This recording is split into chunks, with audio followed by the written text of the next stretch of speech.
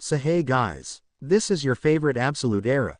So in this video, we will see what if Naruto was the son of God and in love with Jalen C. But before we start, remember to subscribe and like this video. Now let's start. The dark skies foretold the incoming rain, the chilly winds harsh and unforgiving. A climate unsuitable for anyone, let alone a child. Such a child was outside on this dreary day, playing with a ball. He looked like any other child. However, there was something about him that stood out. His eyes, cold and nearly lifeless, it was as if he had lost a certain light that most children had, childish innocence and love for life. If you were to look closely at the boy, you would see he was marked with bruises. Parts of his skin was a bright red, slowly turning a black purple.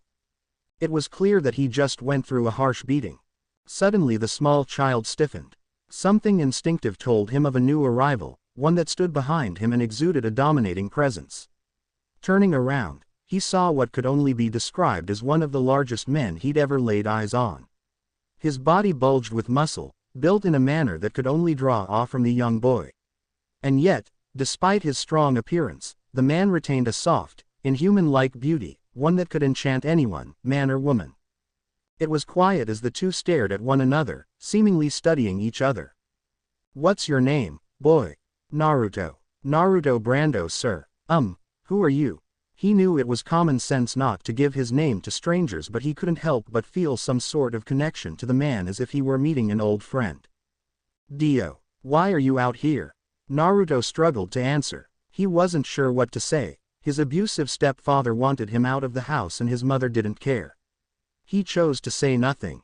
Unable to meet the man's powerful gaze, he looked back down at his ball, kicking it to a wall with a frown of frustration. He felt those burning gold eyes pierce right through him, unnerving him and almost making him shiver in place. Finding some courage, he looked back up at the large stranger. The man crouched down as he stared deep into the boy's amber-colored eyes, the very same eyes he shared with two people of his bloodline. Himself and his mother. Dio couldn't help but grin. The boy was almost his spitting image, if not for the features he'd inherited from the man's own mother, mainly his nose and the shape of his eyes. The only person Dio could say he had ever truly loved. "I'll ask once more and don't make Dio repeat himself. Why are you out here?" My family threw me out. Said I was a nuisance, that I was useless." A thin golden aura flared to life. It was faint and easy to miss for any normal person. But Dio was far from normal. Naruto was expecting the man to leave by now, since most adults generally did not care about him or what happened to him. "Oh, what do you plan to do about it, boy?" The question surprised the boy, and he looked up at the man, unsure of how to answer. I don't know. I'm not strong enough," he admitted with what could only be described as shame, and averted his eyes from the man's own. Naruto suddenly felt the man tussle his blonde locks, something that shocked him to the core. Both from the unexpected nature of the act, and the fact no one, not even his mother, had ever touched him so affectionately. "Oh, I don't think so. I can sense you have a great power just begging to come out. Once it does, no one will be able to stand in your way," the man, Dio, said, and when the younger blonde looked up, he was gone, leaving no trace of his presence behind. The boy's thoughts lingered on the stranger's words. "I have a power." That revelation made Naruto's mind race. It also made him ponder on what happened. The man seemed to believe in him. In the minutes they had spoken, Dio had treated Naruto better than anyone ever had before. Maybe he could be strong. Maybe he didn't have to be scared anymore. Maybe he could fight back. If only to prove to the man, and himself, that he was right about him. Naruto walked into his house, quiet as a mouse, and soaking wet from the rain. He could hear the TV blaring in the other room. His mother was on the phone in the kitchen. Walking into the living room, he blocked his stepfather's view, causing the man to grumble. Growling out an aggressive, "Move." Naruto didn't respond. He just continued to stare at the man, but something about him was different. His eyes had changed. There was a fire that was slowly growing as the seconds ticked away. Quote. Fed up with no response, he sat up from his recliner, trying to show some form of dominance over the child. "Didn't you hear me, boy? I said move." No, it was said in a whisper, but it carried so much weight. Shocking not just his stepfather but Naruto himself. What? That fire that had built inside young Naruto finally burst. With a mighty bellow he yelled out, "No!" Naruto's mother, Kushina, hung up the phone, rushing out of the kitchen to see her husband and son glaring at one another. Before she could de-escalate the situation, Minato had gone to attack her son. "You ungrateful little shit!" Just as his fist was going to strike Naruto, it stopped. To both Minato and Kushina it looked like nothing was there, but to Naruto, a hand and an arm shot out of his body, shimmering with energy. What? How are you doing this?" The man crumbled, whimpering as his hand was crushed by seemingly nothing. Crack! Minato cried out in agony, his wrist bending in an unnatural angle. Naruto's shoulders were shaking, hot tears stinging his eyes. All the repressed rage and hurt finally came out. "I won't let you hit me anymore. I won't be useless. Kid." But he was no longer listening. Going through a sort of bloodlust, he unleashes his power on his stepfather, repeatedly chanting as he does so, "Useless, useless, useless, useless." Kushina barely managed to scream out a desperate, wait. It was too little too late. Naruto's power burst forth. No longer was it just a part of an arm but a full body. The spectral figure mercilessly beat Minato to a bloody pulp, shouting as it did so, "Muda! Muda! Muda! Muda! Muda! Muda!" Dropping his abusive stepfather in a heap, Naruto was left panting. Summoning his power and releasing all his pent-up emotions took a lot out of the kid. Kushina was mortified, staring at her son in horror, covering her mouth with her hands to try and stifle her gasps. Somehow she managed to find her voice shouting at the tiny blonde, "Naruto! What did you do?" Very quickly she lost what little power she had over her son, flinching when his amber-colored eyes locked onto her own, and Naruto. "I hate you. You're useless. You're a bad mother." It was said with such venom, such truth that it almost physically hurt the mother. Naruto. The wall next to her shattered, pieces of plaster and wood flying everywhere. Crash. "Don't make me repeat myself. I'm leaving. I'm going to look for my father." Naruto walked past his frozen mother, snatching his bag and running out of his home. By the time Kushina had regained some form of thought, she ran out the house, screaming out her son's name in regret, "Naruto! Naruto!" Falling to her knees, the woman sobbed in despair, unaware of who was watching. Dio was grinning as he watched his boy leave his crying mother. To think he unlocked his stand so young. The vampire couldn't wait to see how Naruto would continue to grow. 10 years later. It had been a long decade, but it seemed to have been worth it. He was no longer that small scared child with no power. Now he was a young man of 17 years. His hair shined like pure golden silk, set in an untidy look that seemed to suit him perfectly. Seemingly inheriting his father's supernatural-like beauty, becoming very eye-catching himself. Dressed in a dark orange corduroy jacket that was currently unbuttoned, showing off a black long-sleeved shirt, jeans and a pair of Timberland black gold boots. Protectively wrapped his neck was his most prized possession, a string necklace of a ladybug. Currently he was fiddling with said necklace, a small smile on his lips. Jolin. He hasn't seen her in a few months now. Maybe he should stop by for a visit. What's the worst that could happen? He shuddered as he saw her scowling face, cracking her knuckles, glaring at him. Yar yar dawa. A little chuckle escaped his lips. That sounds like Jolin. With a groan he got up, leaving a nice tip for the small cafe. The coffee kept him warm and content on this chilly morning. Naruto walked with his hands in his pockets, enjoying the peace and quiet that came with visiting a small town. However, he couldn't help but feel he was being watched. Looking over his shoulder, he didn't see anyone that was out of place, just the average townspeople going on about their daily lives. With a dismissive grunt, he continued onward. No longer in the town but a small out-of-the-way clearing. Something that would take you a good half an hour to hike. It was rather beautiful if he didn't say so himself. A crystal clear stream, large trees thriving with life, unpolluted. It was a small bit of paradise in a large cruel world. Naruto took a deep breath. The clean air was a gift to his lungs. Exhaling quietly, tension seemed to leave the blonde. It would appear to the common observer he let his guard down, almost seeming like he was leaving himself vulnerable for an attack. "I know you're here." the clearing quickly lost its luster.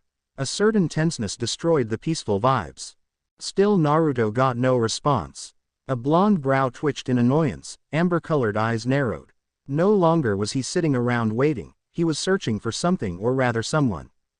Rustle. What the hell? Naruto cautiously took a step forward, fists clenched in caution. Hesitantly he continued to keep forward, his heart rate slowly started to rise.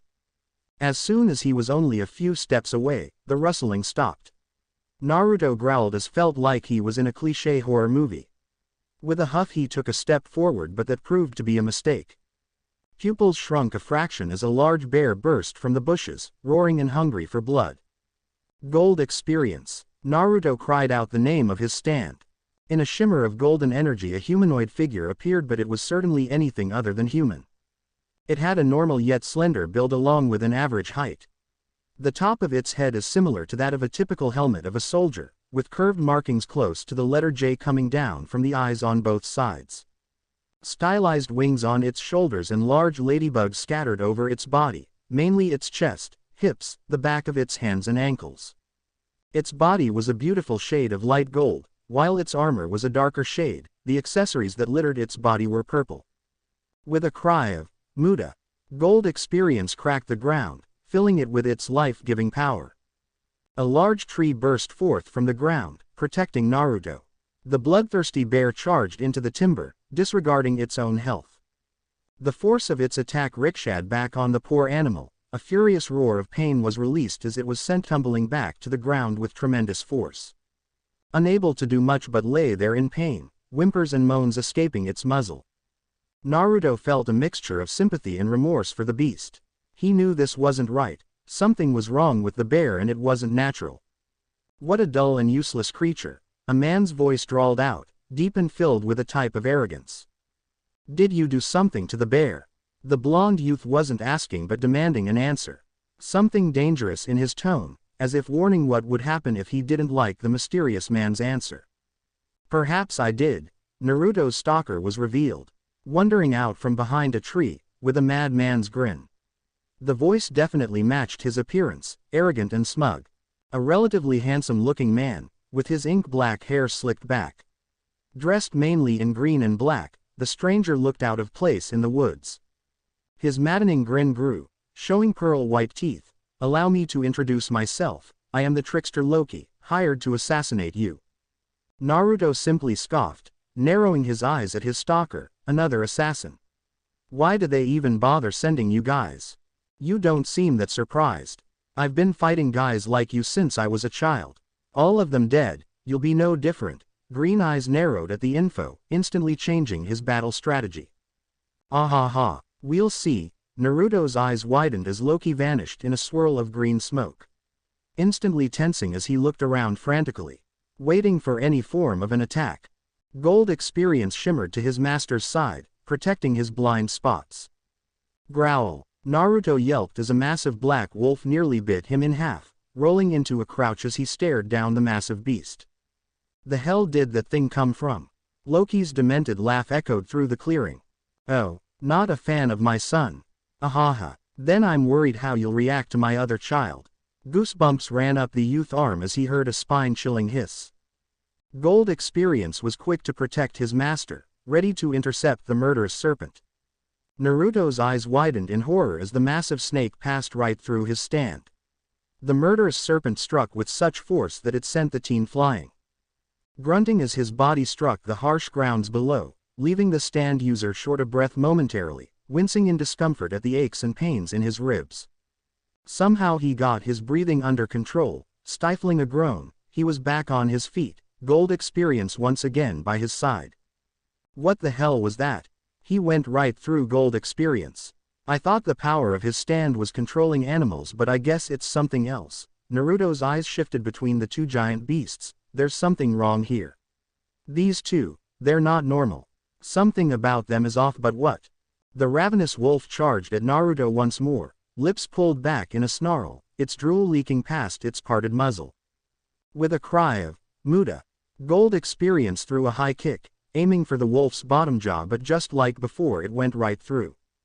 Maw opened wide in vicious bellow, the voracious beast sunk its fangs into his body.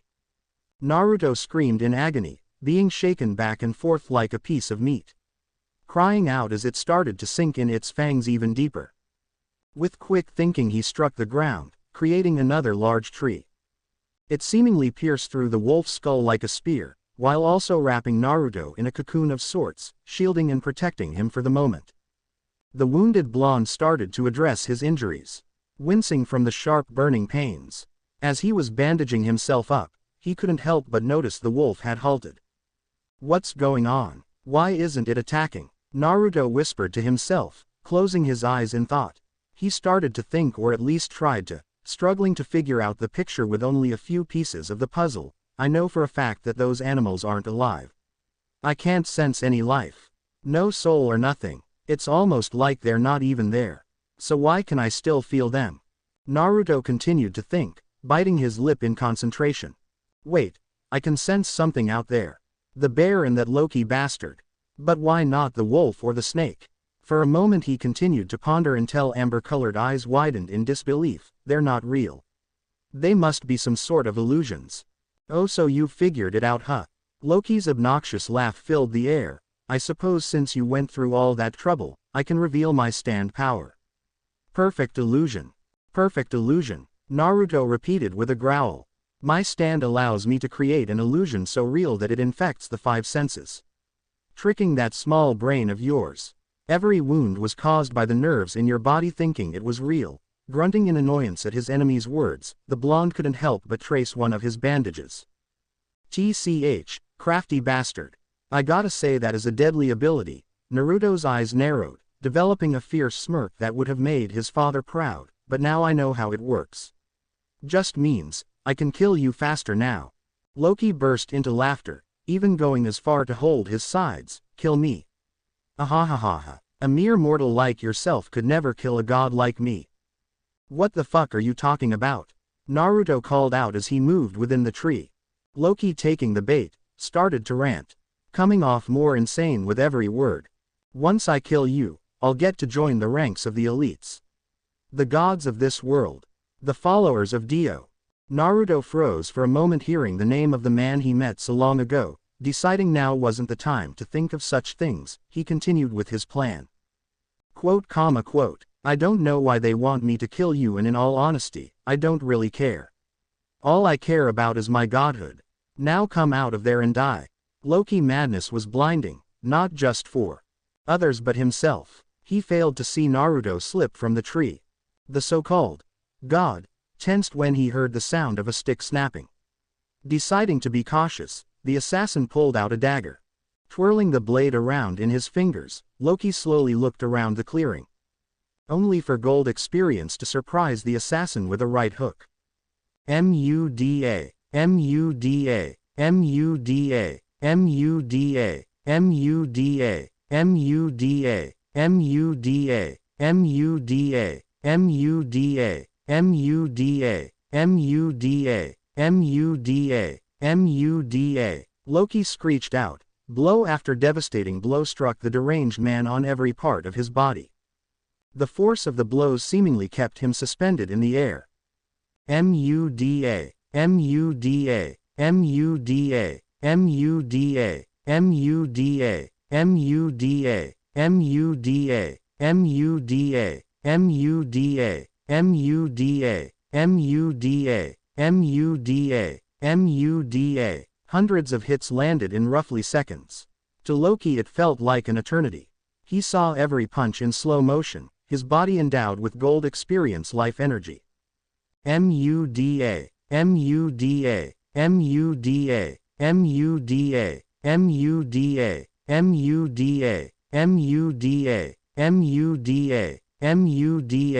Muda, Muda, Muda, Muda, Muda, Muda. The gods. Screams of pain died down to a whimper caught in his throat as he was still mercilessly beaten.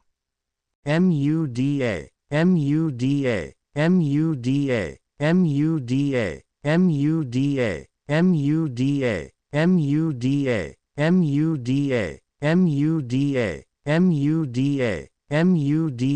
Muda, Muda, Muda. Naruto's eyes glowed with a fierce power. his stand's onslaught would not relent. He was determined to break and destroy Loki.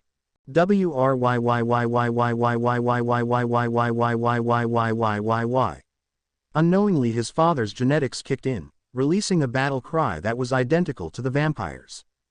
MUDA, MUDA, MUDA, MUDA, MUDA, MUDA, MUDA, MUDA, MUDA, MUDA, MUDA, MUDA, MUDA. Blood splattered the forest floor. Quickly the green that represented life was stained red. Muda. Gold Experience roared out, throwing a one last devastating punch that shattered the illusionist's jaw. The puny god was nothing but a broken, bloody swollen mess on the floor. Barely able to breathe without exhaling in pain. How? It was almost a miracle that he was still able to talk. Through swollen eyes he glared up at the blonde. I used Gold Experience to change my skin to that of a chameleon. Hey, guess you could say your stand gave me inspiration. Naruto stared down at the broken man, chuckling as he started to walk away. Thanks for the info. I don't know what this followers of Dio wants with me, but I'll take all of you bastards down. Loki, looking more pathetic by the second, spat out a large glob of blood. This gasp isn't over. I think it is. Growl. Loki's eyes widened as the very same bear he had enchanted and tricked towered over him, drooling with a deep hunger for vengeance. Get away from me.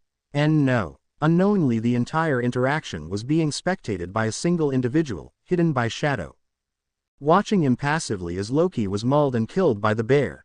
Sir, it looks like he won his fight. Loki has been disposed of. Very good, Death. Make your way back, we have plenty to discuss. Right away, sir. Naruto groaned in his hotel room. Gold Experience was a miracle with its healing, but the aches and pains would remain. Unable to stop his sigh of relief as he pressed a can of Coke against his temple. That fight was such a pain in the ass. VVVBB. VVVBB. Glancing down at his phone, he couldn't help but sigh when he saw he got a message. One new message from Ocean Man. Hey kid, I'll be heading to Jacksonville in 2 days. Meet me there. Jolin said to call her soon. Message seen. Naruto sent a short reply, telling Jolin's father he'd see him there. Laying back on his bed, the TV made nothing but white noise.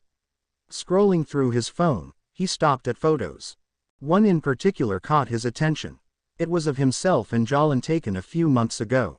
She was seated on his lap, placing a gentle kiss on his whiskered cheek while he was smiling up at the phone. Jolin was beautiful, definitely inheriting both her looks from her mother and father. Going for a more punk look, she wears her hair in 2 layers, a dark base including 2 large buns atop her head and a short length going down her neck, above which, lightly dyed or bleached, she keeps a player braid that winds around both buns, joining in a short length at back, and bangs that frame her face. Wearing a top that left her shoulders and parts of her stomach bare, with a skirt, characterized by a spider web-like print. She was just perfect. Damn, feels like a lifetime since we met, huh? Life for Naruto was very different from what it once was. He was free. The lad wasn't sure how long it's been since he last saw his mother, but he definitely sure it's been a long time. At first it was hard, adapting to his new life, but at least he didn't have to do it alone. As if sensing his thoughts, Gold Experience shimmered to life, making the young boy smile. Naruto bent his head down to the ground, looking and searching till he found what he was looking for. A small cracked pebble. Gently he picked up the little rock, holding it between his fingers to admire for a moment. Blue eyes shined with happiness as the little pebble was surrounded by a golden aura. Slowly it began to change, metamorphosing into a cocoon. It didn't take long for life to finally spring forth. Out of the chrysalis burst forth a harmless yet beautiful butterfly. Elegantly it flapped its wings, seemingly dancing in the wind. Naruto looked over to his stand, grinning as he watched the gentle insect land on Gold Experience finger. How'd you do that? Startled, the whiskered blonde whirled around to see a girl roughly his age, eyeing him curiously. I'm not too sure. The girl released a hum, as she seemed to be studying Naruto. Can you do other things or just butterflies? Naruto sheepishly shrugged at the girl's question. I can make lots of things, but the bigger the animal the longer it takes. Her eyes lit up, rushing to the surprised blonde, latching onto his arm tight. So you can make any animal? Naruto managed to nod, scratching a whiskered cheek as he gave a look to Gold Experience. Well, not just animals. Sensing its master's thoughts, the stand gently placed its palm on the ground, sharing its energy. It didn't take long for new life to sprout. An ordinary healthy flower. Naruto gently plucked the bloom, admiring it for a moment. Blue eyes shined as he then held it out for her to take.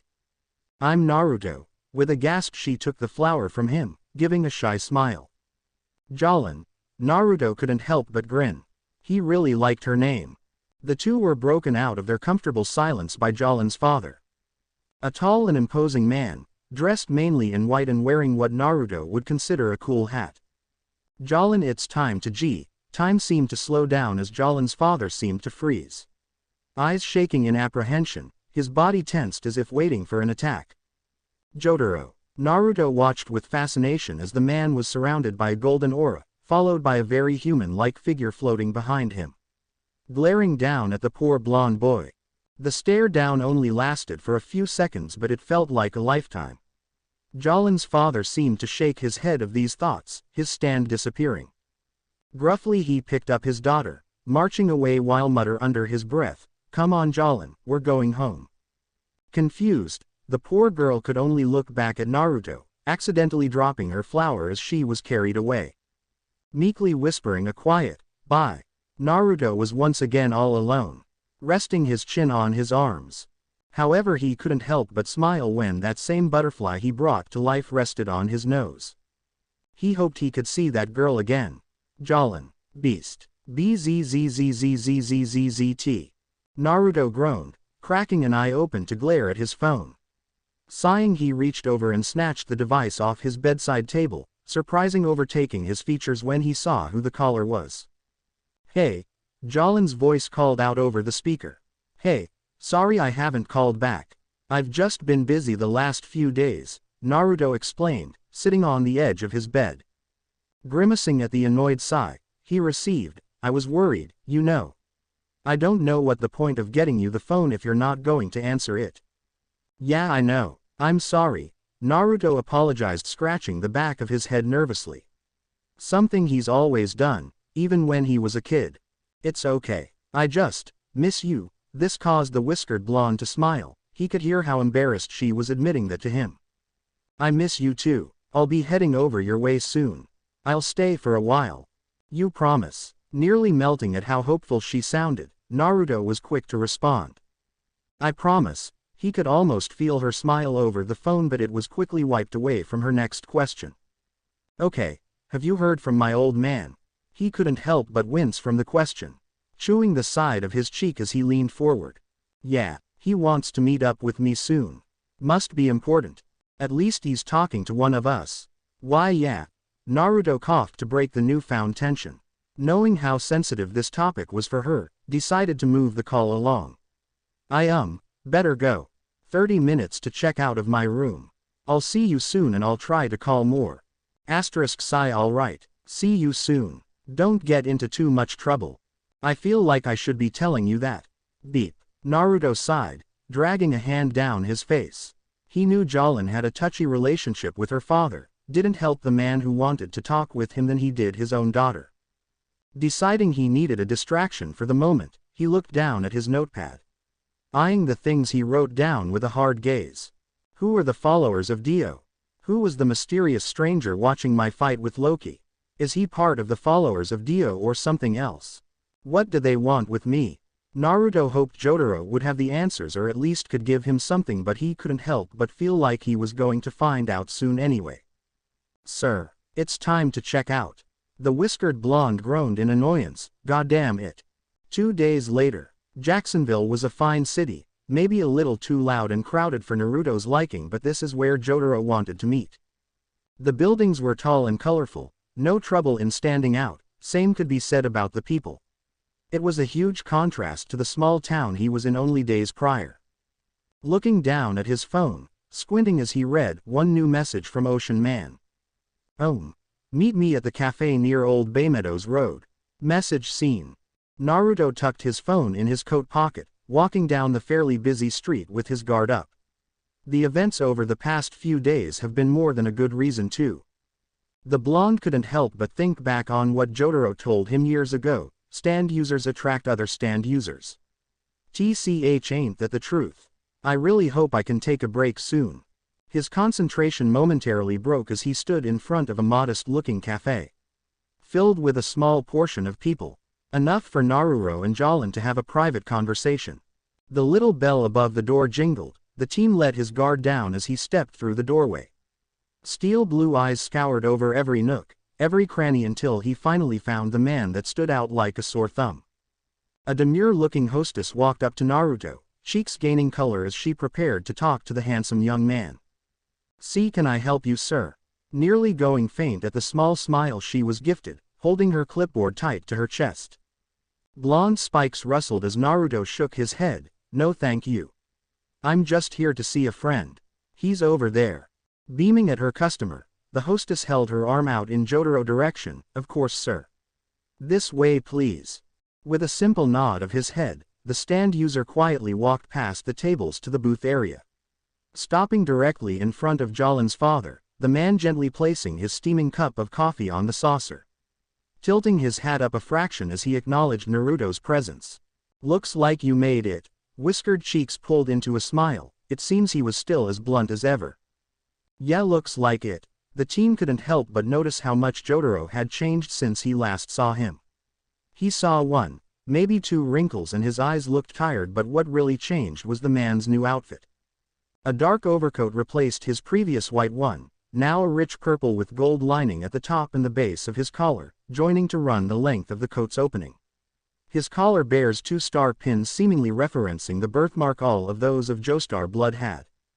The sides of the shoulders bear large stars, beginning a light stripe reaching his cuffs, also bearing a star that reads, "Jojo," repeatedly. Finally he wears a light undershirt, printed at the chest with a large star. His shoes and pants are of a piece in a snakeskin texture. Along with a single leather belt, studded in 2 rows, folded behind itself after the buckle. Naruto would be the first to admit it. The man had some serious drip. Jotaro gestured with his head, Naruto catching the hint squeezed into the both. Sighing in comfort. "How have you been, kid?" Scratching his whiskered cheek at the question, the blonde couldn't help but answer with a simple shrug. "Not too bad. Another hunter was sent after me, but I took care of him." Jotaro's eyes narrowed, an intimidating aura surrounded the man, slightly scaring the other customers. "Are you okay?" Naruto tried waving the man, with an easy-going smile. "Yeah, I beat him." The older man's eyes narrowed, giving the blonde a glare that said, "Spill it or else." "That's not what I'm asking." The youth sighed in annoyance, bravely meeting the fierce glare that had shattered lesser men. The blonde confirmed he was fine. "Yeah, I'm okay. A few scrapes here and there, but I'm fine." Jotaro seemed to accept the answer, muscles untensing. Looking to his side, the older man reached down towards his briefcase. Click. Naruto reached across the table, taking the file out of Jotaro's hands. A single photo was inside with notes and papers. "Stand arrow. What is this?" Perfectly describing the picture in question. To the average Joe it looked no different to any other arrow, besides missing its bow, but this arrow was special. With the head being majorly golden with traces of silver on the edges, and strangely enough a beetle figure was infused into it. "That is how stands are created." Naruto raised a brow in confusion. Closing the file and handing it back to Jotaro. "What? But I was never hit by an arrow.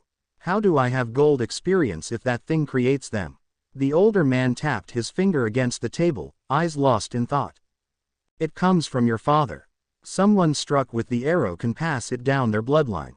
There's been several cases of this happening, and I can only assume the same happened to you." Naruto sighed. "It always went back to his father. So what's so special about this arrow?" "From what I saw there was a bunch of M." Jotaro stopped his finger tapping, giving his full attention to the whiskered blonde. "This stand arrow is unique.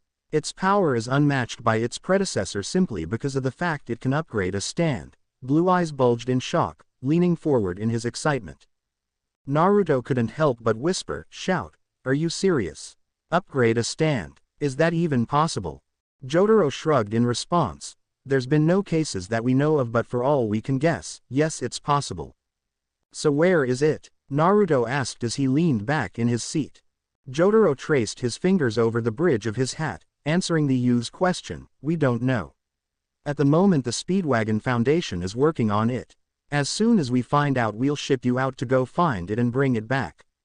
Naruto grimaced at that, remembering his recent promise to his girlfriend. How long will that be?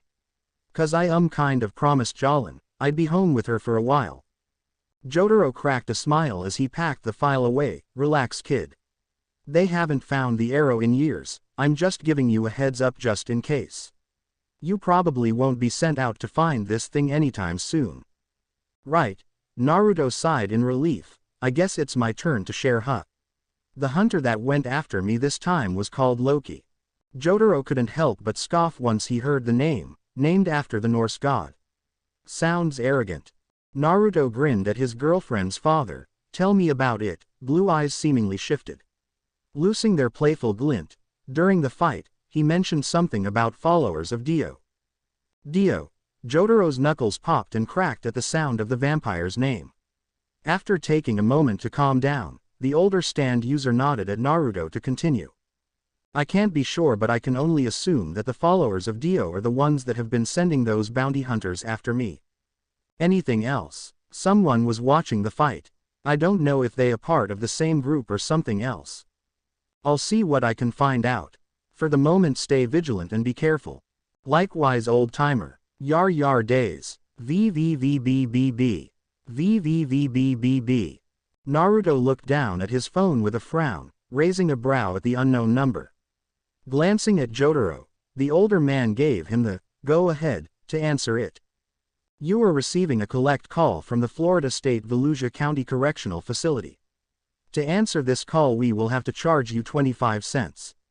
Is that okay? Naruto frowned in annoyance, grunting out a gruff yes. One moment please. Hello. Hey, Jolin. What's going on? Are you okay? Naruto. I need help. I'm in jail. Naruto nearly crushed his phone in shock. Are you alright? He hated how vulnerable and scared she sounded, wanting nothing more than to be there with her. Everything is going to be okay. I'm on my way. Okay. Beep. Only a single word could perfectly describe how both Naruto and Jotaro felt at that moment. Shit. Jolin hated school, not because of the teachers or the work or even the fact it kept her away from her mom and dad. No, she hated school because of the kids that wouldn't leave her alone. In particular the little brat Sarah, along with her group of friends, or for the lack of a better term, minions. Hey Jolin, heard your dad's been gone for a while now, huh? It must be hard having no friends before and now your dad wants nothing to do with you, ah. The mocking laughter only lasted for a few brief seconds before it was forcefully stopped. Jolin's small fist barreled into the older girl's nose, breaking it upon contact. The group was left shocked as Sarah fell to her knees, cupping her face as blood slipped past her fingers onto the hard ground below. Jolin Kujo. The shocked girl jumped in her skin, looking to her left to see an older woman, a teacher, running towards her. Scared and upset, Jolin threw her bag over her shoulder and ran as fast as her little legs would carry her. It was hard to say how long she ran for. The poor thing looked exhausted, both mentally and physically. Somehow finding the control to steady her breathing, Jolin took a moment to look around. She was in a park, the same park she went with her father a few months ago. The depressing thoughts brought a tear to the sad girl's eye. Sniffling, she half-heartedly brushed her cheek, curling into herself as she thought of happier times. Flap, flap. Jolin jumped when she felt something softly brush across her arm. It was hard to describe what it was. It wasn't like a feather but more like when a bug crawls along your arm. Slowly looking through one of her bangs, the troubled girl looked shocked to find it was a blue butterfly. Almost identical to the one created by that nice boy. The one her father told her to stay away from. Carefully holding one finger out, waiting anxiously to see what the small creature would do. Smiling as it floated from one finger to the other, Jolin let out a cute little laugh, feeling her previous soured mood quickly shift. However, something strange happened. Her new little friend faintly started to glow a bright and same gold. metamorphosing into a piece of paper. Adorably she started to puff her cheeks, saddened the cute little creature was gone. With a sigh of disappointment, Jolin started to unfold the note, surprised to find a message for her. Hello. Confused, she started looking around the park, trying and failing to spot him. Up here, Jolin jumped in surprise, stumbling back from her little spot. It took a moment for her to process where the sound had come from, but when she did, the dual-colored girl craned her neck back in surprise. A shocked laugh was all she could do as she stared up at Naruto, who was currently grinning down at her. What are you doing up there? The blonde simply shrugged at her question. I like to come up here and think. Watch the world go by. What are you doing down there? Naruto noticed how she seemed uncomfortable answering his question. He couldn't help but frown. She shouldn't look like that, she was much prettier when she smiled. Are you okay? Jolin shrugged as looked down at her feet, kicking around some dirt with her shoes. I'm fine. I'm not allowed to talk with you. Frowning in confusion, Naruto hanged so he was upside down, face to face with his fellow youth. Why? Jolin started to fiddle with her fingers, unable to meet the blonde's beautiful amber-colored eyes. I don't know. My dad just told me I shouldn't. Oh. Naruto started looking around, scratching the back of his head nervously. Is your dad around? Number. The blonde released a blinding grin at her reluctant answer. With a joyful whoop, the other youth jumped down, landing in a perfect crouch. With a chuckle he stood tall, nudging her arm softly. Well, he doesn't have to know. You know. Jolin looked confused, crossing her arms and raising a single brow at her fellow blonde. I mean, you don't have to tell him you're talking to me. It could be our secret. Jolin frowned. She's never kept any secrets from her father before, they always used to share everything with each other, but now he doesn't spend much time with her. Hell, he doesn't even seem like he wants to talk to her much anymore. Well, if her dad was gonna keep secrets from her, then she can keep secrets from him, I guess so. Great. Hey, how come you're not in school? The dual-haired girl grumbled as she dodged the blonde's question, giving him a glare that would have made her father proud during his delinquent days. Why aren't you? Naruto grinned sheepishly as he scratched the back of his head nervously.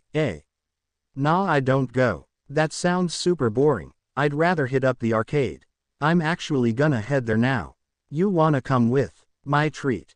Jolin seemed to mull the idea in her head, glancing at the blonde who she definitely didn't think was cute and didn't have the world's most amazing smile. Okay. Naruto's eyes shined in excitement, without a second thought took the surprised girl's hand, smile getting even bigger as he started leading her toward his favorite arcade. You're gonna love it. There are so many cool games. Like this one. It didn't seem like the dual-haired girl was listening, too busy staring down where his hand met her own. Jolin's pale cheeks gained a nice rosy glow. No boy has ever shown her this type of attention before or been so nice.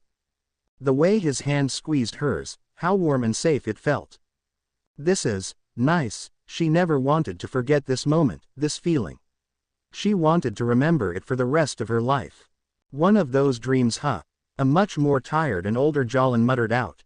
Sitting up from the warm confines that was her bed, a large men's shirt nearly slipping off her slim figure. Jolin. The teen winced at her mother's voice, knuckles racking against the wooden door. Are you up? Slim fingers fiddled with long and messy hair, sighing as she stretched her body forward, groaning as she stretched tired muscles. Yeah, Mom, I'll be down soon. Okay, sweetheart. Jolin fell back into her bed as her mother left, hating herself for even thinking of laying back down in the beautiful warmth. Looking over to her left, one of her most prized possessions stared back.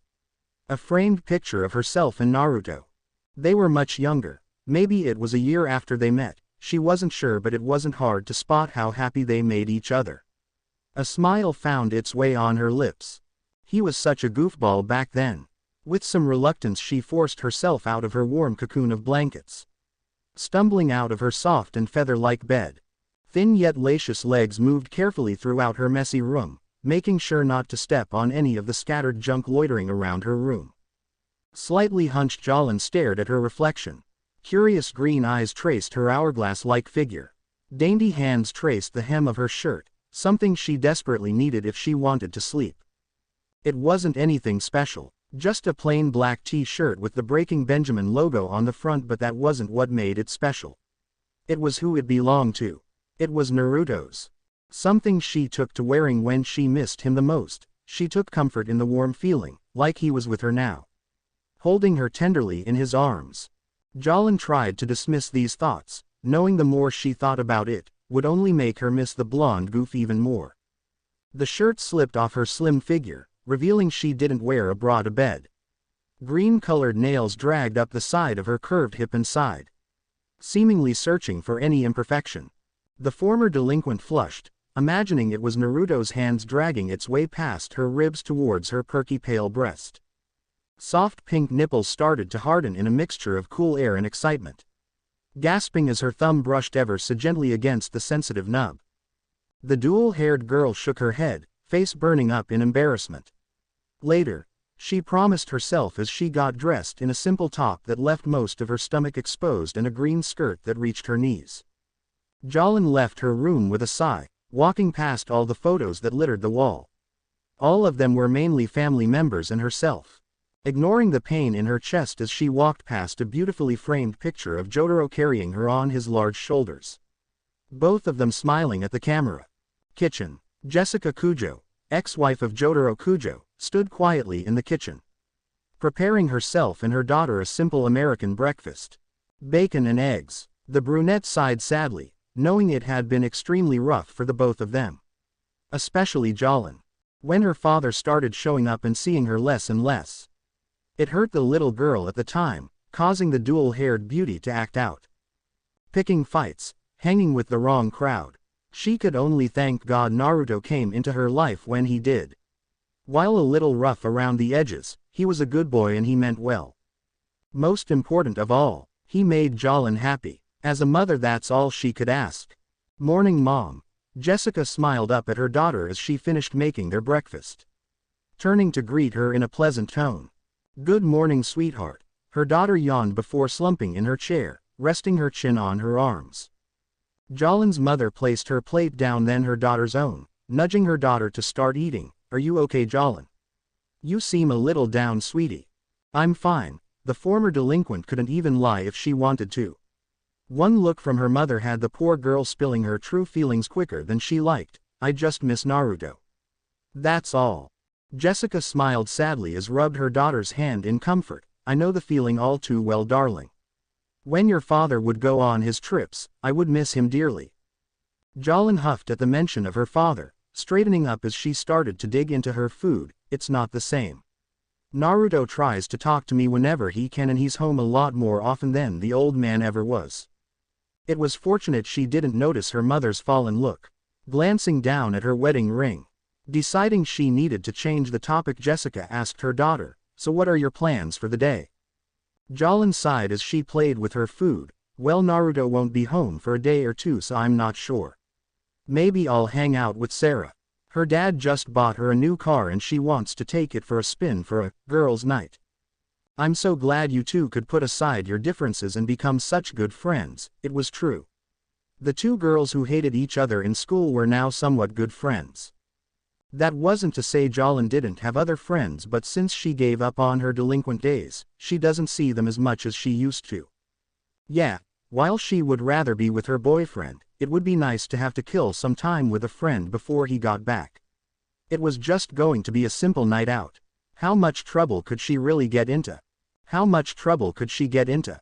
These were Jolin's thoughts, as she snuck out of her home to spend time with her new best friend. It wasn't the first time she left her home dead in the night, and it wouldn't be the last. The preteen had enjoyed her time with the blonde, having lost all her worries concerning her school life and her home life. So lost in her thoughts, Jolin jumped in surprise when she felt something cold touch her cheek. Looking up in surprise that quickly changed to relief. It was just Naruto holding a can of Coke. The dual-haired girl smiled in gratitude as she took the cola, taking a small sip as she went back to thinking. You okay? Green eyes were unable to meet kind amber. She could only sigh as she brought the cool drink back to her lips. My old man is apparently coming home soon. You must be happy then. I know you've missed your dad heaps. Jolin merely shrugged, looking more lost than she did before. I'm just worried. What if he finds out we've been seeing each other and he doesn't let me see you anymore? Naruto's heart nearly broke when he saw how upset she looked. Not wanting his only friend to cry, took her hands into his own, smiling as she looked at him confused. I'll never let that happen. You're my best friend and you'll stay that way forever. I don't care who it is. I'd fight the world as long as it meant you'd stay by my side. She was taken aback by his words and with how strongly he said them. He was so confident, so strong, so, Naruto. With these strong emotions rushing through her, Jolin without thinking flung her arms around the blonde, pulling him into a bone-crushing hug, which he happily returned. It was a sweet moment between the two, gentle and innocent. Unknown to one, the other was thinking the same thing. That they would stay by each other's side, no matter the cost. The next day, Jolin was having a terrible day. Her mother had found out about her sneaking out and told her father. Leading to her current predicament, grounded in her room with her father frowning down at her. Stubborn Green met angry and disappointed Blue. Jotaro had his arms crossed as the deafening silence filled the room. He knew they needed to start somewhere and found it better to rip the band-aid off straight away. I thought I told you to stay away from that boy. Quote. Jolin, Jotaro said more firmly, eyes narrowing as his daughter's glare quickly changed to tears. Why? It broke his heart to see his baby cry, but he had to be strong. There was a reason why he was doing this. To protect her. Jolin grit her teeth as she wiped her eyes with her arms, standing to her feet as she once again returned to glaring at her father. Why do you dislike him so much? He hasn't done anything. The father sighed, knowing his daughter was too young to understand. He's dangerous. That's all you need to know, Jolin scoffed at his answer. How would you know? You've never talked to him or spent any time with him. You're always gone, leaving me and Mom all alone. Jotaro made sure not to show how hurt he was. Adjusting his cap, he made to leave, stopping briefly to look over his shoulder. You're grounded and from now on you go to school and come straight home. Maybe this will change when you're willing to listen to your mother and me. Jolin was once again crying, looking defeated as she sat on her bed. You're also to never see that boy again, do you understand? Quote. Jolin, I hate you. Jolin turned away from her father, missing his heartbroken look as he shut her door. Jotaro sighed as he rubbed his tired eyes. You don't understand. I'm doing all this to protect you. A fire lit inside the man. Seemingly finding a newfound determination, snatching his keys into his hand and telling his wife he would be back soon, the determined father walked to his car. Jotaro would do whatever he had to keep Jolin safe, even if she ended up hating him in the process. With this thought in mind, his car roared to life. Line break. It was quiet in Naruto's little hovel. It wasn't much, a cheap apartment the landlord was willing to fork over since he had the money. Having cleaned up the place nice, with a few things. How did he afford all this? As a sort of delivery boy. He's handed a package and an address. It started as $50, which quickly changed to a couple $100. The more deliveries he did, the more money he got. After doing it for a few years, he's managed to save a little bit of money. It's been a while since he had to work, seeing as he didn't need to. However, Naruto couldn't help but feel empty. Something was missing. Family. His mother. It was true, the young lad missed his mother and he wasn't sure why. While she never physically beat him, she didn't exactly help him when he needed her. Even with all these thoughts in mind, he couldn't help but remember a time when he was younger. Before she met Minato. The warm sun bathing them both, the smell of freshly cut grass, her perfume and a sweet kiss. Tenderly Naruto brought a hand to his cheek, closing his eyes as he tried to prolong the phantom feeling. Amber eyes snapped open, yanking his hand away as if he was burned. He didn't miss her or need her. He refused to. Such things were useless. Useless. Naruto grunted as he launched himself off his lazy boy, snatching his coat off his chair as he stormed out of his apartment. The blonde-haired youth sighed in content as he took a deep breath, his muscles untensing. It seemed like this was what he needed, to get out of his quiet home. With his hands in his pockets, the preteen walked towards his favorite place in the world. The park where he met Jolin. However, something caused the youth to pause. A man was sitting at his bench. Glaring at him from under his hat. You're Naruto, right? Naruto's fists started clenching tight in his jacket pockets. Who's askin'? The 6'5" giant of a man, nothing but pure muscle, towered over the preteen. His blue eyes shining darkly. Stay away from Jolin. It wasn't a request. They both knew it was a warning. Naruto narrowed his eyes as a golden aura started to flare around him, a familiar smirk curled his lips. Looking so much like his father. With more courage than a boy like himself should have, he cockily asked a simple, "Or what?" Wham! Naruto grunted as he held his quickly swelling cheek, staring up in shock at Jotaro. The shock quickly turned into rage as he summoned his stand with a mighty roar, Gold Experience. Shimmering into existence, the representation of his soul threw a quick right hook, Muda. However, Jolin's father, while surprised by the stand's speed, wasn't to be outdone. Star Platinum came to life with a powerful aura. There was a brief shockwave as Gold Experience Lilith fist struck Star Platinum indigo-colored arm. The two stands stared at each other, stuck in glaring at one another, each trying to fulfill the wish of their master. However, the much larger and older of the two proved too powerful, striking Gold Experience dead center in its abdomen.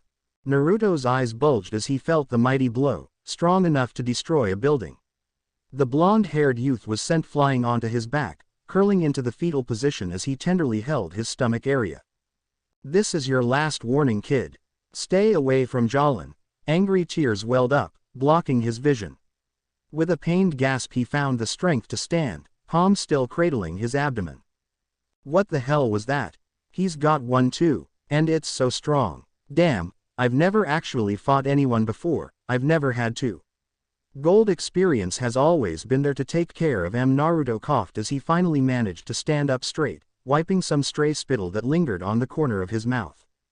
The blonde youth managed to release a shaky breath. He knew he couldn't take many hits like that. That one blow nearly ripped right through him, or at the very least that's what it felt like. If he wasn't intimidated by the man, he certainly was now. It was a frightening thought to think others were out there, even worse, they were stronger than him. Naruto had a significant disadvantage. Jotaro was just as fast but much stronger than he was. Amber eyes shined in realization. He had to work smarter, not harder. Down near his feet, golden energy transferred through the earth's surface toward a large-looking stick, steadily morphing it. Why do you want me to stay away from her?" Naruto made his voice crack, selling the heartbroken act to hopefully buy himself some time. Jotaro didn't seem fazed, nor did Star Platinum, floating behind his master ready to strike. "It's nothing personal, kid, but more along with who you're related to." The strongest of the Joestar bloodline explained. His words held no sympathy, they were cold and sharp. Naruto was left confused, wondering who he could be related to that would cause Jotaro to distrust him. "Who?" "Your father." "My father," the blonde whispered to himself, confused. "What the hell are you even talking about? I don't even know the bastard. The fact of the matter is, his evil blood runs through your veins. You may be nothing like him now, but later, you're a danger to everyone, and most importantly Jolin." Jotaro's words struck a nerve with the amber-eyed blonde. "I would never hurt Jolin," Naruto roared, disgusted and offended by the very thought of hurting the most important person in his life. "I'm not willing to take that chance, kid. You're just like them." Jotaro paused at the lad's words, raising a single brow in confusion at his mad rambling. "You're trying to take away the only good thing in my life. Keep me miserable. Keep me useless. I promised myself I'd never be like that again. I won't let you take her away from me." Naruto's declaration was all the warning the giant of a man received before a large green anaconda wrapped itself around him, its deadly mouth lunging for his throat only for it to be intercepted by his stand. Jotaro grunted his thanks to Star Platinum as the spirit saved him from critical injury. That single moment turned to be his downfall. From the corner of his eye, he spotted Naruto's stand, its fist mere inches away from striking him with a jaw-breaking blow. "Muda, Bizwout." Naruto's eyes widened as Jotaro disappeared, his anaconda lay dead with its neck snapped. Aura. His world grew fuzzy and dark as he was struck once again by Star Platinum. Blood and spittle squirted out of the preteen mouth, as he skidded across the grassy plain. Naruto wheezed as it felt like his jaw was dislocated, excruciating pain rattling inside his head. "I tried to warn you, kid." Jotaro didn't look proud or smug about what he's done. If anything, he looked disturbed or possibly even ashamed. Staring up at him wasn't a heartless monster content with destruction and destroying lives, but a boy. Scared, confused and angry. He tried his best to push the father in him aside, reminding himself who this child was and what he could do. Well, I've seemed to have stumbled onto something interesting. A woman's voice broke through the tension, catching both Naruto and Jotaro's attention. She was what many would consider beautiful. Blonde hair swept over to the left, skin that looked like it's been bathed in milk, stunning blue eyes. Pouty lips evenly coated in bright red lipstick. An interesting contrast to her pale skin. Her soft blue eyes seemed to develop a playful hint to them, bringing one hand to cover her mouth while her other hugged her side, pushing up her bust. Era, what do we have here? Two scoundrels fighting like savages. For shame. You two need to be punished. Purple spiritual energy shimmered around her posed form, giving her beauty an almost eerie appearance. Slowly a spirit started to crawl out of her body. It itself seemingly represented beauty and grace. It was an androgynous figure, covered almost completely in two shades of black separated by a single gold line running from its neck area down and across its thighs. Only its pale mouth, hands were visible. Golden-colored pins littered its person, mainly 4 sticking out of its head, 5 on its chest and stomach. Matching the gold plating on the back of its hands, along with some form of arm guards mainly back but a familiar sort of plating covering the entirety of its elbow joint. One again appearing on each shoulder, along with a sort of large golden collar that went entirely around its neck. The stand itself held a certain air about it, regal. Yar days, Jotaro muttered as he turned to face the mysterious woman but still held Naruto in his gaze. Naruto Brando, I have come to collect you. Don't make this hard for me, K. Her words were sweet, sickening. The undertones left the blonde preteen worried. What the hell do you want the kid for? Oh, why do you care? I thought you'd be happy to have him gone. Jotaro glanced over to Naruto's still form, unreadable blue met concerned amber. At that moment, he didn't see Dio. The worst thing to happen to his bloodline. He saw a scared battered boy not sure what to do or what was going to happen to him. With a grunt the strongest of the Joestar bloodline gruffed out, let's just say it's out of curiosity. My name is Miley, the deadliest mercenary in the world.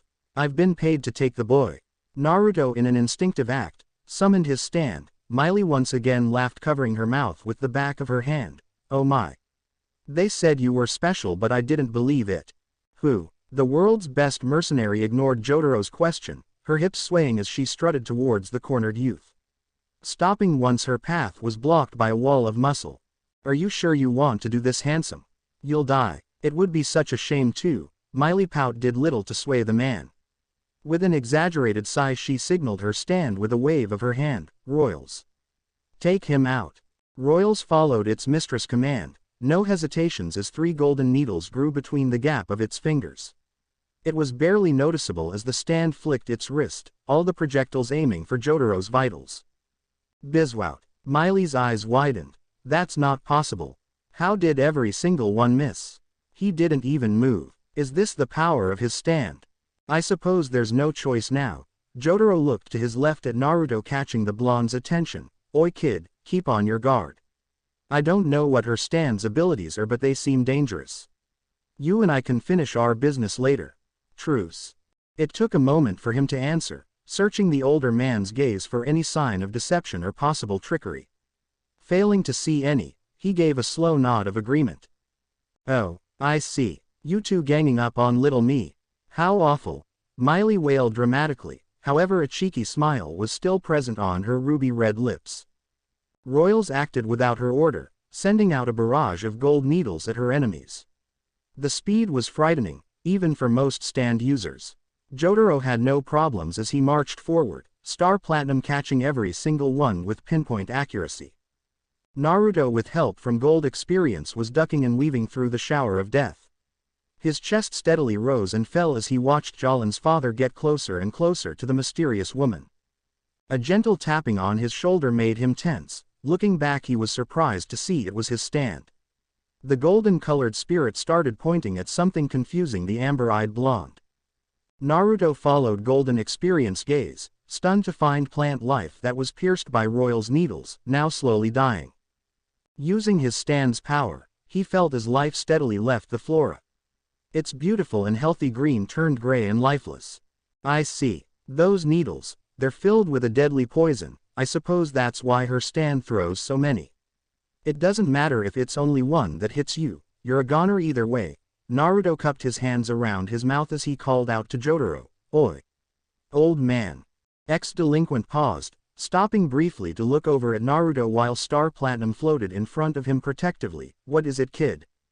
"It's her needles. They're poisonous. She only needs to hit you with one and it's over." Jotaro's eyes narrowed at this newfound information, giving the slightest nod of gratitude. Miley giggled as she placed one hand on her hip in an arch, a manicured nail pointing at the guarded Naruto. "Cute and clever. I knew it was a good idea to take this job. Don't worry, sweetie, you and I will have plenty of time to play after I deal with big, tall and handsome over here." "I thought I told you, you're not getting anywhere near the kid." The mercenary raised a delicate brow in amusement. "Oh, that's right, I forgot. Still, it's very strange how you want to protect him now, even though you were just beating him silly a moment ago. How odd." Jotaro dismissed her musing with a grunt. He would make sure to end this quickly. Once it was over, he would deal with the kid. Star Platinum, now in range to strike, charged forward with a powerful aura. Miley grinned as she threw her hand forward. "You fell for my trap. Go Royals." Royals. Pointer seemed to change, becoming more metallic and rigid, sharpening to a deadly tip, seemingly ready to pierce through anything. "I've got you now. If any part of Royals cuts you or your stand, you'll get a full dose of my toxin. You'll be dead before you hit the ground." Miley lost her calm and seductive composure, eyes slightly crazed.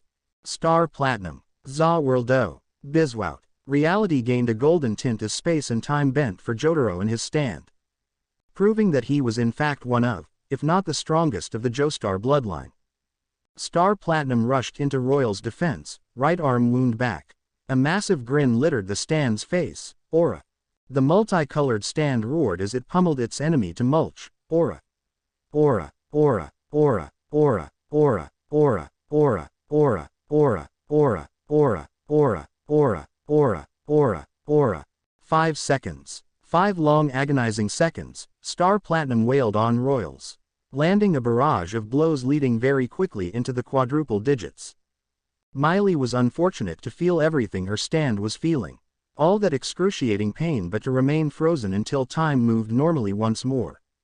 Naruto blinked, looking down at his hands in confusion. It happened again. That same crazy feeling. It was as for a brief moment the world stood still.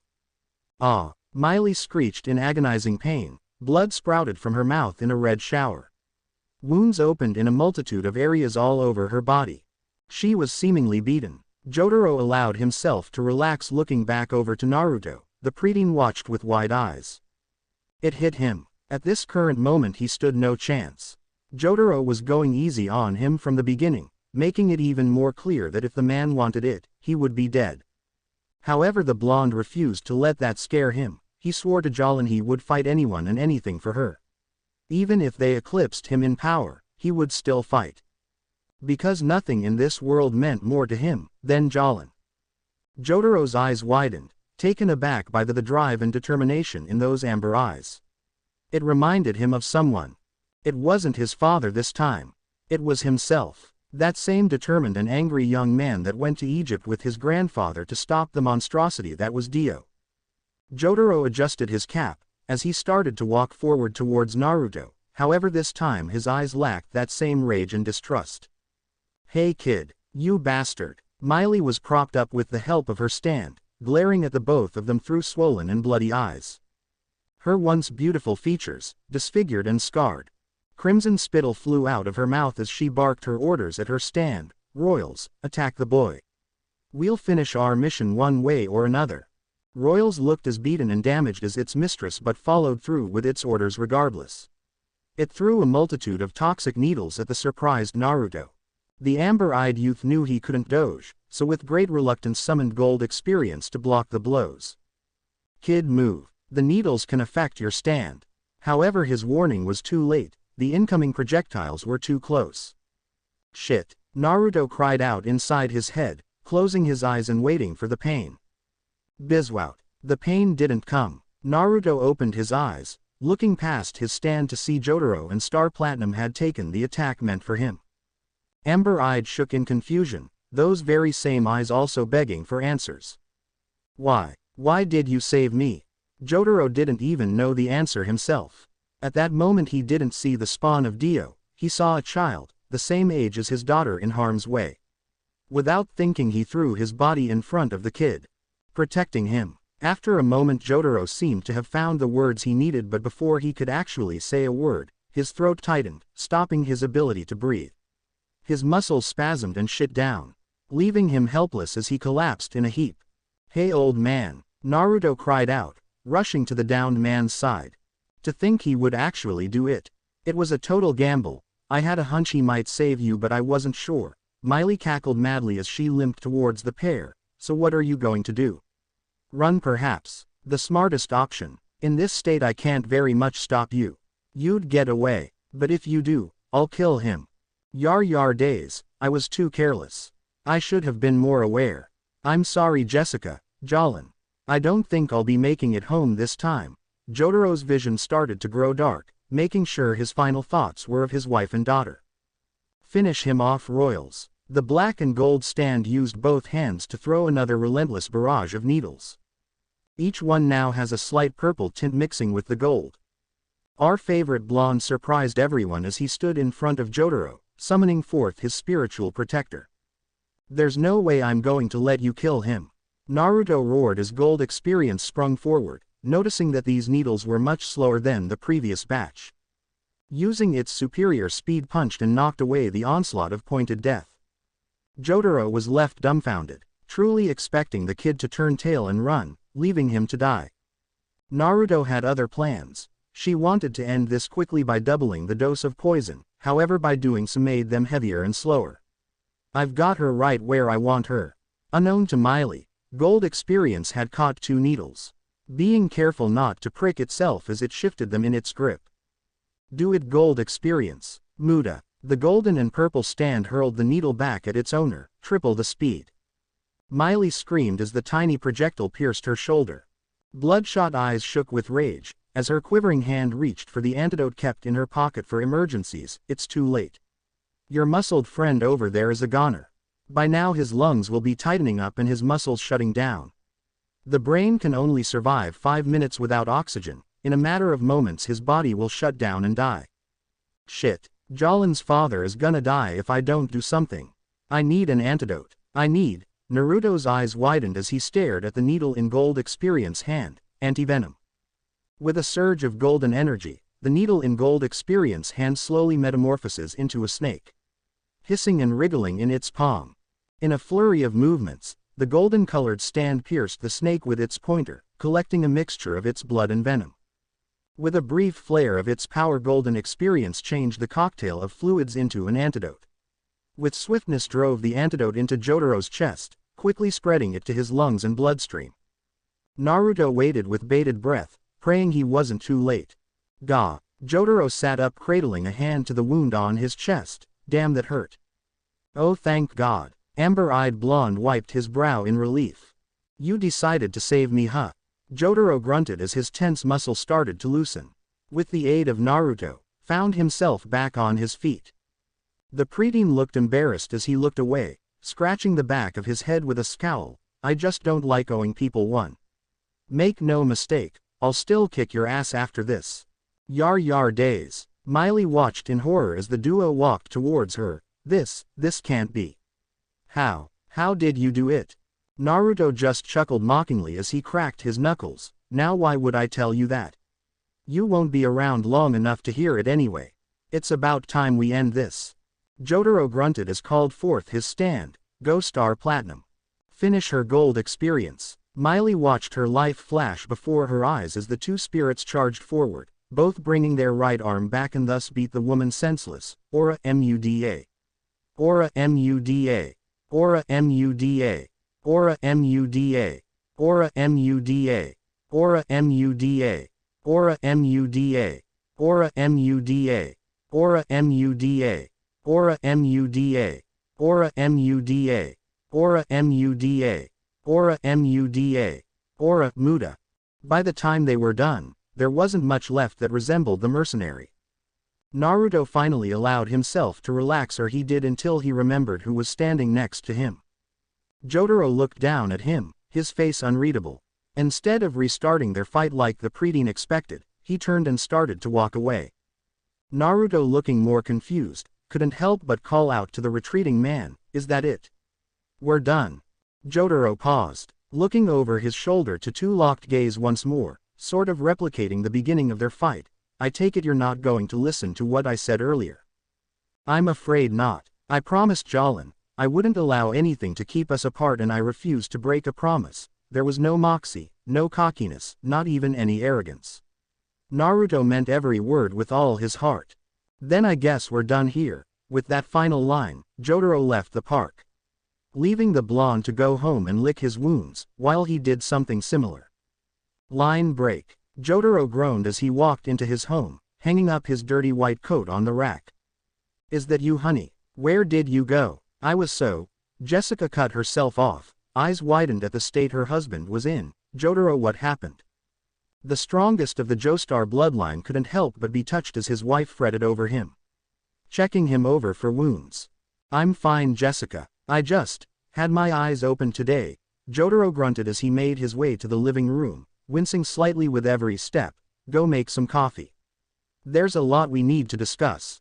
It didn't take long before Jessica was once again by her husband's side, two hot cups in each hand.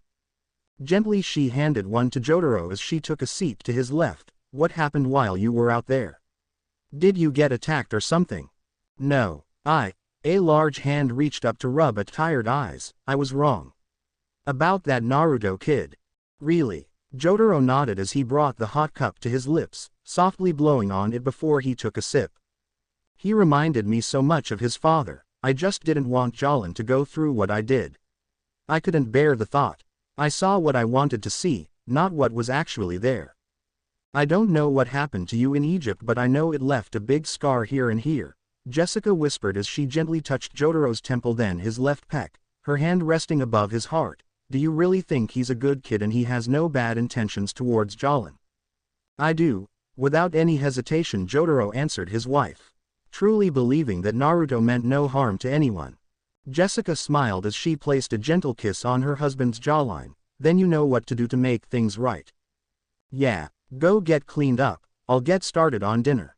Tomorrow you can begin to make it up to Jolin." Jessica pecked her husband one more time on the lips, leaving the man to ponder for the rest of the day and night.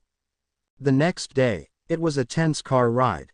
Neither father nor daughter seemed to be unable to speak, or rather didn't want to, in Jolin's case. Still angry at her father, it took her mother practically forcing her to get in the car with the man. She didn't know where he was taking them both, and she wasn't sure if she was going to care. It would appear nothing could rid her of her terrible mood. "Where are we going?" "You'll see," Jolin grunted at the answer, crossing her arms in frustration, staring out the window in boredom. Until she started to notice something very familiar. "This place." Jolin turned to face her father with narrowed eyes. "What are we doing here?" Jotaro didn't answer his daughter just yet. He simply parked his car and unlocked the doors. "I know I can't make up for what I did just like that. You were right and I should have listened to you," Jotaro admitted with a grimace, disappointed with his own mistake. "What do you mean? You've got someone waiting for you." Jolin turned to see where her father was pointing, surprised green eyes widening with barely restrained happiness. "You mean I can?" Jotaro nodded with a smile, something he keeps reserved for her and his mother. "Go enjoy yourself. I'll come pick you up in a couple hours." Jolin threw herself at her father, holding him in a tight hug as he gently rubbed her back. "Thank you." Rushing out of the car, the excited lass barreled into poor Naruto, crushing him in one of her tight hugs. The blonde laughed as he hugged her back, looking over at Jotaro, giving him a nod in greeting. The strongest Joestar nodded back. Everything seemed right with the world. A father fixed a mistake and two friends were back together. When Sarah invited her on a night out, this wasn't what Jolin expected. Watching her friend flirt with a bunch of guys while steadily getting drunker and drunker isn't exactly fun. "Yar yar dawa. Hey, how's it going?" Jolin groaned inside her head as she glared at the random nobody trying to hit on her. He smelled of hard liquor and cheap cologne. The smell was quickly making her sick. Can I help you? Well, I noticed you were here all alone. Thought that wasn't right. Pretty little thing like you should have some company. Jolin's mood quickly began to sour even more. With a tilt of her head, the dual-haired girl drowned the remainder of her drink. Not interested. The drunk was left floored as he was rejected, the alcohol clouding his judgment. He took a hold of Jolin's arm, stopping her from leaving. Hey, look. This proved to be a mistake, as he now found himself on the ground cradling his broken nose as blood spilled between his fingers. He looked up to see disgusted and barely held back rage shining in her powerful green eyes. Touch me again and I'll fucking kill you. Jolin stormed off, hoping to find Sarah. Get the hell out of this place. It didn't take long to find her friend, but she kind of wished she didn't. Stuck in a frenzied kiss as this random guy seemed like he was trying to force his tongue down her throat. Jolin cringed in disgust, worried that the horrible sight will be burned into her eyes for the rest of the night. Sarah, I want to go home. Sarah looked annoyed, straightening her dress that was a size too small. Right now. Jolin's eyes narrowed dangerously, folding her arms under her bust. Yeah, right now. Sarah sighed as she turned back to the guy she was just making out with, giving him a saucy wink as she handed him her number. Call me handsome. The redhead's flirting interrupted by Jolin dragging her towards her car. Just in time, seemingly, as it started to rain heavily. Sarah's new car was speeding down the wet and slippery road, unconcerned for herself or her passenger. I can't believe you did this. You ruined the night for me. You're always doing this, Sarah bitched. Jolin simply grunted as she rested her head against hand, watching apathetically as the raindrops pelted the window. I came out to have a few drinks, not watch you make your way through all the guys in the club, Jolin blandly stated. Sarah scoffed at her friend's harsh but true words, taking her eyes off the road to look at Jolin from the corner of her eye. What the fuck is that supposed to mean? I don't want to do that. I have a boyfriend. Yeah, well, it's just like back then. You have another person leaving you, Sarah venomously spat.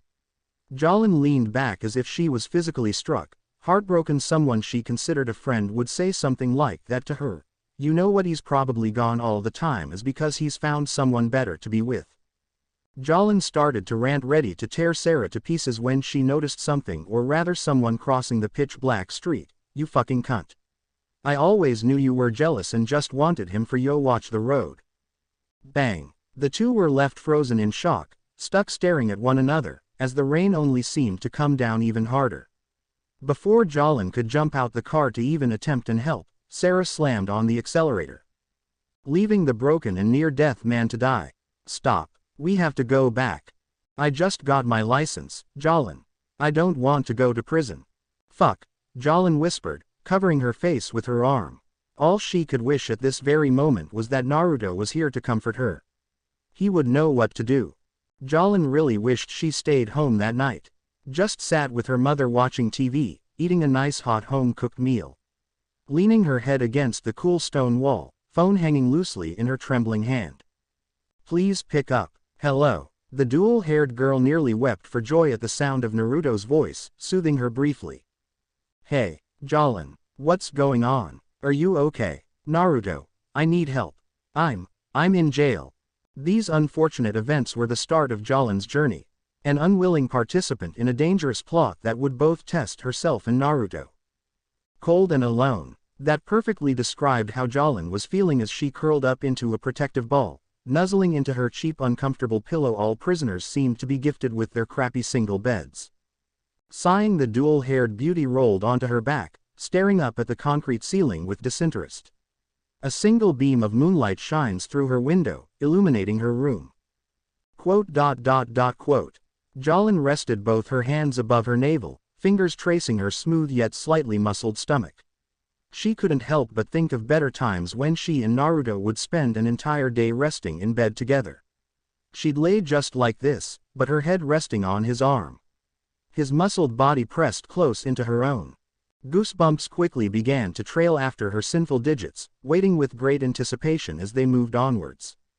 Biting her lip, one hand traveled down past her navel, while the other fondled her large and tender breast. Thumb stroking her sensitive nipple to add an extra flare of pleasure. Green painted nails softly scraped along her smooth and hairless mons. Naruto never specified his preference when it came to stuff like that, but after their first time together, she started to prefer having no hair down there. However, Jolin pushed aside those thoughts to the side for the moment, more focused on bringing herself pleasure. Dainty fingers traced tight pink lips, much different to Naruto's. His were strong and calloused, they made her feel delicate, as if he could break her apart without even trying. Naruto, Jolin moaned, imagining it was her boyfriend pleasuring her body. Making her arch her hips and whisper his name. Quick to cover her mouth with her left hand, hoping to silence her moans and not wake the other inmates. The poor girl would be mortified if anyone but her boyfriend saw or heard her in this state. Jolin's hips moved erotically as her first finger penetrated her folds, her tight wet walls clenching unrhythmically around the single digit. A poor substitute for what she really wanted, but it would do. Moaning as a second finger joined the first, stretching her out even more, but not quite satisfying that itch. Her cell filled with the arousing sounds of her fingers plunging in and out of her soaping wet quim. Juices quickly stained her hand, making them slick with a syrup-like substance. A small pool gathered down below her plump and full ass. The room quickly began to heat up, the air smelling strongly of her arousal. Jolin groaned into her hand, eyes rolling back into her head. Schlick, schlick, schlick. Oh God, Naruto right there. Jolin shouted breathlessly as her palm rubbed against the hood of her clit. A jolt shot through her at the surprise contact. Naruto. Naruto. Naruto. Her slender legs bent and moved enticingly, tightening from each burst of pleasure. Jolin's chest rapidly started to go up and down, panting as she thought back to her first time, the mental imagery bringing her closer and closer to reaching that orgasm she desperately needed. Damn it, Naruto, I really wish you were here right now. Start of memory. It was 10:35 at night, it wasn't too cold, but Naruto still had Jolin close. Their lips in a passionate lip lock, green painted nails ran through golden looks in a tender embrace. Moaning as her tongue tried to wrestle against his own for dominance, moaning as he tasted of mint and chocolate. Jolin broke the kiss with a pant, resting her head against his own. Hands moving from the back of his head to his whiskered cheeks. Enchanting green eyes shone with passion, lust and love, all for one man. Naruto returned those feelings tenfold as he felt his heart skip a beat. God, he loved her. Naruto, please, I want to do it, it burns so bad. I need you. Jolin moaned into the amber-eyed blonde's ear, pressed her crotch into his own, hoping to entice him into taking her. Naruto mashed his lips back into her pouty own, hasty hands lifting her crop top-like shirt off her curvy frame. He soon followed as dainty hands removed his long-sleeved shirt, allowing the dual-haired beauty to admire her boyfriend's chiseled physique. Smiling when she saw her name tattooed on his left bicep in cursive. Jolin bit her lip as she dragged her hand down Naruto's abdomen. Smiling as she felt his muscles flex under her wandering hand. Soon his belt buckled, then his jeans followed. The whiskered blonde couldn't help but smile at his girlfriend's excited gasp. Are they all this big? Naruto chuckled as he cupped her chin, forcing her to look up. I wouldn't know. Not really my type of thing. I'm going to undress you now, okay? A soft bob of the head was her answer to his question. Her pale cheeks glowing. Okay. Jolin whispered excitedly, shivering as his hand left her chin to trail down to her pants. Gasping as they slipped off her shapely hips, down past her generous-sized ass. She looked up at him, her adorable green gems looked so vulnerable as kept herself bare for his wandering amber eyes. Taking in every inch of her to the last detail. Naruto scooped her into his arms, carrying her like a bride about to have her maidenhood taken by her lover. Jolin nuzzled into his neck, smiling as she smelt the remainder of his aftershave. Cool sheets gently graced her back, sighing as ran his calloused hand up her right leg, gently massaging her thigh. The dual-haired beauty couldn't help but throw her arm over her eyes, turning bright red as she felt his eyes on her excited entrance. With a nervous whimper she covered both the trimmed hair on her mons and the glistening wet folds of her pussy. Naruto couldn't help but lightly chuckle, kissing her thigh in comfort as he gently removed her quivering hand. His hungry eyes feasted on her quivering quim, practically begging for attention. The whiskered blonde could practically feel his mouth water. Everything about her drove him crazy. Naruto smiled as he ran his hand through the hair of her mons. Jolin grasped the sheets tightly, jolting as his thumb brushed against her clitoris. Oh God! The amber-eyed blonde moved swiftly, not deterred as slim fingers ran through his wild mane. Jolin let out a breathy gasp as his tongue pierced her folds, tasting and pleasuring her. Looking down past her breasts, past her taut navel, watching with excited green eyes as her boyfriend ate her out like it was his last meal on earth. Stuck wriggling in place as Naruto's sinful tongue found spots she didn't even know she had. Oh fuck, right there. The pink muscle moved around inside her erotically, teasing and tracing her slick walls. Jolin squealed as lips gently sucked on her clit. The dual-haired beauty groaned as she started to grind her sopping wet lips onto her boyfriend's face, edging herself closer and closer to release. Oh fuck. Oh God. And Naruto, I'm so close. Please keep going. Naruto, not wanting to disappoint, continued his pleasurably assault. Jolin's eyes rolled back, tightening her grip on the back of the amber-eyed blonde head, speeding up her grinding as she cried out, oh shit.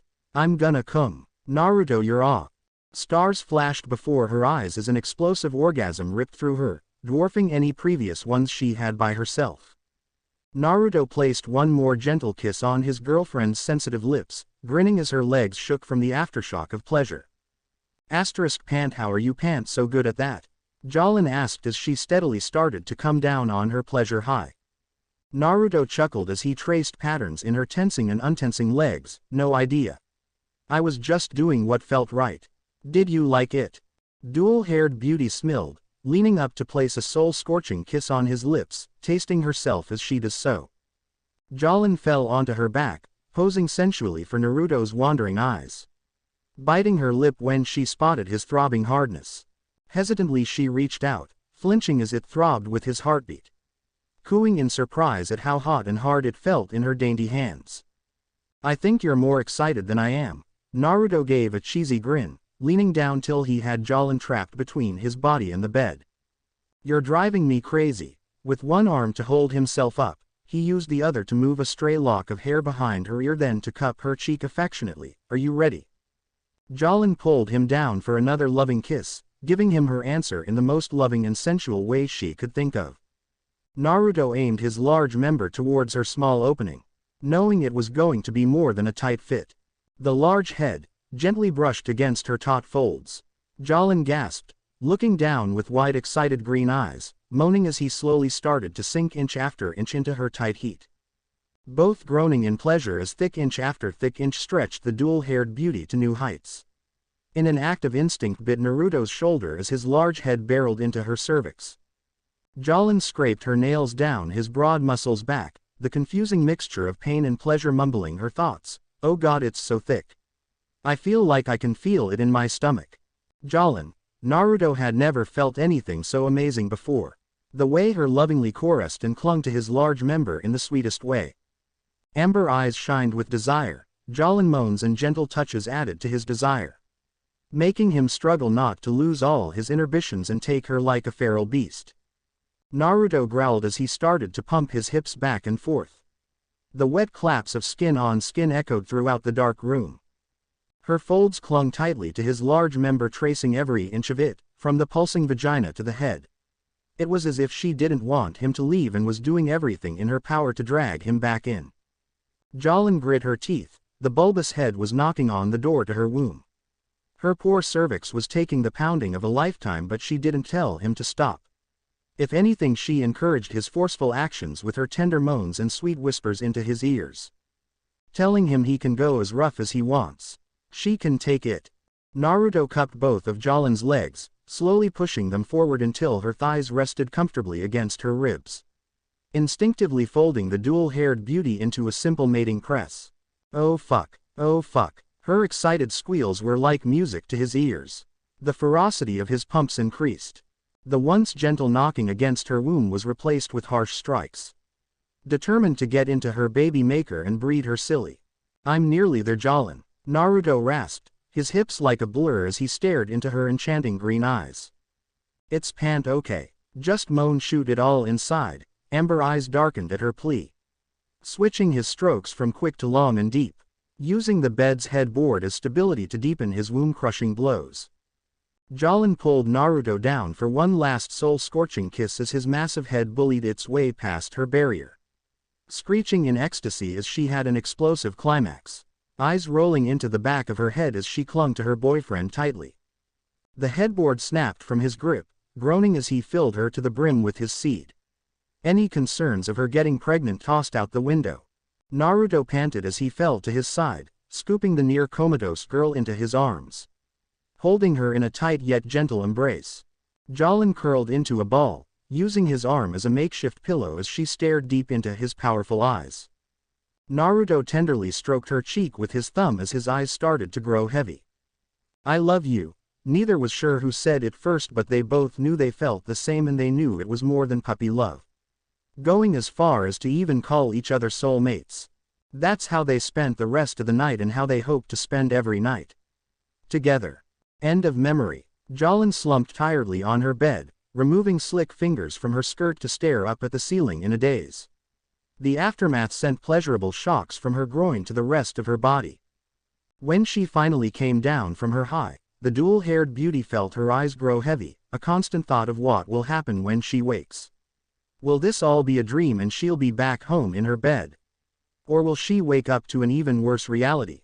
No matter. She would fight it head-on, because that's what a Joestar does. That's what her father would do. She was right. The next day proved to be much worse. Jolin found herself on her knees, banging her repeatedly on her crappy little bed, muttering to herself, but it would seem her action had caught the attention of a fellow inmate. It was a woman of above-average height with a fit, medium build, currently leaning against the bars of her cell, seemingly getting more annoyed as the seconds ticked by.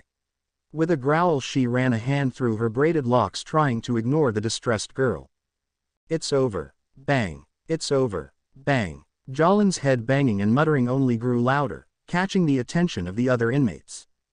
With a snarl the braided-haired beauty slammed her fist into the cell bars, roaring, "Hey! What are you doing in there? You're so fucking loud." The banging and muttering stopped.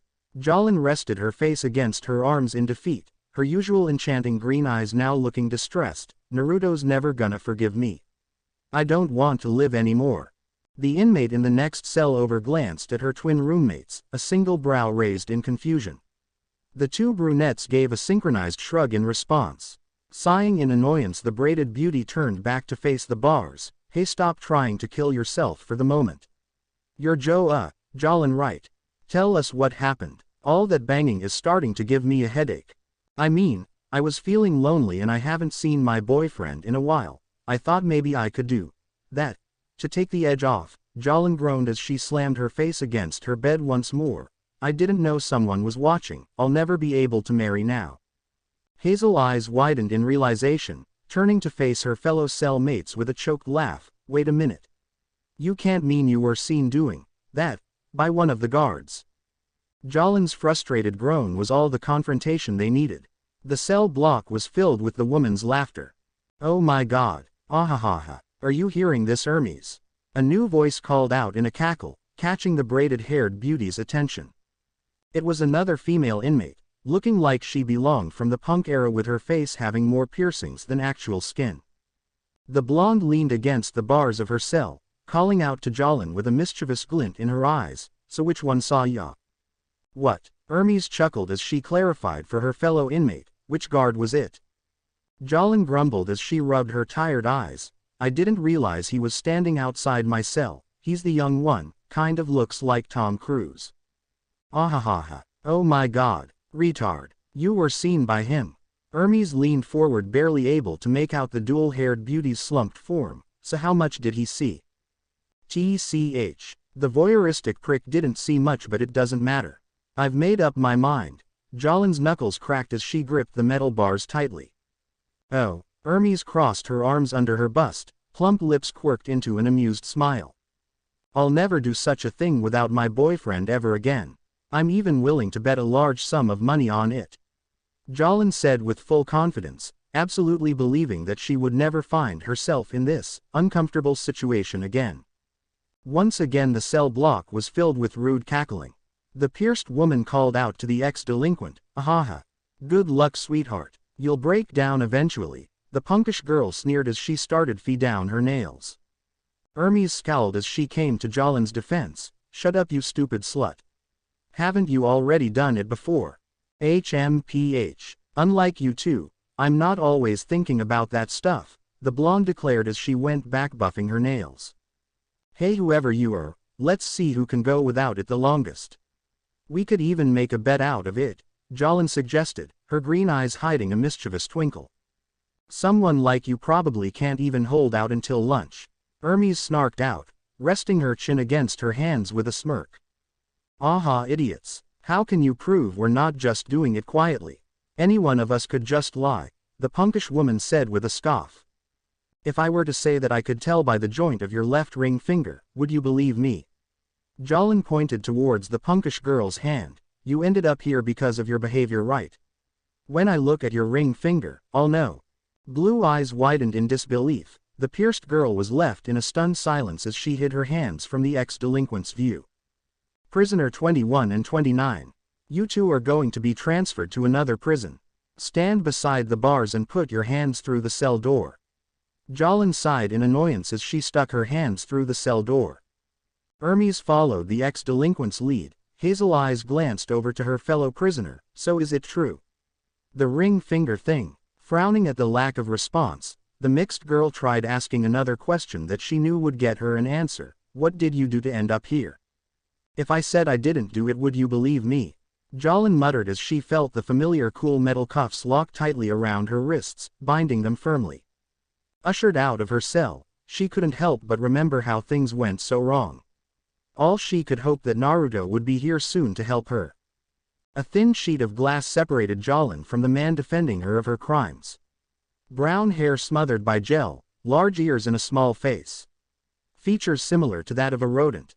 It doesn't look good. You've been prosecuted and your bail refused, her lawyer muttered as he read through her files. It doesn't help your record that you've stolen twice before and refused to admit that you did it. In other words, Jojo, you are going to be sent to Green Dolphin Street Administrative Center to receive your punishment. Jalen's green eyes narrowed as she leaned back in her chair. Don't call me Jojo. Only my mom can call me that. The dual-haired beauty crossed her arms in annoyance. Also, that thing you said earlier about me stealing. I was 14 and I was only borrowing someone's motorcycle. They got it straight back when I was done with it. What about the Hell Riders gang? Jalen's lawyer questioned as he pulled out her criminal record. What about them? I left them a long time ago and went back to school. I've even got a spot to take the university exams, the ex-delinquent explained with a crooked brow. Her lawyer made a humming sound at the information. And your boyfriend, a Mr. Naruto Brando. If he didn't have her full attention then, he certainly did now. Perhaps we could link some of your behavior. Bang. Jalen's balled-up fist slammed into the wall. Furious green eyes gave the rat-like man a glare so fierce, he was sure he would die right then and there. Don't. A mixture of sweat and gel ran down the side of his scrunched-up face. Her warning hung in the air like an executioner's axe. It was tense as the disgruntled man tried to find his composure. How's my mom? She must be worried sick. Jalen once again rubbed her tired eyes, something she began to notice she does a lot more since she was arrested. You'll see your mother very soon. When you're set to be transferred to Green Dolphin Street Prison, you'll see her then.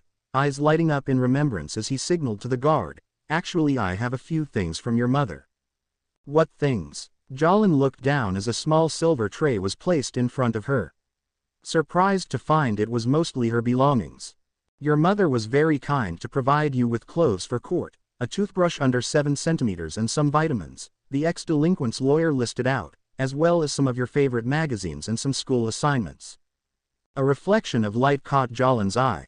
It was gold in color, almost looking like the shell of an insect. What's this? Slim fingers picked up the small trinket, watching it with a critical eye as she rubbed it between her thumb and forefinger. I think it's some sort of amulet, the lawyer offered his client as he too was stuck eyeing the golden trinket. It doesn't appear be tampered with. You'll find a small stone inside. A small stone. Jalen arched her brow in confusion. Yes, I'm not quite sure what your mother meant by that. All she told me was, this was a gift from Jalen's father. If she ever gets in trouble, he told me to give her this pendant. Green eyes grew unfocused as the dual-haired beauty started to think of her father, never noticing the blade peeking between the amulet. What's this got to do with my fat? The ex-delinquent yelped as she sliced open her pointer. Jolin, what's wrong? Ignoring her lawyer for the moment, Jolin hissed through her teeth as the wound on her finger throbbed in pain. Hey, what the hell is going on over there? The ex-delinquent was quick to wave off the obese guard, wincing as she knocked her injured finger. Nothing's wrong. I just chipped a nail. The guard seemed to accept Jolin's answer as he waddled back to the door. The dual-haired beauty locked eyes with her lawyer as she pointed down to the amulet with a scowl. What the hell is that? Who keeps a stone like that in their locket? I'm not sure. As I said, it was a gift from your father. The man easily missed the inmate tending to the mention of her absent father. Your mother has been trying to contact him, but as you know, your father is an oceanographer. Last your mother heard he's somewhere in Africa. We're unable to reach him at this time. I don't care if you called him or not. I made sure to call Naruto. He's going to get me out. Jolin muttered as she glanced down at the pendant in her hand. You know, I had a high fever when I was 6, around 42 degrees, and in critical condition. If he didn't come for me then, he isn't coming for me now. Upon closer inspection, the dual-haired inmate noticed that behind the stone arrowhead lay a photograph of her parents, holding one another in a tender embrace as they stared at the camera. Dejected green eyes narrowed in anger, Jolin flung the locket away, not caring as it clanked across the hard floor, rolling into a drain. Seemingly gone forever. The dual-haired girl noticed the cut on her finger had stopped bleeding but ignored it for the moment. A cough from behind alerted her of the guard's presence. With a sigh she allowed her wrists to be cuffed once more, leading her back towards her cell. Look, I'm not pleading guilty, okay? I know I'm innocent and so do you. You'll figure this out. When can we meet again? In 2 days you'll be transferred to Green Dolphin Street Administration. I'll be seeing you then. Take care of yourself, Jolin Kujo. Jolin felt nervous as she was ushered onto the bus but also relieved as she wouldn't be going alone. Hermes sat in the seat in front of the dual-haired girl, sitting in a way that was more comfortable for the woman as they waited for their bus ride to end. Be there. The bridge, Jolin's head shot up in surprise, staring at the front of the bus with wide eyes. The voices sounded like they were whispered directly in her ear. Hey, did you hear what they said about the administration? Hermes raised a brow at the dual-haired girl, crossing her cuffed hands under her large bust. What are you talking about? No one said anything. As if to show fate was on her side, the driver slid open the viewer hatch on his door, calling out to the new inmates. We're crossing the bridge now and we'll be arriving at the prison in roughly 10 minutes. Look alive, ladies. Hermes looked taken aback as she turned to face Jolin, with intrigue hiding in her hazel eyes. With a jolt in their seats, the bus brought them ever closer to their final destination. A small island surrounded large bodies of water. Green Dolphin Street Prison, Florida, also known as the Aquarium. Containing a combined number of 1,231 adult convicts, while the juvenile was less than half of the amount. Back inside the bus, the braided beauty leaned towards Jolin, resting her restrained hands against her seat. Hey, how did you know we were arriving? Did you learn that with your finger trick? Ex-delinquent just shrugged as she leaned back into her uncomfortable seat with a smirk. I can't quite explain it myself, it's freaking me out if I'm honest. With a smile of her own, Hermes offered her hand to her fellow inmate. I don't know if you're just weird or just strange in general, but I do know that makes you gutsy. I'm Hermes Costello. Jolin clasped her hand in a tight grip, showing her strength. Something the mixed grip respected. So what brings you here, Hermes? The mixed beauty sighed at the dual-haired girl's question. Honestly, it's not as exciting as you think. I stole something from a 24-hour convenience store. This is my second time here already, so I'm not sure what's gonna happen. Hermes looked toward the guards, then back to Jolin. Hey Jolin, let me ask you something. Did you bring money with you? The ex-delinquent tried to play it cool, waving her hand half-heartedly. Maybe I do. Why? Do you have any on you? Hermes rolled her eyes at Jolin, nudging the girl with her hand. Relax, I'm trying to help you. Soon, I would have been in this place twice. Take my advice. The two new inmates got an unsettling view of the prison. Noticing how old and worn down it seemed, trust me, just like everywhere else in the world, you need money. Roughly got to bring in 100 to 200 US. It's one of the only ways to take care of yourself. Jolin narrowed her enchanting green eyes on the mixed girl's curvy form, searching for where Hermes could have possibly hid her money. All right, let me guess you hid it under your sock, right? Hermes chuckled as she shook her head at Jolin's seemingly naivety. Do I look like a little girl who ran from home to you? You can't mean you smuggled it in through your ass or even, up, there? Jolin asked with a look of disgust, shivering at the thought of smuggling money through her private area. Don't be an idiot. I thought you were smarter than that, Jolin. We go through a full body cavity search, they'd find it. The ex-delinquent narrowed her eyes at the mixed beauty, her brilliant mind racking for an answer on where she could have hidden the money. Well, where do you hide it? Jolin asked once more, leaning over her seat to get closer to Hermes. I can't tell you that. What if somebody hears? It's over for me. Arms once more found comfort under her bountiful bust, drawing in intelligent green eyes. Wait, Jolin whispered as she started connecting the dots, her hand rising to cover her mouth. You can't have possibly hidden it. Jolin pointed down at her fellow woman's bust. There. Hermes' eyes bulged and her cheeks began to gain a rosy tint, covering her crimson cheeks and part of her face with her palm, whispering out a defeated, "God damn it." No way. The braided beauty smacked the ex-delinquent's arm, quieting her surprised yell. Hermes looked around for a moment before pulling aside her shirt, showing a small stitched scar near her pectoralis major muscle. Yeah, the hole is very small and it will bleed for a little while, but it's a damn near foolproof way to get money in. I have 53 $20 bills on this side and 50 on the other. Jolin wanted to ask more questions but was interrupted by the guard's yell. We've reached the Green Dolphin Street prison. Inmate number 21 and 29 down here. Dual-haired beauty cringed at this particular guard. Damn, it had to be Tom Cruise. Hermes started to rise herself, until she was stopped by the Tom Cruise look-alike. Not you, Costello. You don't get off here. The two inmates shared a quick glance as Jolin was escorted off the bus, leaving her fellow prisoner alone. She was quick to take in every little detail, from the white to gray castle-like walls, the buzzing of the electric fences, even how many guard towers hung high in the sky, watching down on all the occupants like predators. Welcome back, Costello. Are you excited for your second stay in the aquarium? What brought you back this time? Stealing. Fighting. Jolin's ear twitched as she looked back to face the prison bus, her brows frowning in confusion. Hey, don't look around and walk forward, 21. A middle-aged guard barked into ex-delinquent's face, shoving her forward. Jolin was slow to walk forward, still hearing a conversation but unable to see it.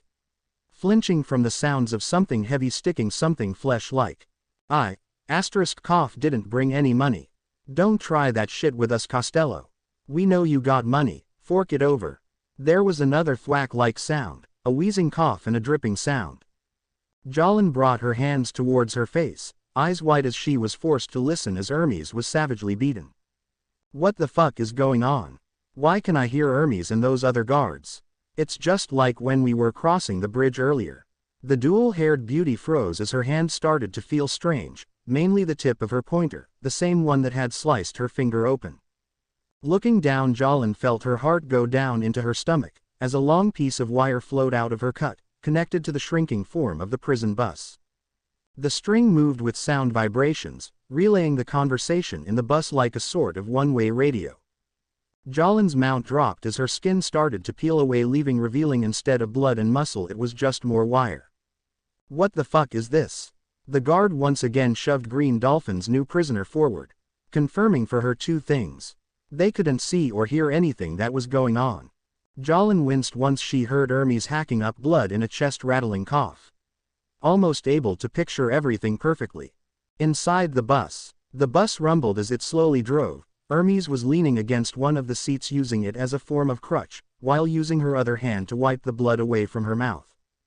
Just as the biggest of the duo raised his club to wallop on the mixed girl someone, she raised her cuffed hands above her head while also bowing her head in a non-threatening way. All right, I'll give you my money, just please don't hit me anymore. Hermes reached towards her hair, pulling out a $50 note from her biggest braid. The Tom Cruise look-alike frowned down at the $50 note, nearly crushing the bill in his palm. This ain't enough, Costello. That's 25 for us both, we need more. I know you've got more on you. I don't. Then what were you whispering with that Cujo girl? I know you two were talking about money, so where is it? He went in for another blow, only for the bus to jerk in a sudden stop. Hermes winced as she tried to stand, using her arm as a protective barrier to cover her stomach and sides. Please don't take that 50 away from me. I don't have any family and that 50 is all I have. If I don't go in with anything then it's gonna be rough for me. Please. Her desperate begging fell on deaf ears, as the Tom Cruise look-alike tapped her throat with his baton, smirking as he eyed her up and down. Hey, you were letting that Cujo girl get a good look at your girls earlier. Does that mean you got money stuffed there? His perverse stare made her feel sick, using her other arm to cover her chest, blocking his wicked gaze. Hermes tried to back away but found herself caught by his partner. Arm locked around her throat tight. Braided locks flew around widely as the prisoner tried to break the choker hold, growling as she moved around, trying to get away from his grubby hold. The Tom Cruise look-alike licked his lips, eyeing off Hermes' plentiful bust with a disgusting look in his eye. Her screams were either unheard or ignored as his large and imposing hands reached forward. Get the fuck off me. A wild swing nearly clocked the molester in the jaw, but her wild swings did nothing more than enrage the man. You stupid little cunt. He brought his arm back in an exaggerated swing, never noticing the glint of silver crawling up his arm like a snake.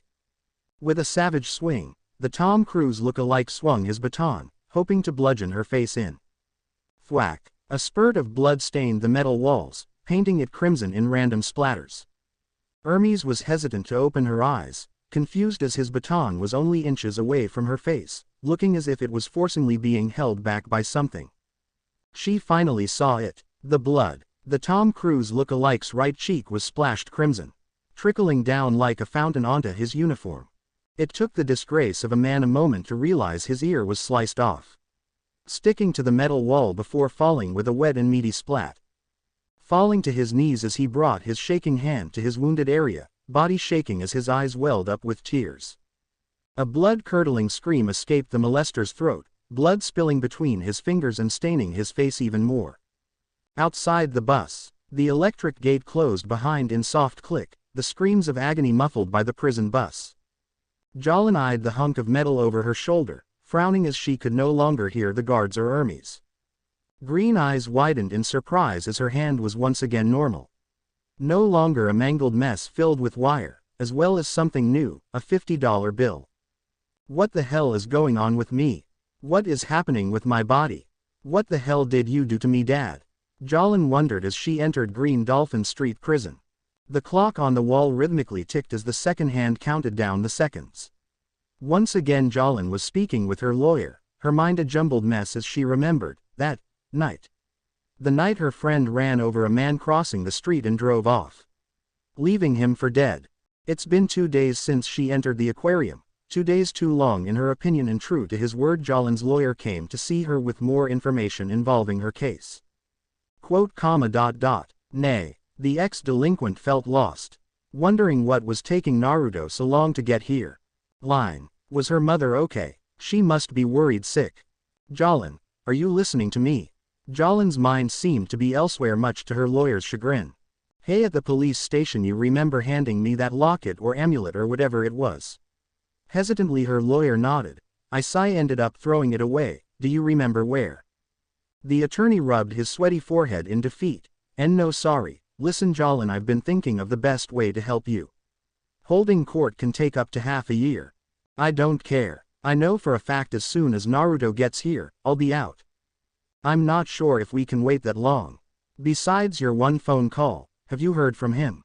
Jolin remained silent, confirming. No, she hasn't heard from Naruto, something that's began to greatly worry her. I'm just trying to help. Now tell me, do you know what a plea bargain is? *sign number. I didn't think so. It's a special type of court procedure. If you freely admit to being guilty to all charges. What the hell do you mean, freely? Jolin, please let me explain. The attorney pleaded as he tried to clarify. The judge was the one who brought this idea to my attention. Coincidentally, he's actually a good friend of mine. He said if you pled guilty to all charges, including that you were the one that drove that car under the influence, he will ignore the hit and run charge. Jolin slammed her hands down hard on the table, roaring at her lawyer, "I refuse to take the blame for something I didn't do." The rodent-like man jumped back in surprise, practically pleading for the enraged girl to calm down. "Listen, if we do it this way, the case will be a simple carjacking and accident. At the very least you'll have to do 1, maybe 2 years. You'll also have a grace period." Frowning, Jolin's attorney decided to ask the disgruntled prisoner a question. "Do you know what that is?" The ex-delinquent just gave a dismissive grunt as her finger tapped her arm. Taking that as a no, her lawyer began to explain what a grace period is. "It means you won't have to go to prison and you can leave immediately." "I don't want to do this stupid bargain. I'm innocent. I didn't hurt anyone." "Jolin, I understand, but please think for a moment. You can refuse the bargain, but if you do and the court finds you guilty, you'll receive at the very least 5 years. Seeing as his words were having no effect, he tried a different method. "Think about Naruto. How do you think he will feel having to wait 5 years or more? Do you think he'll even stick around?" Quote, quote. "There isn't much time left, Jolin. Please consider the bargain." Once again her lawyer left, leaving Jolin to sit and think. What would she do? It was quiet in the courtroom. Her attorney did his job and tried to defend her to the best of his abilities. The judge, who looked to be in his late 70s, squinting as he looked over the evidence, a wrinkled and frail-looking hand reached up to scratch his chin. Humming, his beady eyes went over each line carefully. "Does the defense acknowledge the entire contents of the plea bargain?" Jolin glanced over to her lawyer. The radish man glanced back before nodding. "Yes, Your Honor." The judge nodded as he turned to face the prosecution. "And do you feel the same?" "We do, Your Honor." Adjusting his frames that barely hung to the bridge of his nose, the magistrate finally turned his attention to Jolin. "Defendant Cujo, does that mean you plead guilty to all the charges? And that by no means were you forced or pressured by any others?" Jolin grit her teeth, hands clenched tight as she swallowed her pride. "Why, yes. I admit it." The ex-delinquent nearly crumbled as she heard her mother sob. Wanting nothing more than to scream out, "Tell them the truth whether they believe her or not." But she wouldn't, she couldn't. The Jude mumbled to himself as he adjusted his tiny specs once more. Gently he placed his papers down and stared Jolin dead in the eyes. "The court has decided. Jolin Cujo has pleaded guilty on all charges. Furthermore, while the defendant had no intent to kill, the court will take into account the use of alcohol." Hopeful green eyes stared up, pleading up at the judge, her hopes that this would all be over quick and just go home. But let us not forget that because of the defendant's action she still committed manslaughter. Jolin's world shattered around, her mouth fell open and her eyes stared in horror. Turning to face her lawyer with betrayal, You never said he died." Her attorney remained silent, picking up his briefcase and turning away from the ex-delinquent. It would seem the judge wasn't finished as he stared down Jolin with a disappointed frown. "The court has decided to sentence the defendant, Jolin Cujo, to a sentence of 15 years at Green Dolphin State Prison. Court is adjourned." His gavel slamming on his stand echoed louder than any explosion could. This can't be happening. I didn't kill anyone. You can't send me away for 15 years. Jolin turned to face her lawyer, practically pleading for help, for anything. "Hey, you gotta help me and get me out of this. I'm sorry, but I've done all I can." With a bob of his head, the man bid his goodbyes to the distressed girl. "Take care of yourself, Jolin." Jolin struggled in the guard's hold, screaming out for him to stop.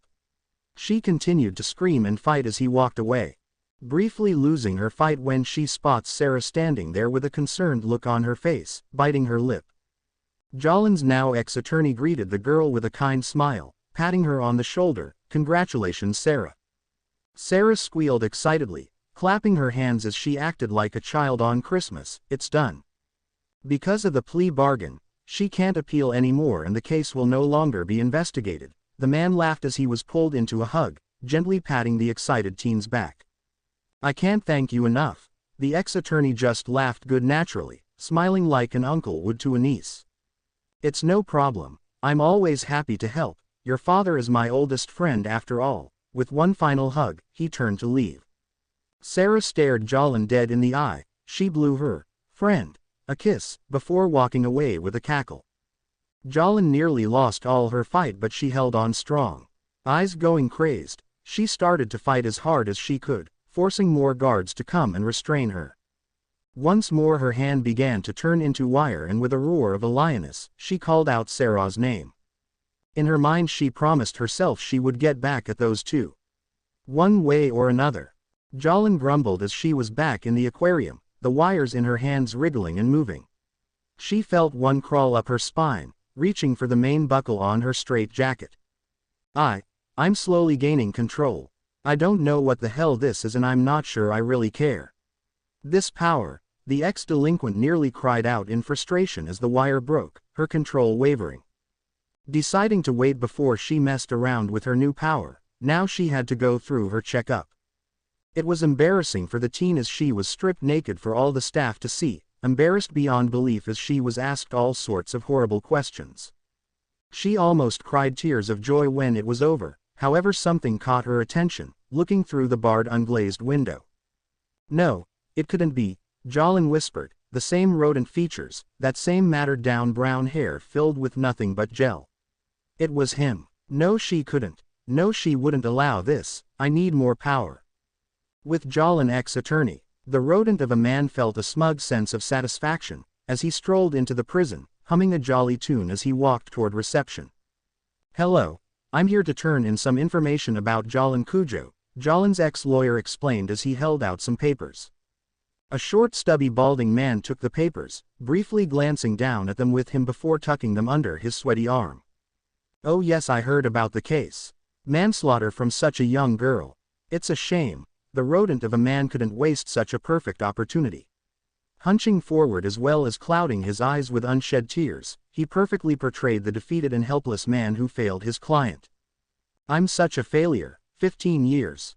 How horrible. I hate that I couldn't help her more, that all my years at law school, and yet it still wasn't enough. The potato of a man felt his own eyes well up with tears, the sob story actually working. You're not even getting paid either. I didn't do it for the money. He continued to lie through his teeth, his rodent features scrunching up in a smile. How noble. Would you like to see Jolin? The dual-haired beauty's ex-attorney was quick to deny the request, sprouting off some made-up nonsense about how his work was finished and he couldn't face her. The guard continued to smile and nod before his bulging eyes widened in remembrance. Rummaging through his desk, he pulled out a single sheet. That reminds me, Jolin wrote you this letter. She left it here just in case. What luck, huh? Yes, what luck. With that he bid the guard a goodbye, while also wishing Jolin luck in his mind. The sun blared down on him as he walked towards his car. The gel in his hair started to trickle down his cheek. With a relieved sigh he opened his door and hopped into his car. Briefly he glanced down at the letter, frowning at its contents. Pass this to him. Are you feeling safe and comfortable? This isn't over. I'll get back to you sooner or later. With a dismissive grunt, he threw her letter onto his dashboard. Unaware just how real Jolin's threat was. Back with Jolin. Jolin stared down at her hand, clenching and unclenching her fingers, stuck thinking to herself. He's so close yet so far away. If that little rodent drives off and over that bridge, then he'll be out of my reach. Once more she reached out with her hand, watching the skin dissolve away, revealing her wire. The strings shot out of her palm in a burst of moment, traveling out the unglazed window. The metallic string fought against the wind, surging through the air like a predator searching for its prey. As he sat there waiting for the bridge to be lowered, Jolin's wires crept along the car, searching for an entry point. The bridge finally started to lower. The rodent of a man continued to drive, unaware of the thin wires creeping through his air conditioner. Like snakes the wires struck, wrapping around his neck, deathly tight grip. First they cut off his airways, then they started to cut into his neck. He lost control of the wheel, his car started to swerve. It was almost instantaneous. His car crashed into a pole and part of the bridge wall. He barely had time for his eyes to widen a fraction before he was flung through his windshield. Glass impaled his rat-like face, while his neck snapped upon impact. As he laid there dying over the hood of his car, his blackening vision caught sight of Jolin's letter, stained red with his blood. It was over. Jolin watched impassively as her hand returned to normal, her usual breathtaking green eyes as were dim.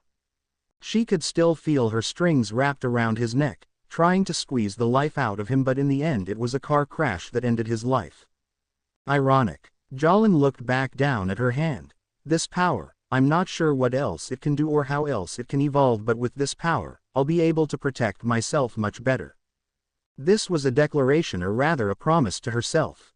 She'll continue to use her power and become stronger. It seems she couldn't wait for Naruto to come and save her. With a newfound determination, Jolin promised that she would find a way out and she would get her revenge on Sarah. That was a promise. It's a strange feeling getting what you want after nothing but bad luck. She could still feel it, a thin layer of skin separating her strings from his blood and muscle. The vibrations painted a clear picture, almost as if she was there in the car. So lost in her thoughts, Jolin missed her name being called. Kujo, get your ass in gear, it's your turn. Sighing, the dual-haired beauty melted into the barber chair, finding it relaxing in a strange way, or she would have if it weren't for the buzzing noise coming from the base of her neck. Green eyes snapped open. Nearly launching herself out of her chair, Jolin whirled around in a fit of rage. What the hell? Dick, don't touch my hair. The hairdresser looked a bit disgruntled at being insulted, but still held an air of professionalism, its standard rule for everyone to get a haircut.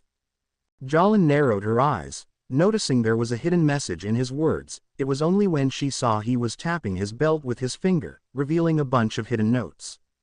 I gotta pay you, huh? It's free if you want to be shaved bald, but if you want 5 inches it's $5, if you want 10 it's $10. How much for no haircut? 30. Jolin handed over the money with great reluctance, annoyed that she's already spent more than half, but then again, she almost came in with nothing. The ex-delinquent didn't have to wait long before she was moved. Gifted her prison jacket with the insignia GD Saint jacket sewed onto the back, forcefully standing in a single file line with her fellow inmates. The guards watched them like hawks, hands hovering beside their batons, waiting eagerly for any excuse to use them. The clacking of leather shoes against the floor echoed throughout the room. A middle-aged man strutted in front of the prisoner, his large pot belly leading him into the room. To those of you who are new, welcome, and those of you who have returned, welcome back. He seemed to eye each prisoner with a strong mixture of disdain and disgust. I am Green Dolphin Street Prison's manager, Rocco Barocco, clearing his throat with a nasally ahem. He eyed his clipboard with interest, making sure memorize each inmate and put a name to every face. Now I'm sure you're all very anxious to leave and go mix around with your fellow inmates, but there is a few things you must know. This prison represents an ideal of our great country, placing importance on freedom and equality. As Rocco Barocco started his long-winded speech, he never noticed Jolin eyeing his pen. Her finger twitched as a familiar sensation ran along her pointer. We believe if you have your human rights ignored, you won't have a chance to reform and become the outstanding citizen we know you can be. We allow special luxuries to our inmates. You may walk around, you can use the phone, read a book, if you do well here perhaps even own a TV. Some of you inmates will be allowed to work, and some can even enter a university by studying. See, we're not monsters, we just want to help you, Green Dolphin's manager explained, his tone seemingly kind but still held an undertone of warning that lingered in the air like a horrible smell. That isn't to say there aren't any rules. I strongly suggest you follow. No sharing of goods, you cannot wear anything metallic, and no pens. If you need something to write with, pencils are acceptable. Or earrings allowed. Rocco Barocco narrowed his bulging eyes at Jolin, humming to himself as he stared back down at his clipboard. FE 40,536 Jolin Kujo. No earnings aren't allowed. However, wedding rings are acceptable, but that shouldn't be a worry for you, seeing as you're not married. Jolin managed to stop herself from saying something snarky, simply nodding her head in forced obedience. Quote, quote. Rocco Barocco eyed Jolin once more before clicking his pen and placing it back in his shirt pocket. That's all I have to say. A guard took over for the manager. The veins in his neck bulged as he barked his orders to the inmates. Everyone turn and face left. As you walk through the passage, you will be handed your belongings. A guard will be assigned to you and will take you to your cell. Jolin smiled as she passed the prison manager. The robust man didn't even notice as his pen was swiped from right under his nose, tucked tight against her wrist, then hidden by her things. The dual-haired beauty didn't have to walk long before she found herself in front of her cell. The horizontal bars, she saw the faint outline of her roommate. Thankfully another woman. She was what many would describe as pretty. While being a bit thin, there was still a fair bit of curve near her waist and bust. Dark hair hidden underneath a voided hat that had a sort of bird motif. However, what caught Jalin's attention was the blue dotted tattoos hanging under her left eye. The two new cellmates started eyeing one another with a critical gaze. The ex-delinquent found her grip tightening around her possessions. "You two behave yourself, especially you Gwes," Jalin's roommate gave the guard a wink. The man grunted as he walked away, leaving the two girls in a sort of tense silence. The ex-delinquent awkwardly greeted Gwes with a forced smile. Nice to meet you Gwes." "Was it?" "Yeah, you are." "Jalin." "Well, it's nice to meet you Jalin." "Food," Gwes offered as she leaned back in her chair, eyeing Jalin critically. The dual-haired beauty sighed, moving towards the bunks. "No thanks. Haven't had much an appetite lately." It was instantaneous. Just as Jalin was placing her things on the bottom bunk, a force shoved her against the bars, gripping her jacket tight. Gwes was nearly frothing at the mouth. Instincts kicking in, the dual-haired beauty started to fight off her roommate. "What the fuck are you doing? The bottom bed is mine. Do you understand that, you little bitch?" Just as Jalin was about to break her roommate's jaw, when a bird popped out of her jacket pocket. The poor animal looked frightened and tired. Gwes was quick to back away from her cellmate, covering the avian with her hand as she moved her things from the top bunk. "I wasn't trying to take your things. I thought the bottom bunk was mine," Jalin explained, but still kept her guard up, berating herself in her head for letting her guard down around her cellmate. A glint of gold reflected into the dual-haired beauty narrowed green eyes. Why did that shine seem so familiar? That's when it hit her. It was the pendant her father sent her, the one that cut her and gave her this bizarre new ability. Where did you get that?" Gwes eyed Jalin curiously, rubbing the gold little trinket between her two fingers. "I found it." "Why, that locket. My father sent it to me," Jalin tried to explain, her eyes firmly locked on the pendant.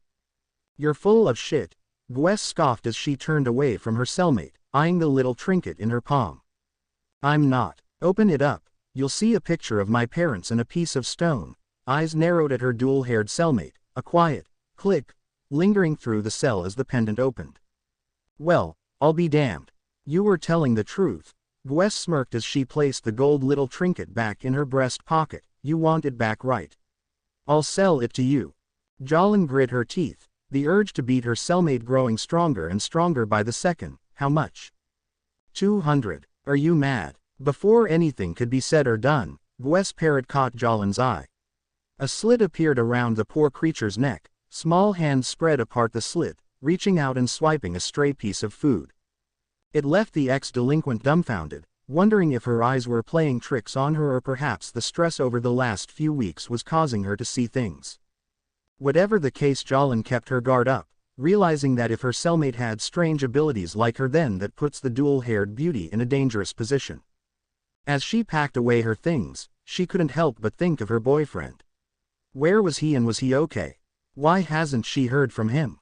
Jalin laid quietly in her bunk, her thoughts shifting from one topic to another, yet they all held a similar theme. Naruto. As she was starting to nod off, she couldn't help but dream of better times together, before all this. It was a cool day, a gentle breeze rustled the curtains, thin beams of light trailed over bare skin.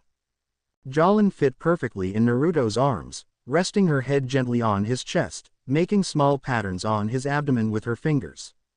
Smiling in content as he started to play with her hair, running his fingers through her silk locks.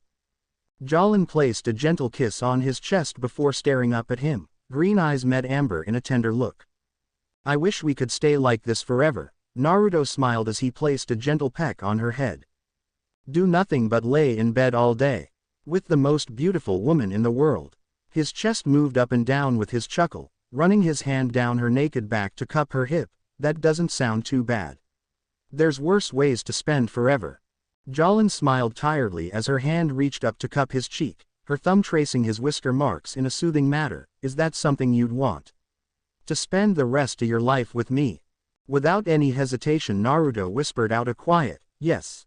Jalin's heart skipped a beat, her eyes tearing up when she saw the amber-eyed blonde was serious, Breathlessly she whispered out his name as she crashed her plump lips into his own, the blanket covering their modesty fell. As they kissed, both could feel a multitude of emotions: love, happiness, content. Nothing in this strange world could ever ruin this moment. The need for air became too strong and the passionate lock of lips broke, leaving the two teens grinning at one another like fools. But that's what they are, fools in love. I love you. Jolin nuzzled into the crook of Naruto's neck, placing a gentle kiss on a spot she knew he loved. Her eyes grew heavy. The whiskered blonde held her tight, like he never wanted to let her go, sighing in content, I love you too. It was unfortunate that the two lovers couldn't stay like this forever like they wanted, knowing Naruto would have to leave and continue his assignment asked of him by the Speedwagon Foundation. But that didn't matter, all that mattered was this moment. They would deal with the rest of the world tomorrow. A faint beam of light struck Jolin's face, waking the dual-haired inmate. Sad green eyes took a moment to adjust, a shaky sigh escaped past her lips, a single thought lingered through her sleepy mind. Why did she have to dream of that moment now? Why did she have to miss him so much? Saddened by her thoughts, the ex-delinquent covered her eyes with the back of her arm. Was this how she was going to wake up every morning? Sad and depressed. Jolin heard some rustling from her left, removing her arm. The dual-haired beauty nearly jumped out of her own skin when she saw Gwes lurking by her bedside, watching the disgruntled teen like a hawk. What the hell are you doing? Jolin was ready for anything, a fight, an attempt on her life, perhaps even trying to assault her. She definitely wasn't ready for what came next. I'm sorry. What? I'm sorry for how I acted. You're new here and me acting like a mad bitch probably didn't help your process. Gwes seemed sincere as she apologized, brushing a stray bang away as she averted her gaze. I've been in here for a little while and I guess that's kept me on edge when it comes to people. I was just like you once, so I know how it feels to be fresh meat. Jolin was left floored, not quite sure what to say to her cellmate.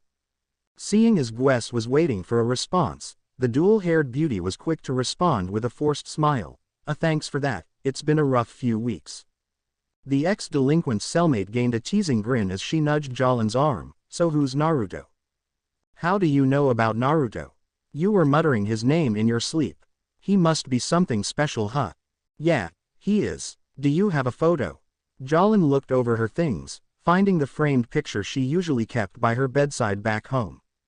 Gwes gently took the frame from cellmate, eyeing the blonde with an appreciating eye, biting her lip as she traced his form with her hungry gaze. You are one lucky girl. Jolin chuckled as her cellmate handed the photo back. I know. Gwes' eyes lit up in awareness. It's time for breakfast. I'll see you down there. I'll see you down there, Gwes. Jolin sighed in relief as she was finally alone for the first time in weeks.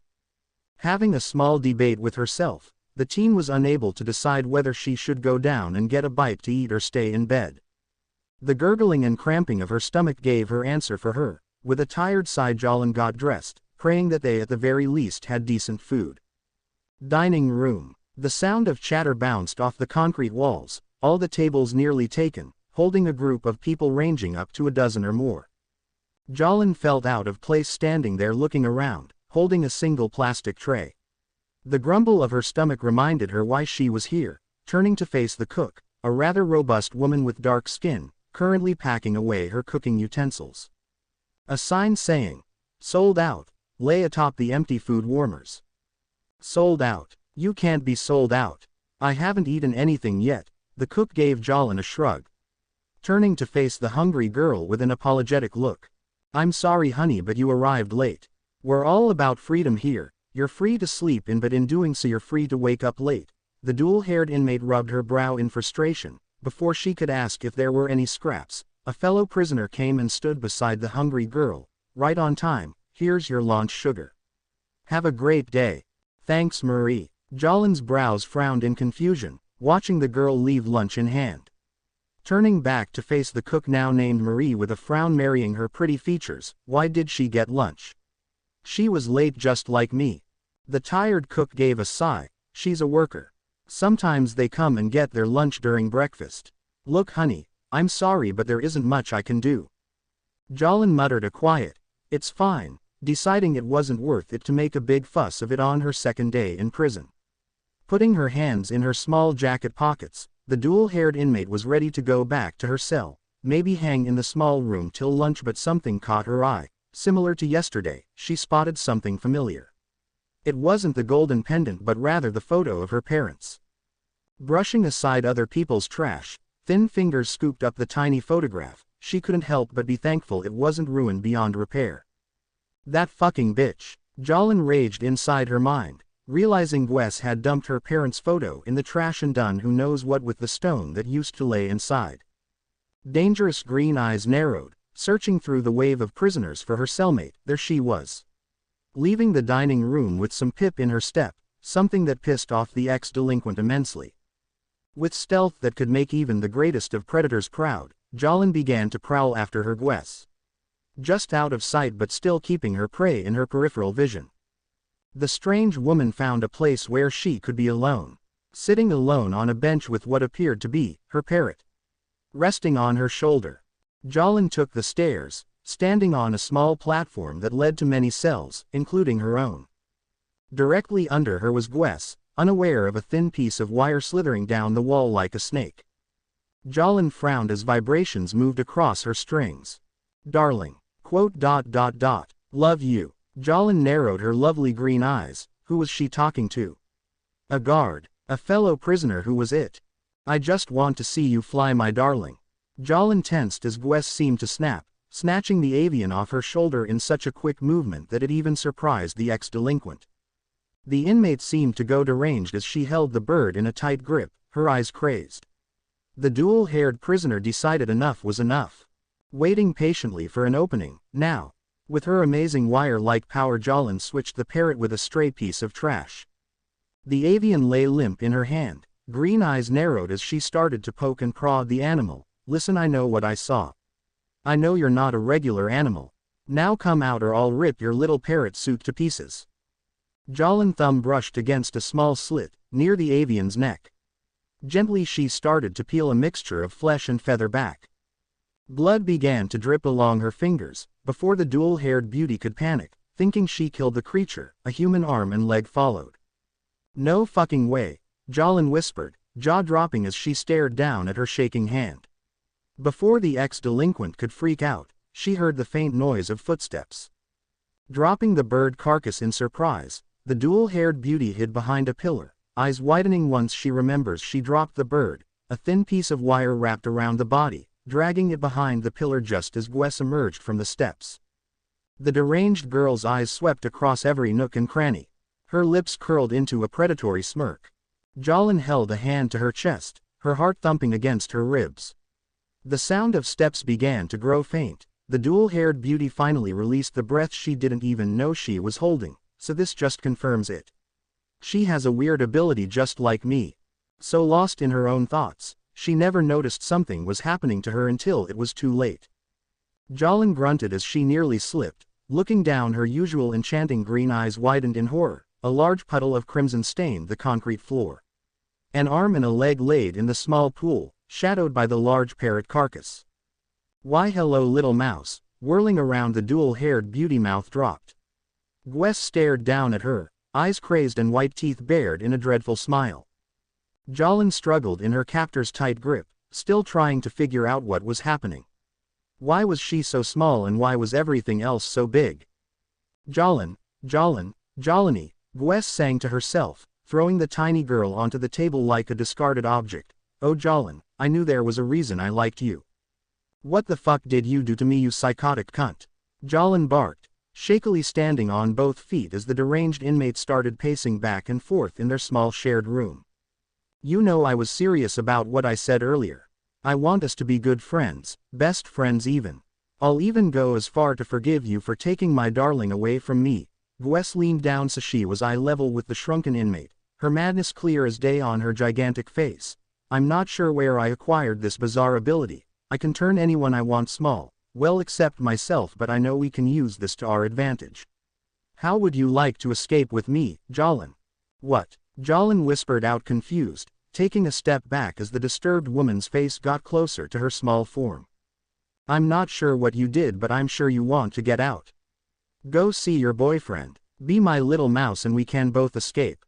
And how exactly would we get out? I'm not sure if you noticed, but this prison is pretty high security. Gwes giggled as she poked Jolin with her well-manicured nail, giving her a condescending look similar to that a parent would give a child.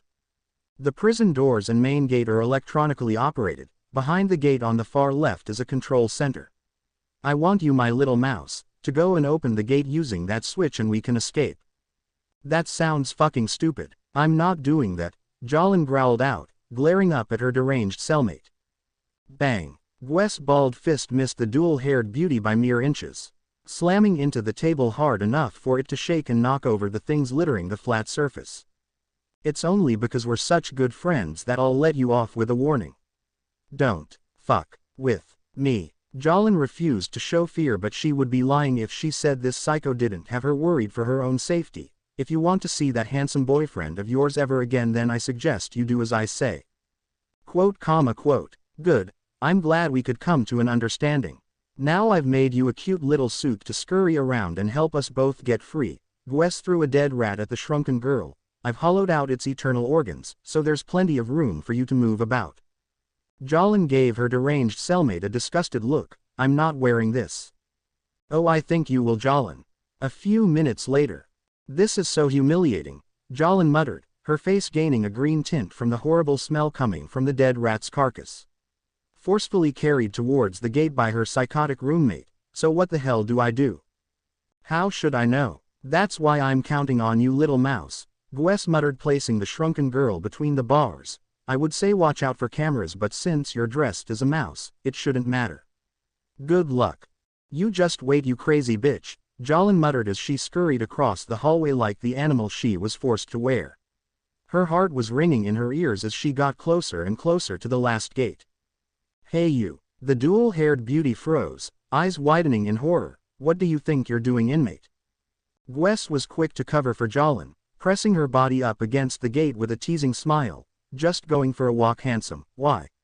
Do you want to join me? The guard narrowed his eyes as he barked out an order. What's your name and number? FE 18081. My name is Gwes. Jolin managed to scrape past the man by the skin of her teeth. Thankful that her deranged cellmate was good for something. Get moving or I'll throw you in solitary. Gwes just blew him a kiss as strutted away from the gate, hips swaying with each step. The distraction bought Jolin enough time to scurry under one of the guard's desks, taking in the room to its very last detail. So there's 4 steel doors and a camera in each corner covering the blind spots. I knew this plan was fucking stupid. Jolin growled in her head. Just as she was about to move to get into a better position, she was shocked to find she was stuck. What the hell? I was able to slip in and out no problem. Why is my head getting stuck? Rip. Green eyes widened as the skin suit she was forced to wear started to rip and tear around her body. Hey, did you hear that? Jolin looked down at her hands, watching as her body slowly started to grow. I'm changing back. Fuck. Why did it have to happen now of all places? Tearing the rest of the carcass off her body, the dual-haired inmate pressed herself tight against the corner of the desk. Jolin froze when she saw the barrel of a shotgun come into view. Shit, oh shit, oh shit. With quick thinking on her part, Jolin managed to spill one of the guard's coffee onto his lap, using her wires. While the trio was distracted, the shrunken girl made a break for it, dashing as fast as her legs would carry her. Fuck this. I don't care what the crazy bitch has to say. I'm not getting myself killed for her. Jolin was so caught up in trying to escape, she failed to notice the bizarre creature chasing after her until it was too late. Goo. By mere inches the strange creature's claws missed her neck, instead nicking her arm, leaving 3 large cuts, thankfully not too deep. Jolin released strangle gasp, holding her arm tight as she whirled around to see the demented monstrosity chasing her. What the fuck? The discarded rat carcass clings to its waist, its body a shimmering purple color, yet its eyes dull and lifeless like a doll. Was that thing in the suit with me? Shit, it must have been what killed that guy in the parrot suit and what's making me small. Not wasting a single moment, Jolin hauled ass and ran like her life depended on it. Her body continued to grow. Green eyes widened when she found she couldn't slip through the bars as quickly and easily as she did before. Goo goo dolls. The small terror went for another slash, hoping to tear the dual-haired beauty's throat out.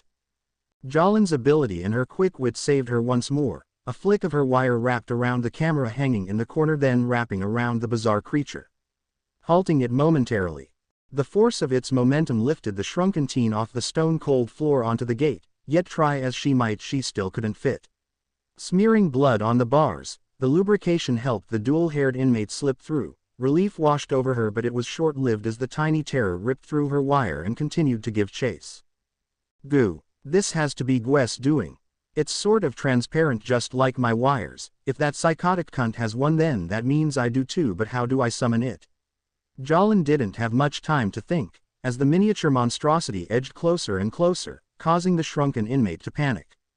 Seeing a metal bar close by, the dual-haired beauty acted without thinking, jumping and reaching for metallic structure. As her fingers curled around the cool steel, the monster chasing her managed to clip her ankle with its claws.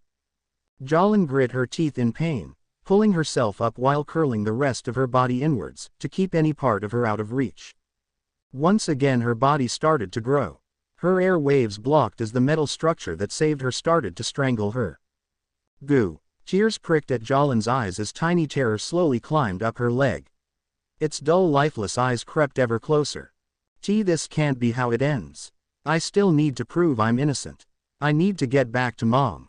Her life flashed before her eyes. It was the last image however that stuck out the most. It was Naruto standing there with his vulpine grin. No, I can't die here. Naruto's waiting for me. Get away. Boom. Something struck the creature with such velocity and power that it left it deeply indented into the wall. Jalin could only stare with wide disbelieving green eyes. Her jaw dropped as the creature pulled itself out of its little hole. Shaking its head, the little terror attacked once more with a newfound ferocity. Boom. Once again it was struck but this time whatever hit the little horror didn't disappear. An ethereal arm studded and cyan in color kept it pressed against the wall. Jalin's eyes traveled up the arm, eyes widening when she realized it was constructed by her wires. A torso began to take form, followed by shoulders and finally a head. Jalin's ethereal protector was just as bizarre as Gwes, wearing what appears to be a pair of sunglasses varying in darkness, obscuring vertically ridged eyes. 4 blade-like protrusions run over its head from the top of the jaw to the back of its neck, bordering the sides of both eyes. Cones truncated at a length of 1/3 the width of its head protrude from the region of the ears. Elliptical shoulder pads with a snakeskin pattern connected its arms to its torso. The tiny monstrosity, seeing that it had no chance, tried to flee but Jalin's protector proved to be faster. Snatching it up in tight grip, similar to how Gwes treated the dual-haired beauty earlier. I got you, you little fucker. The creature cried out in agony as the tight grip holding it only got tighter. Now call Gwes or I'll rip you to shreds. As the old saying goes, speak of the devil and they shall appear. Gwes limped into view, bloody and beaten. I really underestimated you, my little mouse. To think you would have a power like my Goo Goo dolls. Jalin roared as her ethereal spirit followed her orders, whirling around to attack her tormentor. However, the deranged woman fell to her knees, holding up her hands in a form of surrender. Wait, please don't hurt me anymore. I'm so sorry, Jalin. Shut up. I'm not in the mood for any more of your shit, Gwes. Shrink my body, so I'm loose or else I'll tear your goddamn head off. Gwes sobbed as she did as Jalin ordered, shrinking the teen so she slipped past the metal structure with ease.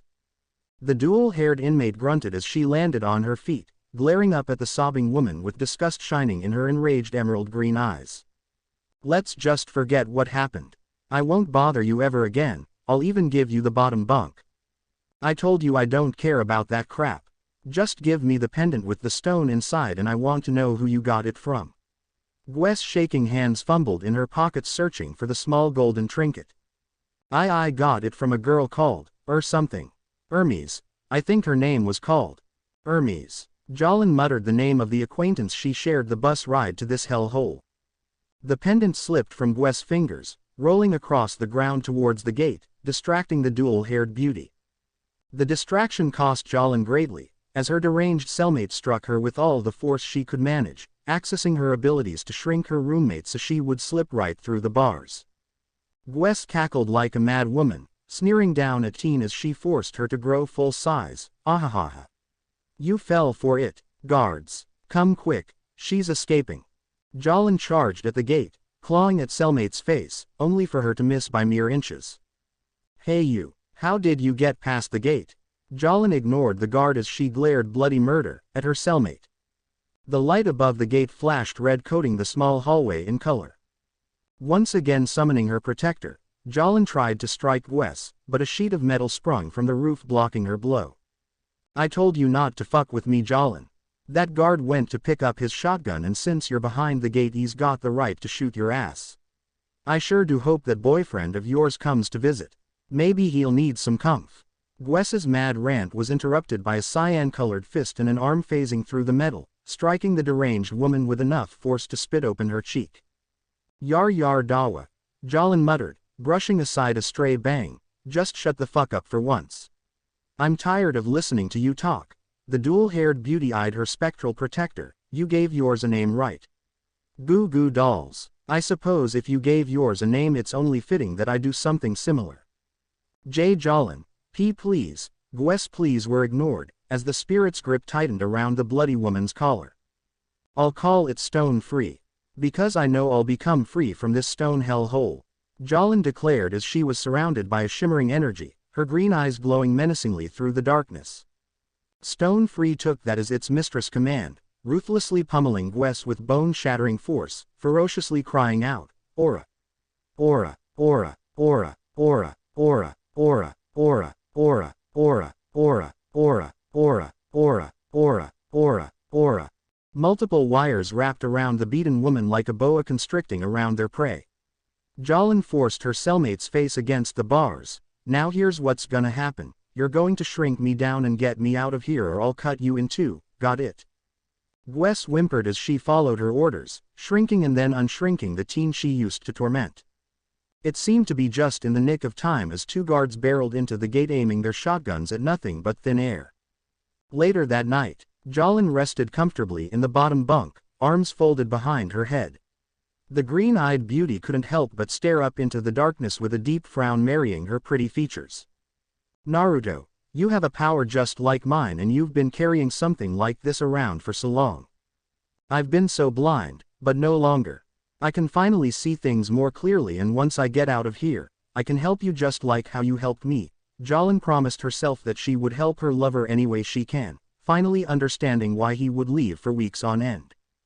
As her thoughts drifted from her boyfriend onto her father, the dual-haired teen couldn't help but sigh. I guess this might explain some of your behavior as well, old man. I can't forgive you for everything, but I can start to understand. Just like with her power, the teen started to grow, maturing into the wonderful woman both her father and boyfriend knew she could be. It had been a quiet and tense drive.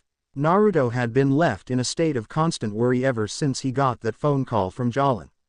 The whiskered blonde struggled to eat or sleep, thoughts stuck on his girlfriend. Was she okay? Is she hurt? He guessed it probably didn't help that he spent most the drive staring down at old photos on his phone. She must be wondering why I haven't called. The whiskered blonde glanced over to the driver's seat, Jotaro having been stone-faced ever since he heard the news. He was hard to read to anyone else, but the amber-eyed teen had spent years around the man. He knew better. Jolin's father was furious and worried for his daughter, but he kept it hidden. A weakness he wouldn't allow his enemies to exploit. I know you want to call her. Naruto put his phone away, grumbling as he adjusted his position to sit for the 10th time. I wanted to, but we can't. We'll give away our position. Most would say it isn't very smart to go into a trap on purpose, the teen joked as he took a sip of water. Most people can't do what you and I can do. Jotaro allowed himself to smile briefly before going stone-faced once more. Don't worry about Jolin, she's strong. You should know that. I know. It doesn't stop me from worrying. Jotaro glanced down to his left hand, eyeing the silver band that lay faithfully still on his ring finger. I used to be just like you. Every time I would leave Jolin and her mother, I couldn't do much of anything. I always felt empty. How did you learn to deal with it? Naruto asked, as he looked over to the closest thing he had as a father. I didn't have to worry as much.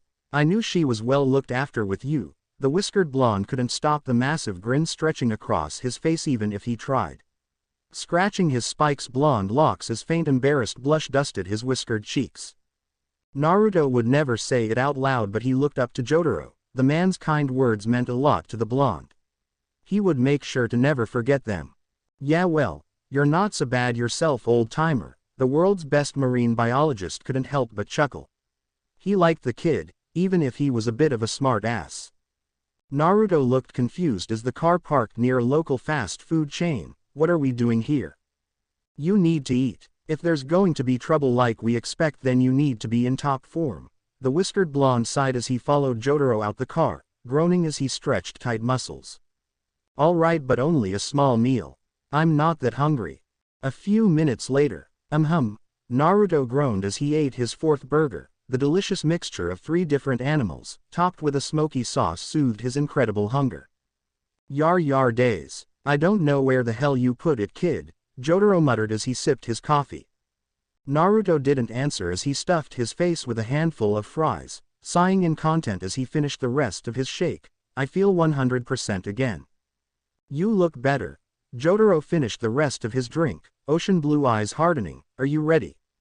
Naruto nodded as he stood next to the man, gold experience shimmering to existence, standing protectively by his side. I'm ready. The son of Dio working alongside his father's greatest enemy, the great-great-grandson of Jonathan Joestar. It was poetic. Naruto eyed the prison with disdain before glancing over to Jotaro. With a nod, the 2 stand users marched into the aquarium, ready to face anyone that stood in their way. Naruto felt himself growing anxious. The small disgusting room did little to ease the growing nerves. He wasn't sure what had him so concerned. Maybe it's because that prick Jongali was lingering around and could strike at any moment. Maybe it's because he hasn't seen Jolin in a while and he's scared of what she'll say when she sees him. Naruto's head snapped to attention when he heard the sound of footsteps. She was close. The guard, a misshapen blob of a man, entered the room. Sweaty, grime-covered face as he gave both stand users his version of an intimidating glare. You 2 better follow the rules or you'll find yourselves locked inside, alongside you little friend. You got that? Naruto clenched his fist, wanting nothing more than to crack the misshapen man's head open, but Jolin was so close. He couldn't allow his temper to get the best of him. We understand. The guard gave them a once-over before moving to the door, grumbling as the hunk metal slowly opened. FE40536, you may enter. Naruto could feel his heart in his throat. Each step seemed to take an eternity, but then he saw the familiar shade of blonde and black. Her face was shadowed by her hair. Jolin tensed. Slowly her hair parted, her lovely jade green eyes began to tear up. Naruto didn't know when he started to move. Honestly, if you asked, he couldn't remember what happened for those brief seconds. All he knows is that 1 second he was taking in Jolin for the first time in weeks, the next she's in his arms holding him tight. I've missed you so much. The whiskered blonde was quick to pull the distressed girl into a tight loving hug, pecking cheek as he rocked her back and forth. It's okay, I'm here. I told you I was coming to get you, Naruto whispered, cupping her cheeks with both hands, his thumbs brushing away her gentle tears. Jolin wrapped her cuffed hands around the back of boyfriend's neck, pulling him down into a deep loving kiss. Separating tearful jade met kind amber, lip trembling as she rested her head against Naruto's own, nuzzling into his warmth. I thought you left me. Never. Jotaro couldn't help but smile softly at the sight of the 2 lovers reunited. It was heartwarming to see them both so happy to be together again, but time was of the essence. Jolin, did you get the pendant I sent you? The dual-haired beauty separated from the whiskered blonde, staring at her father with a hint of surprise and confusion. Dad. The room grew awkward as father and daughter stared at one another. Family reunion. Yay, Naruto joked, trying to break the tension. Unfortunately, the amber-eyed teen was ignored. What are you doing here? Jolin asked her father, removing her cuffed hands from behind her lover's neck. I came to see you. Jotaro looked down at his daughter's hands, noticing her bandaged fingers. What happened to your hand? Jolin glanced at the guard, then back at her father. She could feel Naruto shaking with rage by her side. Oi, asshole, did you do this? The guard grinned at the amber-eyed blonde, yellow teeth shining in the room. So what if I did? She wasn't cooperating. I had to get a little violent. Naruto moved protectively in front of Jolin. Is that right? Yay. Wham. Blood splatter across the floor as Naruto broke the disgusting man's jaw. Touch my girlfriend again and I'll fucking kill you. Naruto, you can't do that. Jolin grabbed the whiskered blonde by his jacket, only now noticing that her hands were no longer cuffed. My cuffs. Don't worry about it, Jolin. We've come to get you out. The dual-haired girl frowned her brows in confusion. Get me out of here. We know you've been framed.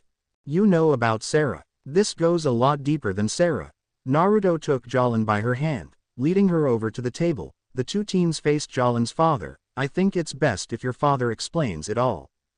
Jolin, it's time I told you everything. About our family. About Naruto's family. About me, Jotaro explained, a shimmering gold surrounding him as he summoned his stand. Turning green, Jolin's jaw dropped when she saw Naruto's own stand, leaning against him, staring at her with a hint of recognition. The dual-haired inmate could only sign as she summoned her own stand, muttering a quiet to herself, Yar Yar Dawa. Jolin couldn't help but study her boyfriend's stand. Fascinated by the golden sheen of its body, the strange feeling of life it seemed to be constantly exerting. The dual-haired beauty wasn't the only one fascinated by the stand. Stone-free as if borrowing off its mistress emotion, held a look of fondness for its fellow spirit. Gold Experience seemed to notice, quirking its head in a confused fashion. Jotaro could only watch in silent amusement. It seems that even their stands are drawn to one another. So these things are called stands, right? Jolin asked as she looked away from her boyfriend's spirit, turning to face her father, brows frowned in confusion. That's right. I got mine when I was 17, but I wasn't cut by the stone like you, Jotaro explained, watching calmly as his daughters digested all this new information. What about you? Naruto shrugged as he scratched his head in thought. I dunno. I guess I've always had gold experience with me, but I didn't bring it out until I was 8. The dual-haired beauty made a sound, bringing a hand to rub against her temples. And you inherited your stand from your father, Dio? Jolin asked as she glanced between her father and her boyfriend. Yeah, the power passed down through my father's bloodline, Naruto explained as his stand faded away. His fellow users followed suit. Drip. The tiny room was quiet, the only sound being the occasional dripping sound of water falling from the vent. Wow. Naruto couldn't help but chuckle, running his hand up and down Jolin's back in a soothing manner. It's a lot to take in. A lot is an understatement. Jolin's enchanting green eyes narrowed, turning to face her father with a scowl. So that's why you didn't like Naruto, all those years ago. Because who his father was. That's bullshit. Naruto tried to calm the brewing storm that was his girlfriend. Hey Jolin, calm down, that was years ago. That doesn't matter. It's still not fair. You're right. Both teens turned to face Jotaro in shock.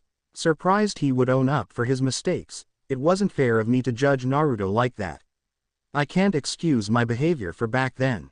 Quote. I'll always regret how I acted and I'll find a way to make up for it, but we have to focus about staying alive and getting you out of here. Jolin accepted her father's words, leaning into Naruto's side for comfort. He was right. She can't do this now. So you said something about a Jongali setting me up. Who is this guy and why? Drip. The whiskered blonde frowned, staring up at the vent with narrowed eyes. Something wasn't right, but what? Jotaro began to speak, stealing away Naruto's attention, an act of revenge. He's currently locked up in the men's section of the prison and he was a veteran but still an excellent sniper. They say he could nail his target though wind speeds of 20 meters per second. What's wrong with his eyes? Jolin asked as she gazed down at the photograph her father had brought in. He was what many women would consider a handsome man, a strong build from many years in the service. Long light blue hair that trailed down to his shoulder blades, but nothing stood out more than his eyes. A soft pale murky color. If you couldn't see much else of him, just his eyes, you would think that he was lifeless. According to an investigation, his cataracts have caused his vision to decrease considerably. And you're saying this is the guy that framed me? How? He had a few goons of his trail you and your friend Sarah, waiting for the opportunity to throw some random hitchhiker in front of the car. Everything from hiring the money-hungry lawyer, the judge that framed you and setting up that rich brat, all orders done by Jongali. Jolin couldn't speak, she couldn't do much of anything. It baffled her. Why Why would anyone go through this much trouble? What did her family do to deserve such animosity? Jolin had to know. Why? What could we have done to deserve this?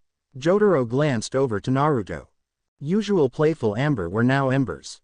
The whiskered blonde couldn't do much else but give a nod. He understood. She had to know.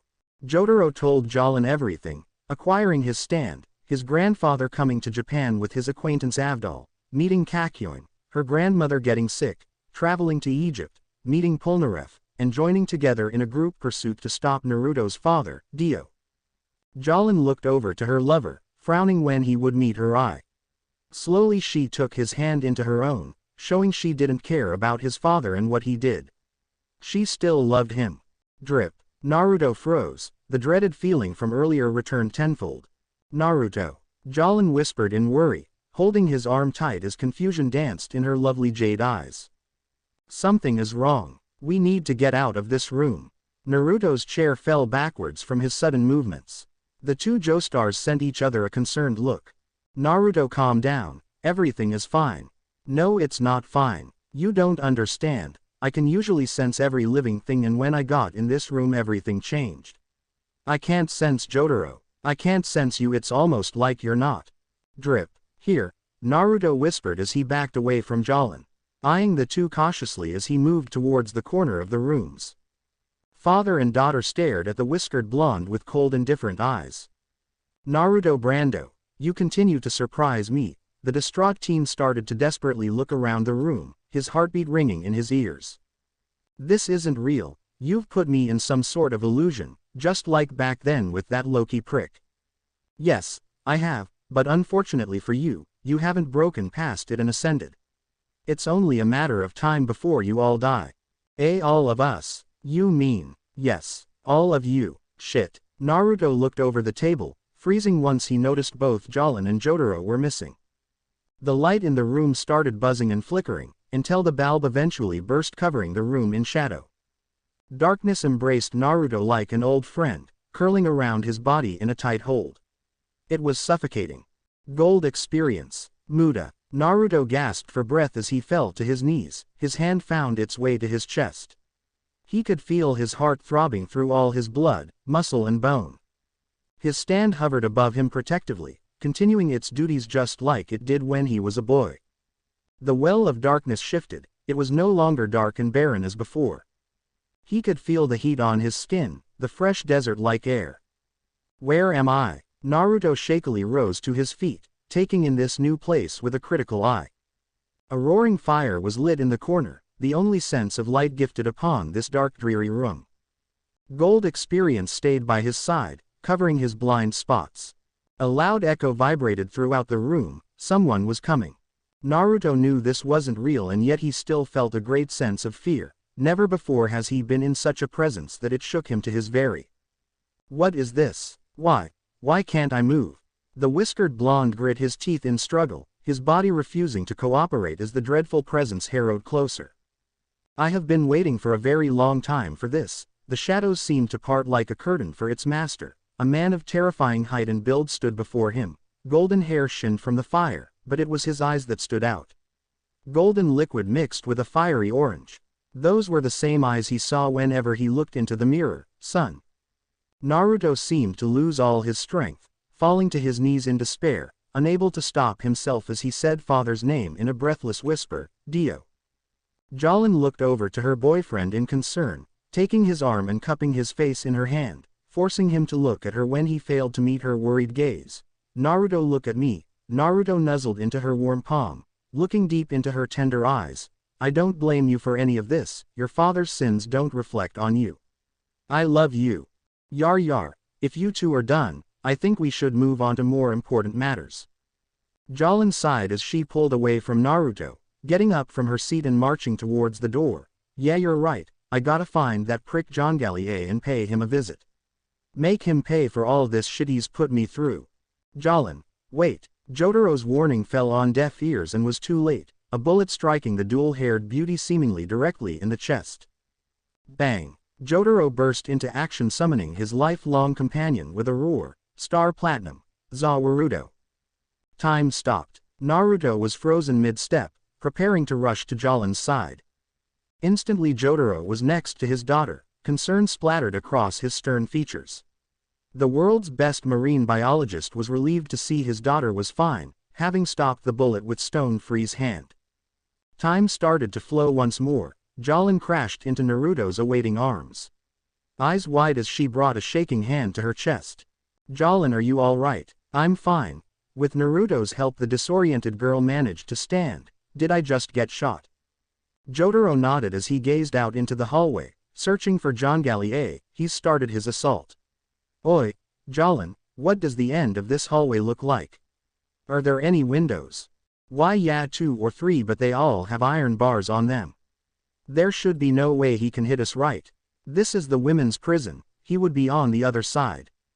Naruto hummed in though as he pressed his back against the wall. The only way that would be possible is if he had a stand. Jolin cursed as she moved to stand next to her father. "Shit, this guy too."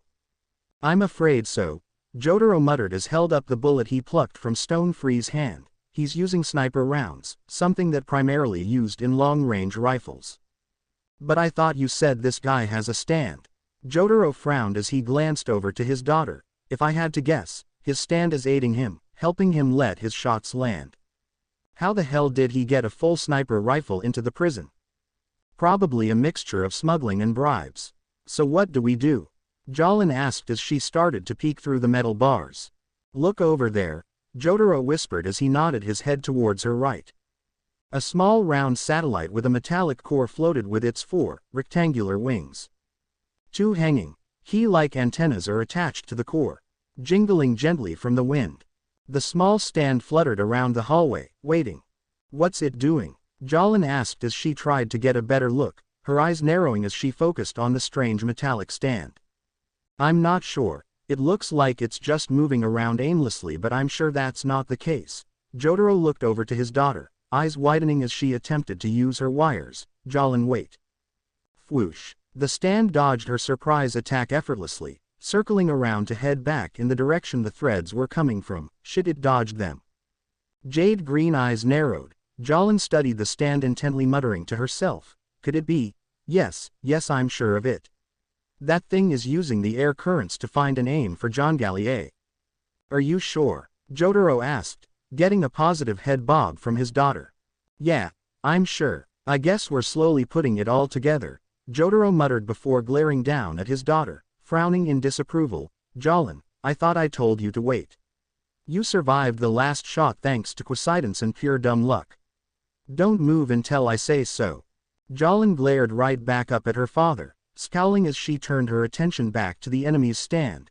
"Don't speak to me like I'm a child, I know what I'm doing."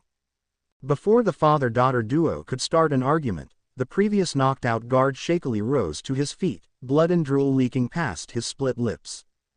Crazed eyes focus on the stand users. Going to his belt, the robust man started waving his baton wildly. "You little fuck. Look what you did to my face. I'll make you pay. I'll make you all pay." John Galley's stand rushed through the air, the shift in the winds guiding it to its enemy's location. "Stop. You're gonna get us all killed, you fucking idiot." Naruto tried to warn the guard, moving towards the stumbling man to stop him or knock him out. Whichever was easiest. "Naruto, stop." Bang. Jotaro shoved the whiskered blonde out of the way, taking the bullet meant for Naruto. It pierced through his shoulder in a clean and quick shot. Jolin caught her father before he could stumble to the ground, holding him tight as she brought them both to lean against the wall. The consequences of the guard's foolish actions ended his life. A decent-sized hole rested between his brows. No bigger than the size of your average coin. Naruto was instantly on his feet, crouching by the wounded man's side. "Jotaro, I'm sorry." Jotaro grunted as he kept pressure on his wound, grimacing in pain. "It's fine, kid, that guard was going to get himself killed anyway. Better him than you." A golden energy surrounded Naruto's hand, slowly transferring into the wounded man's body. The wound slowly started to stitch close, flesh generating at an astounding rate. Jotaro sighed as his bullet wound was gone, not even an inkling of a scar remained. The trio froze as John Gallier's stand floated in the room, twisting its body around a full 360 degrees as it hunted for its enemies. The world's best marine biologist grunted as he stood tall, eyeing the floating satellite with a frown. Don't move, don't even raise your voice. If what you said is true, Jolin, and he's able to read the airflow with that thing, it will react to sudden or rash movements. Hell, it might even react to a sudden change in our breathing. Jolin growled under her breath, jade eyes narrowing as her clever mind tried to think of a solution, but that doesn't explain how his shoots are landing. That stand is sort of like a satellite, a snipping satellite. He aims his rifle at that thing and probably has it redirect the bullets, the whiskered blonde explained. The dual-haired beauty looked over to her boyfriend with a quirked brow. Probably. Naruto shrugged with a grin, shifting his amber-colored eyes back to the small danger, dancing in the wind. That bastard is on the men's side of the prison, right? How do we beat this prick without getting a bullet to the head? Jotaro pondered his daughter's question. Multiple scenarios running through the world's best marine biologist mind. As you know, any damage done to a stand is reflected onto the user. We just have to find a way to smash it to pieces, but that's easier said than done. The three stand users found themselves stuck between a rock and a hard place, or so it would seem. Jolin eyed the floating satellite with a cocky smirk, aiming her pointer at the small stand. A thin piece of wire cut through the air, missing the small satellite by inches.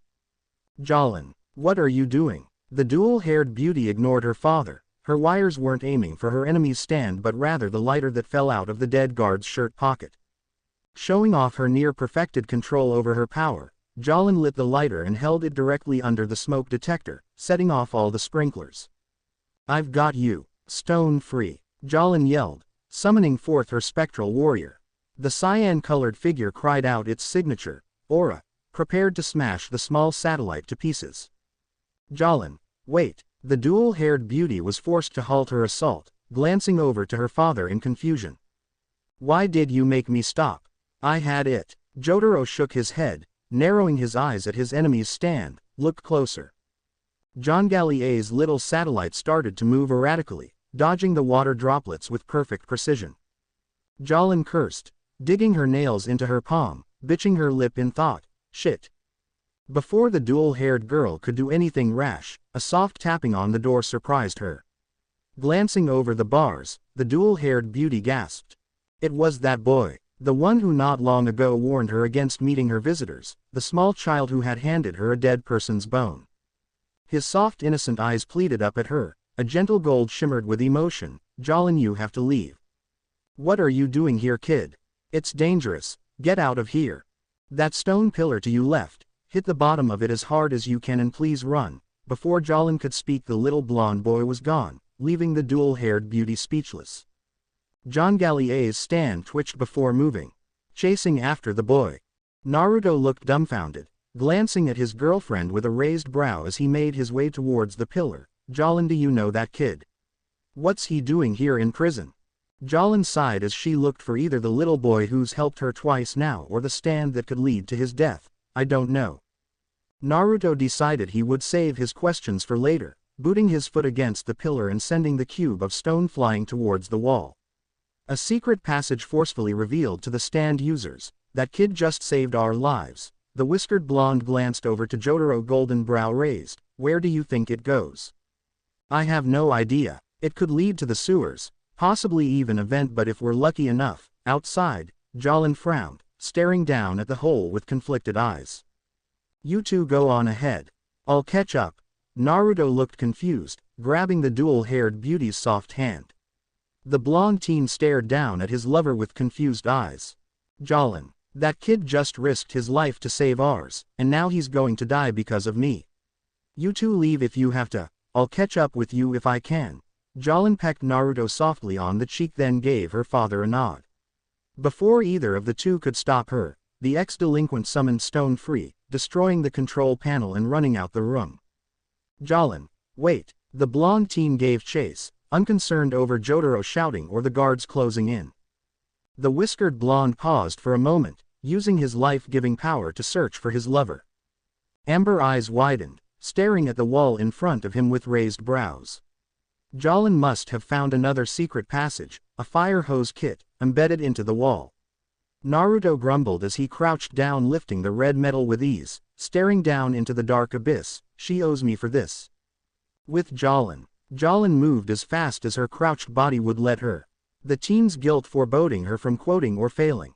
Knowing that boy life rested in her palm. Jade-eyed girl almost sighed in relief, the edge of the tunnel crept ever closer. She could faintly see a gray-dark room filled with metal pipes.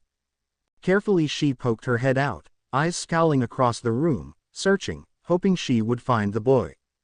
"Come on kid, where are you?" Jalen's eyes widened when she spotted him crawling on his hands and knees, twisting his tiny body to fit through the maze of tubes. "Found you." Worried golden eyes looked to the left then the right. Adjusting his small baseball cap, he moved quickly across the room toward the largest pipe of them all. A hole was cut into the metal, big enough for the little lad to make his way through. Running water occasionally splashed out of the makeshift hole. "You clever little bastard. Using the confined space and water to hide your air current is genius. Let's hope you have as much luck as you are smart kid." The dual-haired teen cheered in her head, her grip on a random pipe too tight, accidentally breaking it. The brief distraction was all Jongalia needed as the blind man's stand fluttered into the room. Jalen wanted to say the kid escaped, that the sniper failed, but if she did, she would be lying. Bang, bang, bang, bang. 4 quick shots knocked out the screws and the bolts. The pipe collapsed, water sprayed across the floor. The little boy sat frozen, shaking scared eyes stared up at the hover stand. No, there's no way he could have made that shot. How did he do that? Jalen screamed inside her head, without a second thought or any concerns for herself leapt towards the satellite, stone free. Thwish. A large net made of her wires started to entrap the stand. It was instantaneous. Before the dual-haired beauty could do anything, the blue satellite twisted around so it was facing Jalen. Bang! The bullet reflected off its wing, curving through the air towards Jalen's skull. There was no noise, no movement other than the tiny ruble trickling down the bullet hole inches away from the dual-haired teen's head. I guess my father was right. Pure dumb luck. Gas had started to fill the room. The pip Jalen broke from earlier, pumping it out at an astonishing rate. If I hadn't broken that pipe, I'd be dead right now. While I hated going, I can't say high school science didn't just save my life. Gas is lightweight, and when it accumulates around one area it makes a completely different airflow. Now that blind prick is even blinded. I've got you, Jongalia. Jalen roared as her wires tighter around the enemy stand, forcefully bringing it toward the dual-haired beauty, stone free. The cyan specter roared to life, striking with enough force to nearly shatter the satellite to pieces. Jalen watched in satisfaction as the stand crumbled to the ground. She hoped she cracked the bastard's skull open. Using her grip on the pipe, the dual-haired beauty used it to slide down, wincing as she sliced her hand open. Shit. The boy she had been so desperate to save slowly crept from behind his cover. A hat that was almost too big resting atop his puffy hair, shielding his eyes. Are you okay? I'm the one that should be asking you that. Jalen crouched down till she was eye level with the kid, checking him over for any wounds. Once she was satisfied she could help but ask the one question that's been on her mind ever since he warned her and tried to help her escape. Who are you and why do you keep helping me? Before the little lad could utter a word, Naruto followed by Jotaro jumped from the manhole Jalen crawled through. Jalen. You all right? The dual-haired beauty couldn't help but smile at her concerned boyfriend, crocking a hip with an amused smile and raised brow. Why wouldn't I? I'm not exactly a damsel in distress, you know. Naruto couldn't help but blush, scratching the back of his head in embarrassment. I know, but I can't help but worry about you. Jalen couldn't help but giggle as she pecked his whiskered cheek. You're sweet. Jotaro walked up to his daughter, adjusting his cap as he smiled in pride. Good job, Jalen. The ex-delinquent stared up at her father in pride. A faint dusting of pink spread across her cheeks as she averted her eyes, embarrassed by her father's compliment. Thanks, Dad. It was unfortunate as the happy moment didn't last. A shift in the shadows caught Jalen's eye. Through the water reflection on the floor it was revealed to be Jongalia, hiding behind a corner waiting to strike. We gotta move now. Naruto frowned in confusion as the dual-haired beauty dragged him behind a large pipe for cover. Jalen, what's the matter? The whiskered blonde asked the distressed girl. It's Jongalia. He's here and he's right around that corner. Dad, you have to get out of the way. Jotaro frowned, looking in the direction Jalen was pointing. Jalen, that's impossible. John Gallia fired from the men's side of the prison. That's over 300 meters away. Not only that, but the man is blind. How would he make it here so fast? I don't know, but you have to believe me. The dual-haired girl struggled to find her words, glancing over to her boyfriend for help. Naruto, you believe me, right? It's not completely unreasonable to say he has an ally who could have moved him, Jotaro. I think we should trust Jolin. Jolin smiled, thankful that Naruto was always by her side. However, her jade green eyes caught something moving in the shadow again, this time above her father. No way, Dad, move. He's in the crawl space above you. Jotaro, however, didn't move, instead brought forth his stand star platinum. The mountain of pure muscle followed its master's command, striking a part of the wall housing wires. A series of sparks started flicker and flare. I trust you, Jolin. The sparks reached high enough to scrape against the open crawl space. Boom. The room shook from the explosion. The crawl space was consumed by flames. A scorched body fell and broke apart against the wet floor. Did we do it? Is he dead? Naruto. Yeah, he's dead. Jolin sighed in relief, turning to face the little boy who was so close to dying, only to find the lad gone. Kid. Hey kid, it's safe now, you can come out. There was no answer. The child she had risked her life for was gone.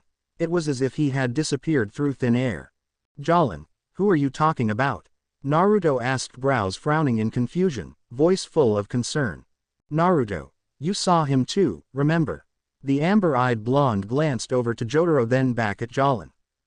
Jolin, I haven't seen any kids. What? No, Jolin whispered, eyes shining with confusion. Dainty fingers started to rub at her temple, hoping to soothe the fierce headache that started to grow. The dual-haired beauty took a step away from Naruto, the water sloshing with every step until her boot bumped into what she thought was John Gallier's smoking remains, but it wasn't the sniper. It was the guards. Wake up, Naruto. Jolin looked over to her boyfriend, but he was gone. So was her father. You need to wake up. The dual-haired beauty started to hyperventilate, cringing as it looked like the walls were closing in. A tight grip held her throat by an arm of shadow. It looked like Jolin was going to be swallowed whole by the darkness, taking her to a pit of nothingness. Then it struck, a golden beam of light entrapped her form. She could hear him, the love and desperation in his voice as he called for her. Jolyne. A newfound strength brought forth his unbreakable will. Naruto glared up at his father, gold experience by his side. Dio's sinister smile remained in place, but in the orange hell inferno that was his eye, there was something lingering. Pride for his spawn. Look at you, my boy, my heir. Faster than Naruto could react, the mountain of pure muscle had cupped his face, black nails digging into his whiskered cheeks. My child. Gold experience knocked away his father's hands, giving the amber-eyed blonde enough time to move, jumping back to give himself distance. Naruto grit his teeth, blood was rushing to his ears. From the smile on his father's face, the vampiric man knew Naruto's heart was racing in a mixture of fear and apprehension. Damn, I can't seem to shake off whatever is wrong with me. Why am I so afraid? I'm quite impressed with you, son. Naruto's amber-colored eyes shone with confusion at his father's words. Nothing in life has ever been easy for our family. Unlike the Joestars, we must fight to survive, to become more than everyone else. Just look at you now, already a man with a powerful stand. Pride shone in those sinful eyes of his, for both his son and himself. Naruto wasn't sure what to say. It was strange. His father was standing right in front of him, real or not, saying all these things, and yet the whiskered blonde didn't know how to take it. You. Dio smirked as he leaned forward, sinful eyes shining with a playfulness most parents share with their children. But you are not strong as me, Dio. Wham! Naruto coughed up blood as he started up at his father's stand. The world. The great specter's first was buried in his stomach, sending the blonde flying. Gold experience cushioned his blow. The amber-eyed blonde could only stare in shock, watching in fear as his father approached slowly. A humanoid stand followed swiftly behind him, carrying a large and intimidating build, bearing a striking resemblance to Dio. However, like most stands, it was what man would consider bizarre looking. Gray skin that was lavished by gold, starting from its headpiece covering its face to the end of its nose, slanting at a steep angle from the base of its forehead to a peak. Twin diving cylinders sprouted from its back, connecting via short, twin rigid cables to the rear of its mask. The back of both its hands bears the shape of a clock face, greatly foreshadowing its impressive power shared with Star Platinum. Naruto knew this and got back up on his feet, cradling his stomach as Gold Experience stood protectively in front of him. "Oh, you still wish to fight?" Dio asked as he got closer, a golden energy surging around the vampiric man. Naruto soon followed his father, a shimmering aura surrounding his injured form. "If you think getting a lucky punch in is going to stop me, then you're dead wrong." Gold Experience. The whiskered blonde stand charged forward, fist brought back as it cried out aloud, "Muda!" Dio re-attacked with a swiftness that could only be matched by someone like Jotaro, slapping aside the blow with ease. The whiskered blonde grunted as he found himself pinned to the wall by the back of the world's arm. Naruto growled as he struggled to get free, aggressively clawing at the specter's arm. The son could do nothing as his father crept close, eyes glowing in the darkness. "You truly are my son, aren't you?" Dio mused to himself. "If only you weren't held back by that accursed Joestar family." Naruto growled, venomously glaring at his father, "Leave them out of this." "Oh," the vampire mused, slapping his son softly across the cheek, "you'll stop me, will you?" "I will," Naruto promised. Dio scowled, staring down at his child with disappointment. "Tch. Such talents wasted, all because you can't let go of the little Joestar whore." Naruto snapped, fighting harder against the world's tight hold. "Don't call her that. If only you could see what I could see. Be more than what you are," Dio whispered, grinning sadistically. The vampiric father cupped his son's jaw, jerking it to the right. "Would you like to see their future?" The room began to shift, walls crumbled, the ground cracked, everything started to change, until that broken section turned. "Stop it." Dio grinned as his nails started to dig into Naruto's skin. "Look at them." "No, you will look at them," Dio roared, his inferno-like eyes shining with fury. Naruto grit his teeth, against his own will his eyes opened to a sight that would forever haunt him. His mentor Jotaro lay dead on the ground, bathed in blood, face shadowed by his cap. It nearly killed the whiskered blonde to see his friend in such a state. But what came next broke his heart. His beautiful Jolin was dead.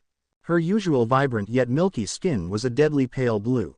Dual-covered locks lost their smooth and silky shine. Her eyes, those lovely jade green eyes that he always adored, were now faded, and dull, yet tears still faintly remained, sliding down her cold cheek in a single trail. Naruto stilted when he saw the blood, her chest carved open with a knife. Her heart was missing.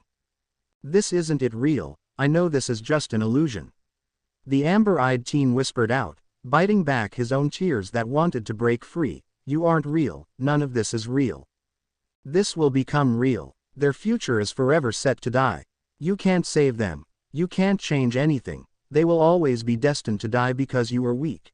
Naruto's hair shadowed his eyes. The only sign he was still listening was the occasional twitch of his whiskered cheek. "You are useless." Useless. The whiskered teen's teeth started to grind together, nails digging tightly into his palm, amber-colored shinned with a sudden burst of power and rage. "Back then I made a vow. A vow that I would never be useless again, I promised. And I will always keep my promise. I refuse to lose them." Dio. Naruto's roar of rage surprised even his father, the blonde taken over by a newfound energy, his eyes glowing with power. Gold Experience. Gold Experience landed a heavy hamster against the world, its signature cry fueled with its master's anger. "Muda." "Oi, Dio," Naruto muttered, slightly hunched as a golden aura surrounded him in a fiery embrace. "You say this is my future, I say you're full of shit. I don't care if I have to fight the strongest stand user in the world, I will never allow that to happen, because I promise on my life that I will never let them die." Gold Experience struck the world with all its strength and ferocity. "Muda. Muda. Muda. Muda. Muda. Muda. Muda. Muda. Muda.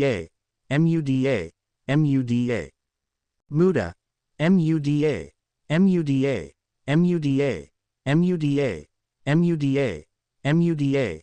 Muda. MUDA, MUDA. Thin cracks started to appear throughout the illusionary world, beams of light ripping apart the shadows like hot knives. Dio laughed like a madman as his body was riddled with bone-shattering blows. Gold experience bellowed out with every punch. Muda. MUDA. MUDA. MUDA. MUDA. MUDA. MUDA. MUDA. MUDA. MUDA.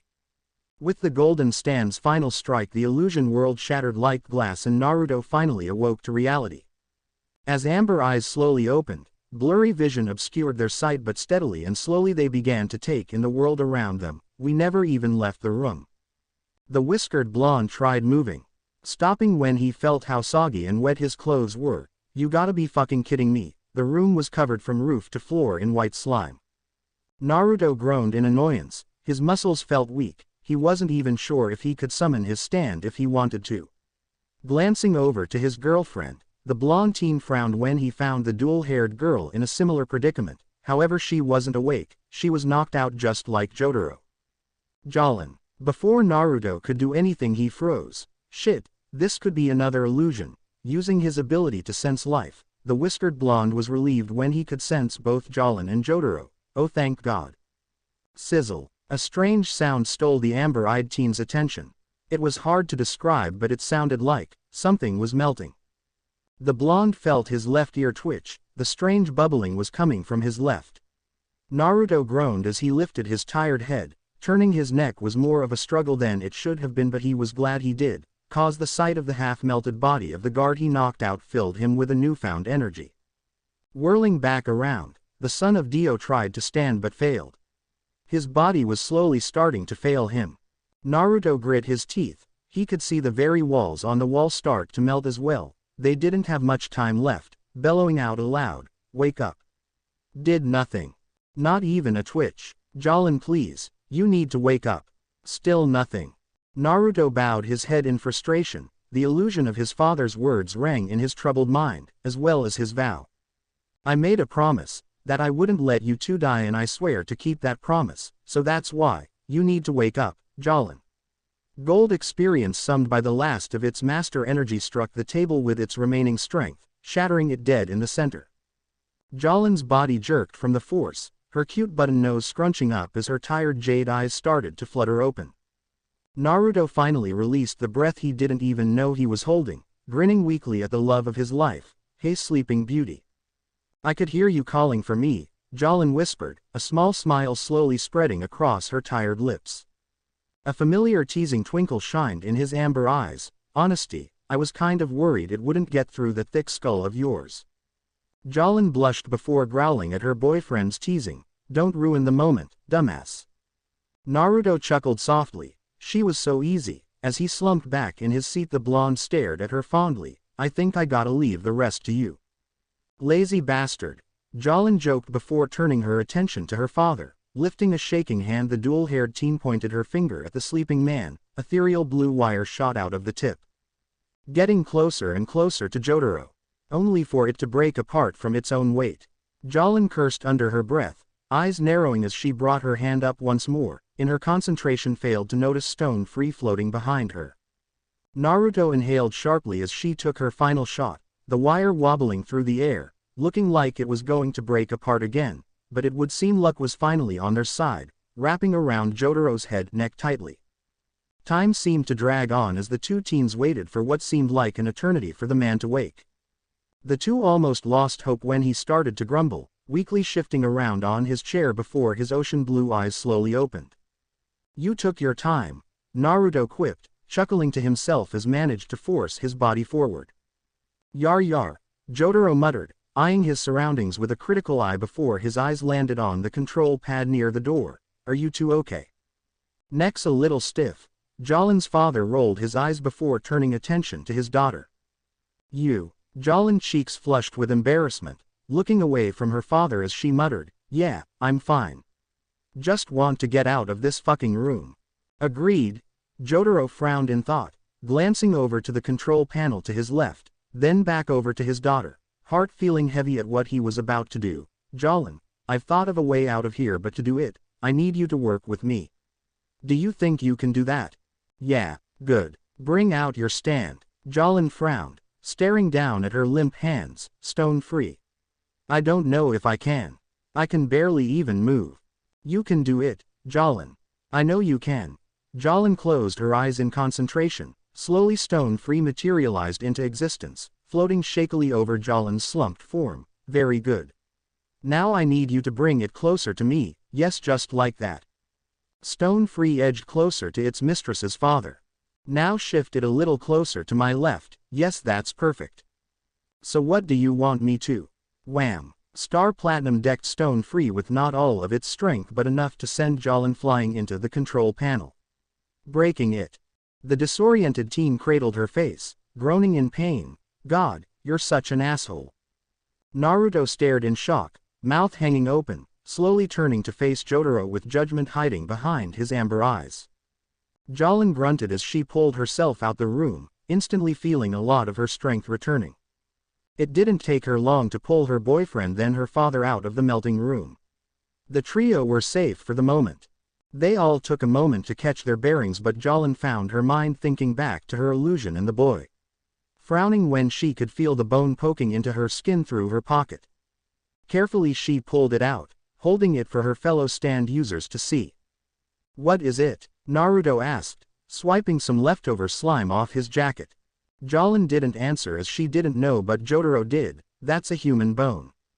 What? It looks like it was part of the pelvis, the sacrum if I remember right. Female. Can you tell how she died? I'm not sure but from what I can see from the damage done to the bone, acid, they all had a singular shared thought. The white goop that had been over them could have possibly killed this woman but they couldn't be sure. Before they could make a move, sirens started blaring, startling the trio. Shit. Code 909, Security Level 4, Security Alarm activated in Visitation Room, I repeat Code 909. Jotaro muttered under his breath as he turned towards the two teens. We got to move, Jolin, do you have the charm? Jolin searched through her pockets before pulling out a very familiar golden pendant. Why, what's it going to do? Trust me, it's more important than it looks. Don't lose it. The dual-haired beauty frowned, staring down at the golden trinket in her palm before looking up at her father with a nod. Good. Let's get out of here. The group was tense as they could hear the stomping of a platoon of guards. Naruto had taken front and center of the trio, his life sensing practically invulnerable at this point. The sounds of boots hitting the ground grew closer. Quickly the trio hid behind a wall, dodging the wave of men running towards the visitation area. Jolin glanced up to her father. Hey, how the hell do you plan to get us out of this place anyway? The teen watched as her father reached into his coat, pulling out an expertly detailed map of the prison. Our goal is a window at a western wall. The window faces out towards the shore. From there we'll escape via submarine. Naruto whirled around to face Jotaro, eyes shining with excitement. We have a submarine. No, the Speedwagon Foundation has a submarine, we just get to use it sometimes. Why didn't I know about this? The whiskered blonde demanded as he glared up at Jotaro with a twitching brow. Because we knew you would touch it. Jolin couldn't help but ask, what the hell is the Speedwagon Foundation? The two male stand users glanced at one another then back at the dual-haired beauty. The Speedwagon Foundation is a center that works in multiple fields, ranging from medical to environmental research, Jotaro explained before glancing over to the blonde whiskered teen. Naruto handles a completely different branch. The supernatural, usually things that involve stands and their users. Jolin had stars in her eyes, staring at her boyfriend in awe. Wow, so wait. Does that make you some kind of bounty hunter or something? Naruto could help but chuckle, scratching his cheek as he turned to look out for guards. Something like that. How long have you been doing this? Putting yourself in danger? Jolin asked, frustration and worry clear in her voice. That previous awe, gone. A while. And how come you never told me? Naruto said weakly, glancing over to Jotaro for help but the father ignored the blonde, walking past the two. Jolin narrowed her dangerous jade eyes as she poked Naruto in the chest. We are going to talk about this when we get out of here. Naruto made to follow the Joestars but stopped. He was sure he could sense something. It was trailing them, or he at least thought so. Could it be the kid Jolin was talking about? The whiskered blonde didn't have much time to think about it. distracted by star platinum folding the bottom of a barred gate like it was nothing.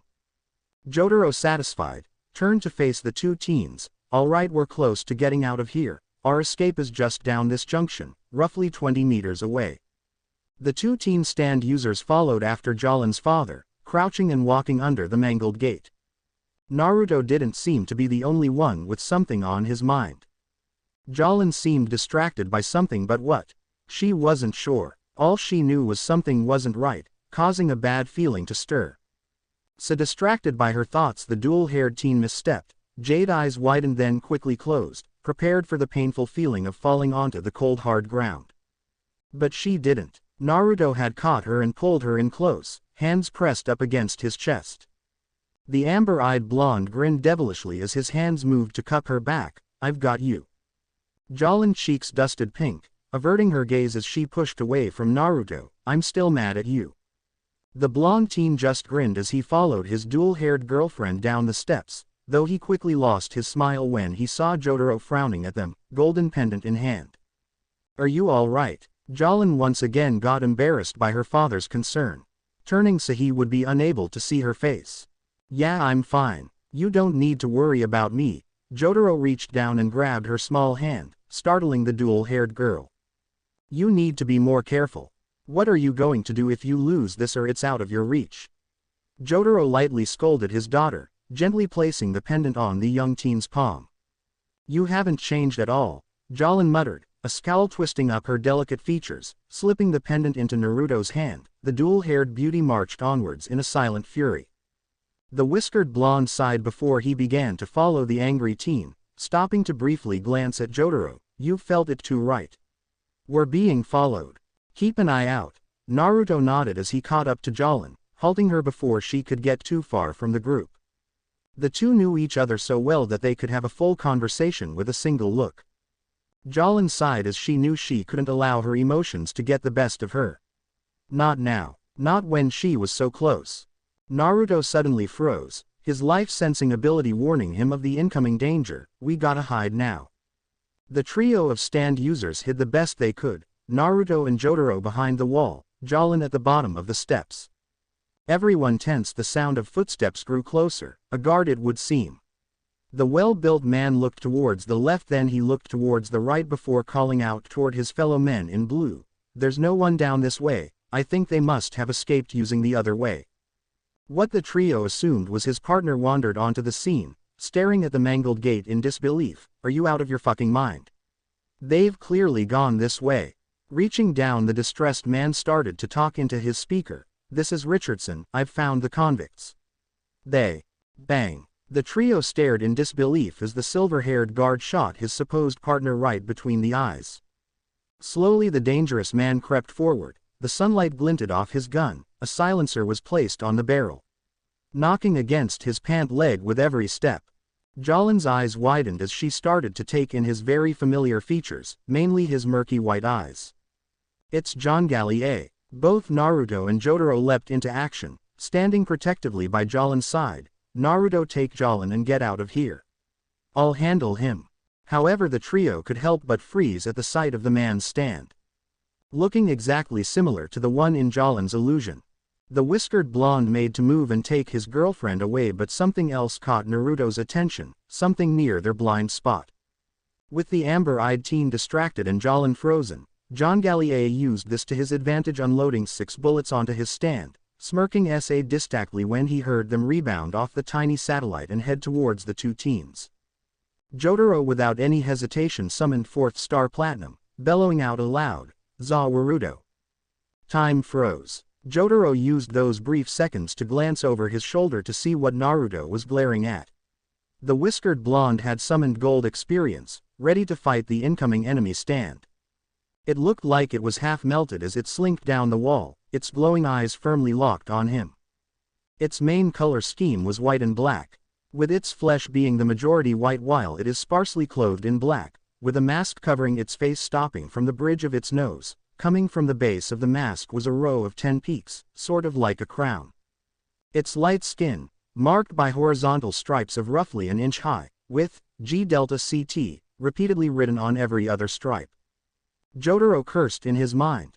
This must be the one that trapped us in the illusion. It even had the gall to show us John Gallia's stand. They've been preparing for this moment. Jalin's father glanced over towards his daughter, then back at Naruto. I know if you could talk you'd tell me to save Jalin. Please hold it off as long as you can, Naruto, she's going to need you. Without any hesitation he threw himself in front of his daughter, knocking the frozen girl out of the way. Time flowed once more. Star Platinum easily destroyed the bullets with its punches, leaving Naruto to deal with the enemy stand, but it wasn't there to fight. Not today at least. Slipping past the surprised blonde and heading straight for Jotaro. Oh oi, Jotaro. It was too late. Glowing iris that looked like it was melting, just like the rest of its body, stared deep into ocean blue. I have been waiting for this day for such a long time. A shame you were always one step behind, Jotaro Kujo. Swipe. The strange stand swiped its hand across Jotaro's face. The strongest of the Joestar bloodline was left frozen, unable to do anything, even breath, as his body started to change. A large cut split open across his face, a silver disc ejected from the wound, followed by another near the top of his head. After all these years, I finally have what I've always wanted, from Jotaro the invincible stand user. The stand smirked sadistically as it swiped the two discs. Its melting eyes glanced over to Naruto. Beware the power of Whitesnake. Get back here. The amber-eyed blonde roared as he tried to give chase, but Whitesnake slipped away with a mocking smirk. We'll meet again soon, Naruto Brando. Naruto growled in frustration as the stand slipped away, but he couldn't leave Jalin or Jotaro. Turning around to see John Gallier fire a new barrage of bullets. Stone Free came to Jalin's protection, battering away any bullet that strayed close. Jotaro didn't move. He couldn't act at this crucial moment. The bullets ripped through his body, spraying blood onto the walls and floor. Jotaro. Naruto rushed to the falling man's side, dragging him back behind the wall. Jalin gasped when she saw the blood. Instantly on her feet and crouching next to her wounded father, cupping his face, Dad. John Gallier was forgotten for the moment. Jalin was too focused on her injured father. Just hold on, we're nearly there, all right. Just hold on. Jotaro just smiled sadly, a thin trail of blood escaping past his parted lips. You go on without me. I'll catch up. Naruto started to heal his mentor, eyes shimmering with emotion. Shut up, you idiot. Don't think we'd leave you at the end when we're so close. Jotaro grunted as slowly each one of his bullet holes began to heal. The pain was keeping him awake. Looking up into his distraught daughter's eyes, he couldn't help but think how lovely they looked. She has her mother's eyes. Reaching out, the strongest Joestar took his daughter's hand. Jalin, do you still have the pendant? Jalin nodded as her shaking hands reached down, pulling the small of gold trinket out of her pocket. I've got it right here. There's a GPS signal in the pendant. The submarine is home to it. It'll find you no matter where you are, and the Speedwagon Foundation will help you. Sorrow-filled jade eyes widened, finally understanding why her father wanted to have the small golden little trinket and why he was so adamant she take care of it. You two go to the beach, the submarine will come and collect you. We're not leaving you. Naruto is going to fix you. Now stop saying this nonsense and get your ass moving. Jalin barked as her eyes started to brim with tears. Jotaro looked over to Naruto, gripping the blonde's arm tight once he finished healing the battered man. Naruto, please look after Jalin. Promise me. Amber eyes teared, blinking them away for the moment. Those kind orange flames hardened. I promise. Before anything else could be done, John Gallia stepped into frame, an arrogant smirk on his lips as he stared down his enemies, guided by the air currents. I've got you, Joestars. You will pay for taking my lord away from me. Bang, bang, bang, bang. John Gallia emptied the rest of his clip, expecting for the Joestars to be riddled with holes, dying at his feet. What John Gallia didn't know was that Jalin had guided all his bullets to miss. Her wires had crept along the floor, creeping up the man's body and into his gun. What? How are you still alive? Thwip. John Gallia gasped as the wires dug into his skin, binding him tight. Blood trickled to the ground from his new cuts. Jalin, followed by Naruto, turned to face the sniper, glaring at the blind man shrouded in a combined golden aura, so powerful, so vast that it struck an endless fear into the man. Dual-haired beauty leaned against the amber-eyed blonde, their stands floated behind, glaring down at Jongalia like judgeful gods. "Jongalia, you're done," Jolyon called out, making sure her wires held the man right. Hoping each thread would dig deeper and deeper into his pale skin. You are the worst of all. How could you betray your father like this?" The blind man roared, spittle flying from his mouth, managing to glare at Naruto without the aid of his stand. The whiskered blonde scoffed as he stared down the sniper like a man would a bug. "I've never had a father. I'll be the first one to admit that, but I do know what it feels like," Naruto muttered, his inferno eyes glowing angrily with power, "and you'll pay for trying to take that from us." At that moment Jongalia could see. He could see his lord. He could see Dio residing within his son. Stone Free and Gold Experience attacked in sync, each blow carrying the will, the fury and strength of their users. Aura Muda. Aura Muda. Aura Muda. Aura Muda. Aura Muda. Aura Muda. Aura Muda. Aura Muda. Aura Muda. Aura Muda. Aura Muda. Aura Muda. Aura Muda. Aura Muda. Aura Muda. Aura Muda. Naruto's power infused into the man's body. Time slowed down to a crawl, his consciousness speeding up to the point of having an out-of-body experience. Forced to watch and feel every bone-shattering strike, forced to feel agony for what felt like an eternity. The pain grew to excruciating heights. Soon his body started to give out on him. Starting with his heart and ending with his brain. Jongalia was finally dead. The two teens struggled through the sand, moving towards the drop-off site Jotaro had told them to go. Naruto had his right arm slung over his shoulder, Jolyon his left. It was quiet as the two carried her father, unable to speak. Naruto wasn't sure what he could say or do. He felt numb. His father's cruel words lingered on the mind. He had sworn he would protect them both, and yet he was failing. "No, I won't let that happen. I've healed all his wounds. We just need to get him to a submarine and have a doctor look at him." Naruto tried to reason with himself. The whiskered blonde couldn't help but glance over to Jolyon. His heart ached at her red eyes, the way her hands held on tightly to Jotaro. "We're nearly there," the amber-eyed teen promised, but she didn't speak. Just nod as held onto her father tighter. Gently they laid Jotaro's limp body on the softer part of the ground, staring into the ever-vast ocean that surrounded their world. "Where are you?" Naruto whispered, unable to spot their only hope of getting away. Naruto. Whirling around, the blonde froze at the sight of Jolyon shaking her father. "He's not breathing." Nearly tripping over his own feet, Naruto rushed to his girlfriend's side. Resting his ear against Jotaro's barrel of a chest. "His heart isn't beating. Jolyon, I need you tell me if he starts breathing." Stealing his resolve, the amber-eyed blonde started to rhythmically pump his enclosed hands, hoping to restart the dying man's heart. "Come on, you bastard. I know you're stronger than this," Naruto whispered out, gritting his teeth in frustration. "Jolyon."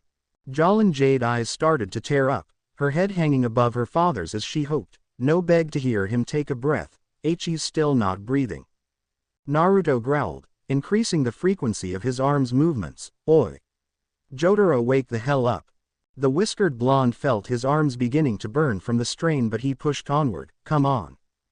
Jolyon slowly lifted her head, staring at the struggling blonde. "Naruto." Gold Experience. The golden stand came forth at its master's command, placing its hand on Jotaro's chest, filling it with life energy. Only for its ability to have no effect. "Naruto." Jolyon sobbed out her boyfriend's name. "Jolyon, I can save him. He's okay. He's okay. I can save him." Naruto's voice broke, bowing his head in shame and failure. Jolyon openly wept as she rested her father's head on her lap, gently brushing his hair back, whispering, "I'm sorry, I never got to tell you this, but I love you, Dad." The two teens continued to sit there grieving over a mentor and a father, unmoving as the sound of men with guns and barking dogs grew near. Where did it all go so wrong? They were so close. Thoughts such as these, seemingly stuck on replay, refusing to leave the whiskered blonde's troubled mind. Ever since Naruto and Jolyon had willingly given themselves up, he couldn't help but wonder if they had made a mistake. The amber-eyed teen could only be thankful that he was sent to Green Dolphin Street Prison, acquiring 5 years while his dual-haired girlfriend got another 5 also to her 15-year sentence. Hey, Naruto, amber-colored eyes glanced over to the left of his bunk. His snowy white hair was quite unmissable, held together in a single messy bun. I'm going down to get a bite to eat. You wanna come? Naruto groaned, scratching the back of his head with a sigh. His new roommate, Damien Ghostmane, was not like he expected. He was just a regular guy. Polite but not a pushover. Nah, I'm good, Damien. You go on. His fellow teen nodded, waving over his shoulder as he left the whiskered blonde to his thoughts.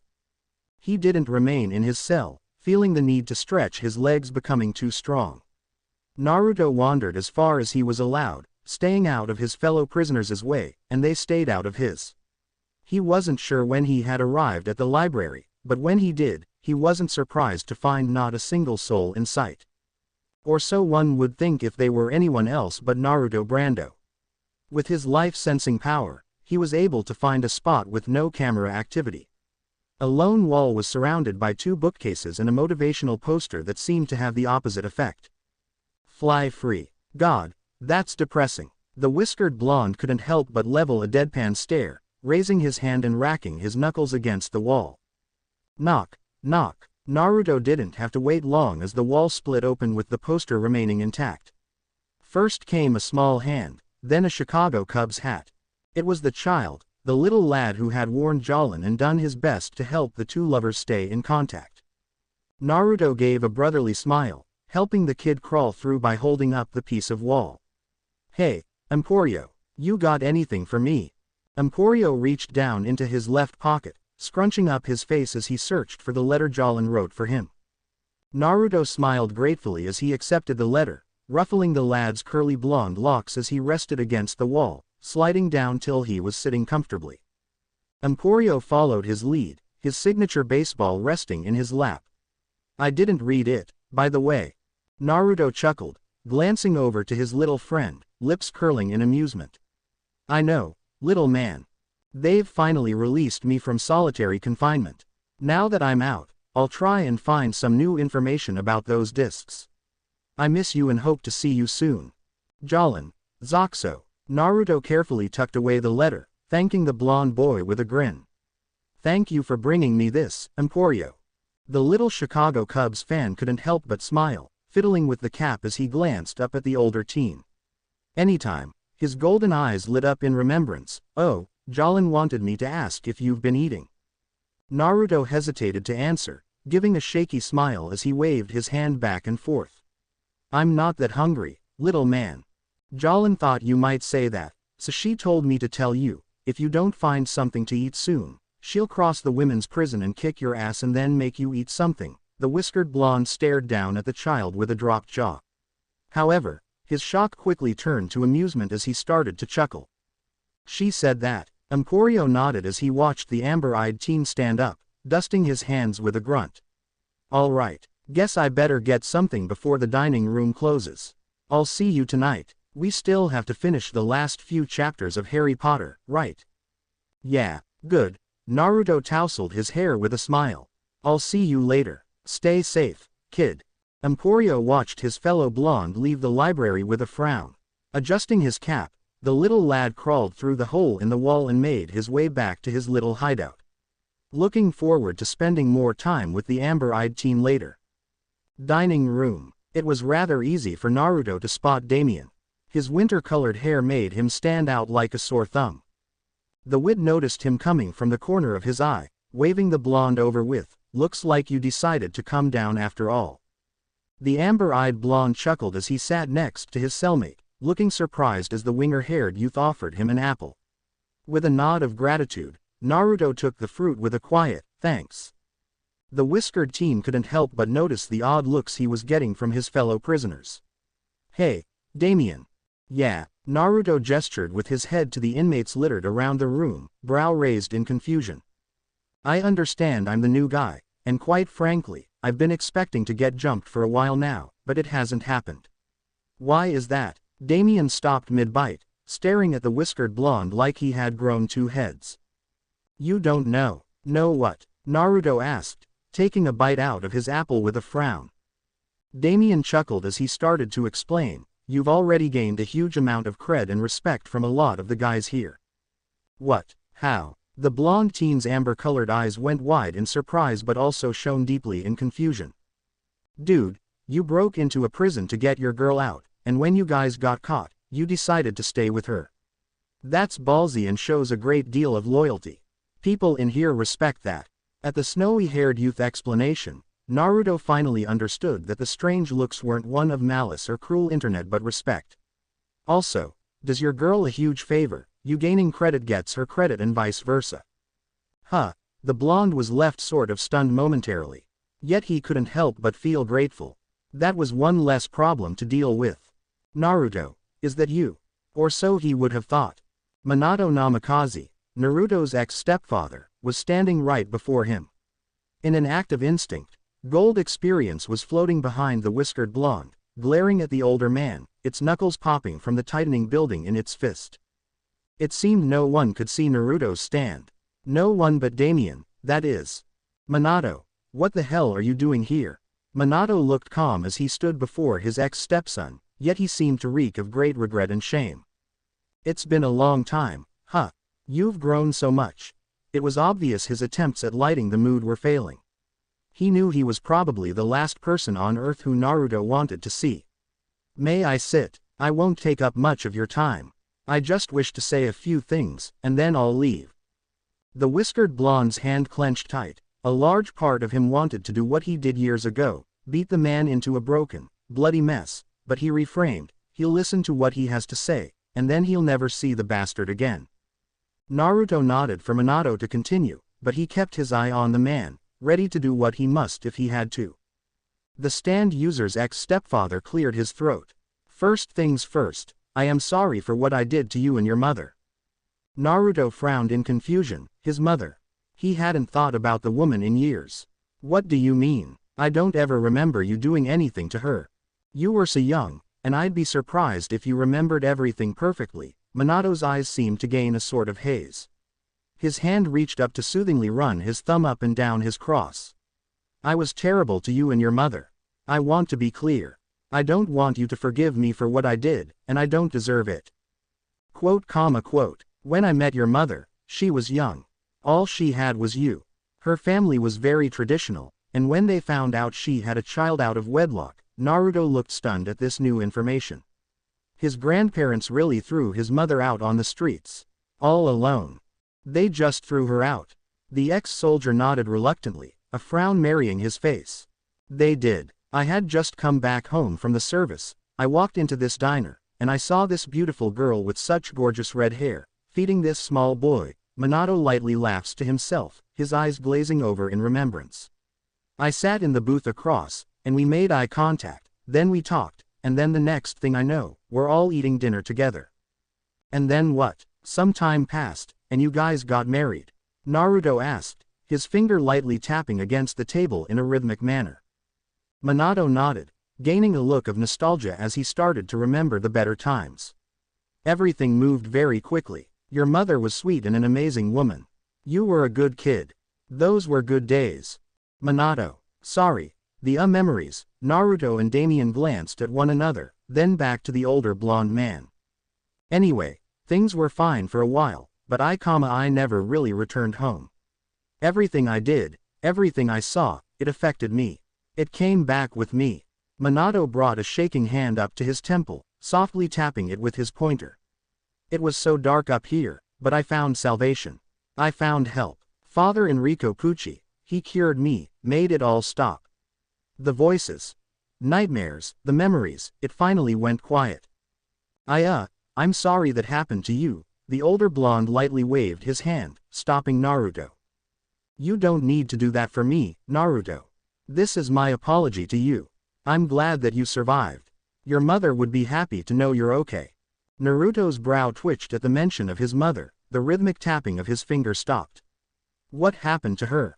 I don't know, Minato sighed, rubbing at his sunken eyes. After what happened, your mother called me an ambulance, but after that, I never saw her again. I did see a lawyer for some divorce papers, and he mentioned she was looking for you.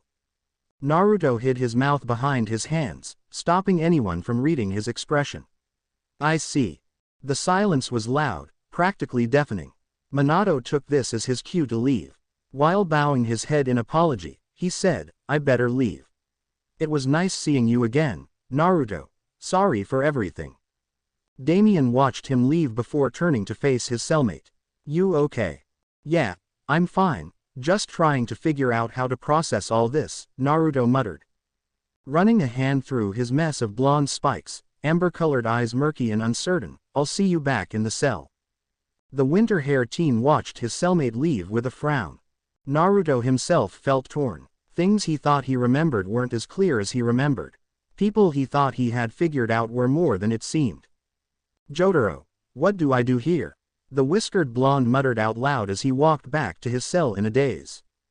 Naruto's cell. Naruto sighed as he rested his weary head on his soft but cheap pillow, an amber-colored eye staring blankly at the pale wall.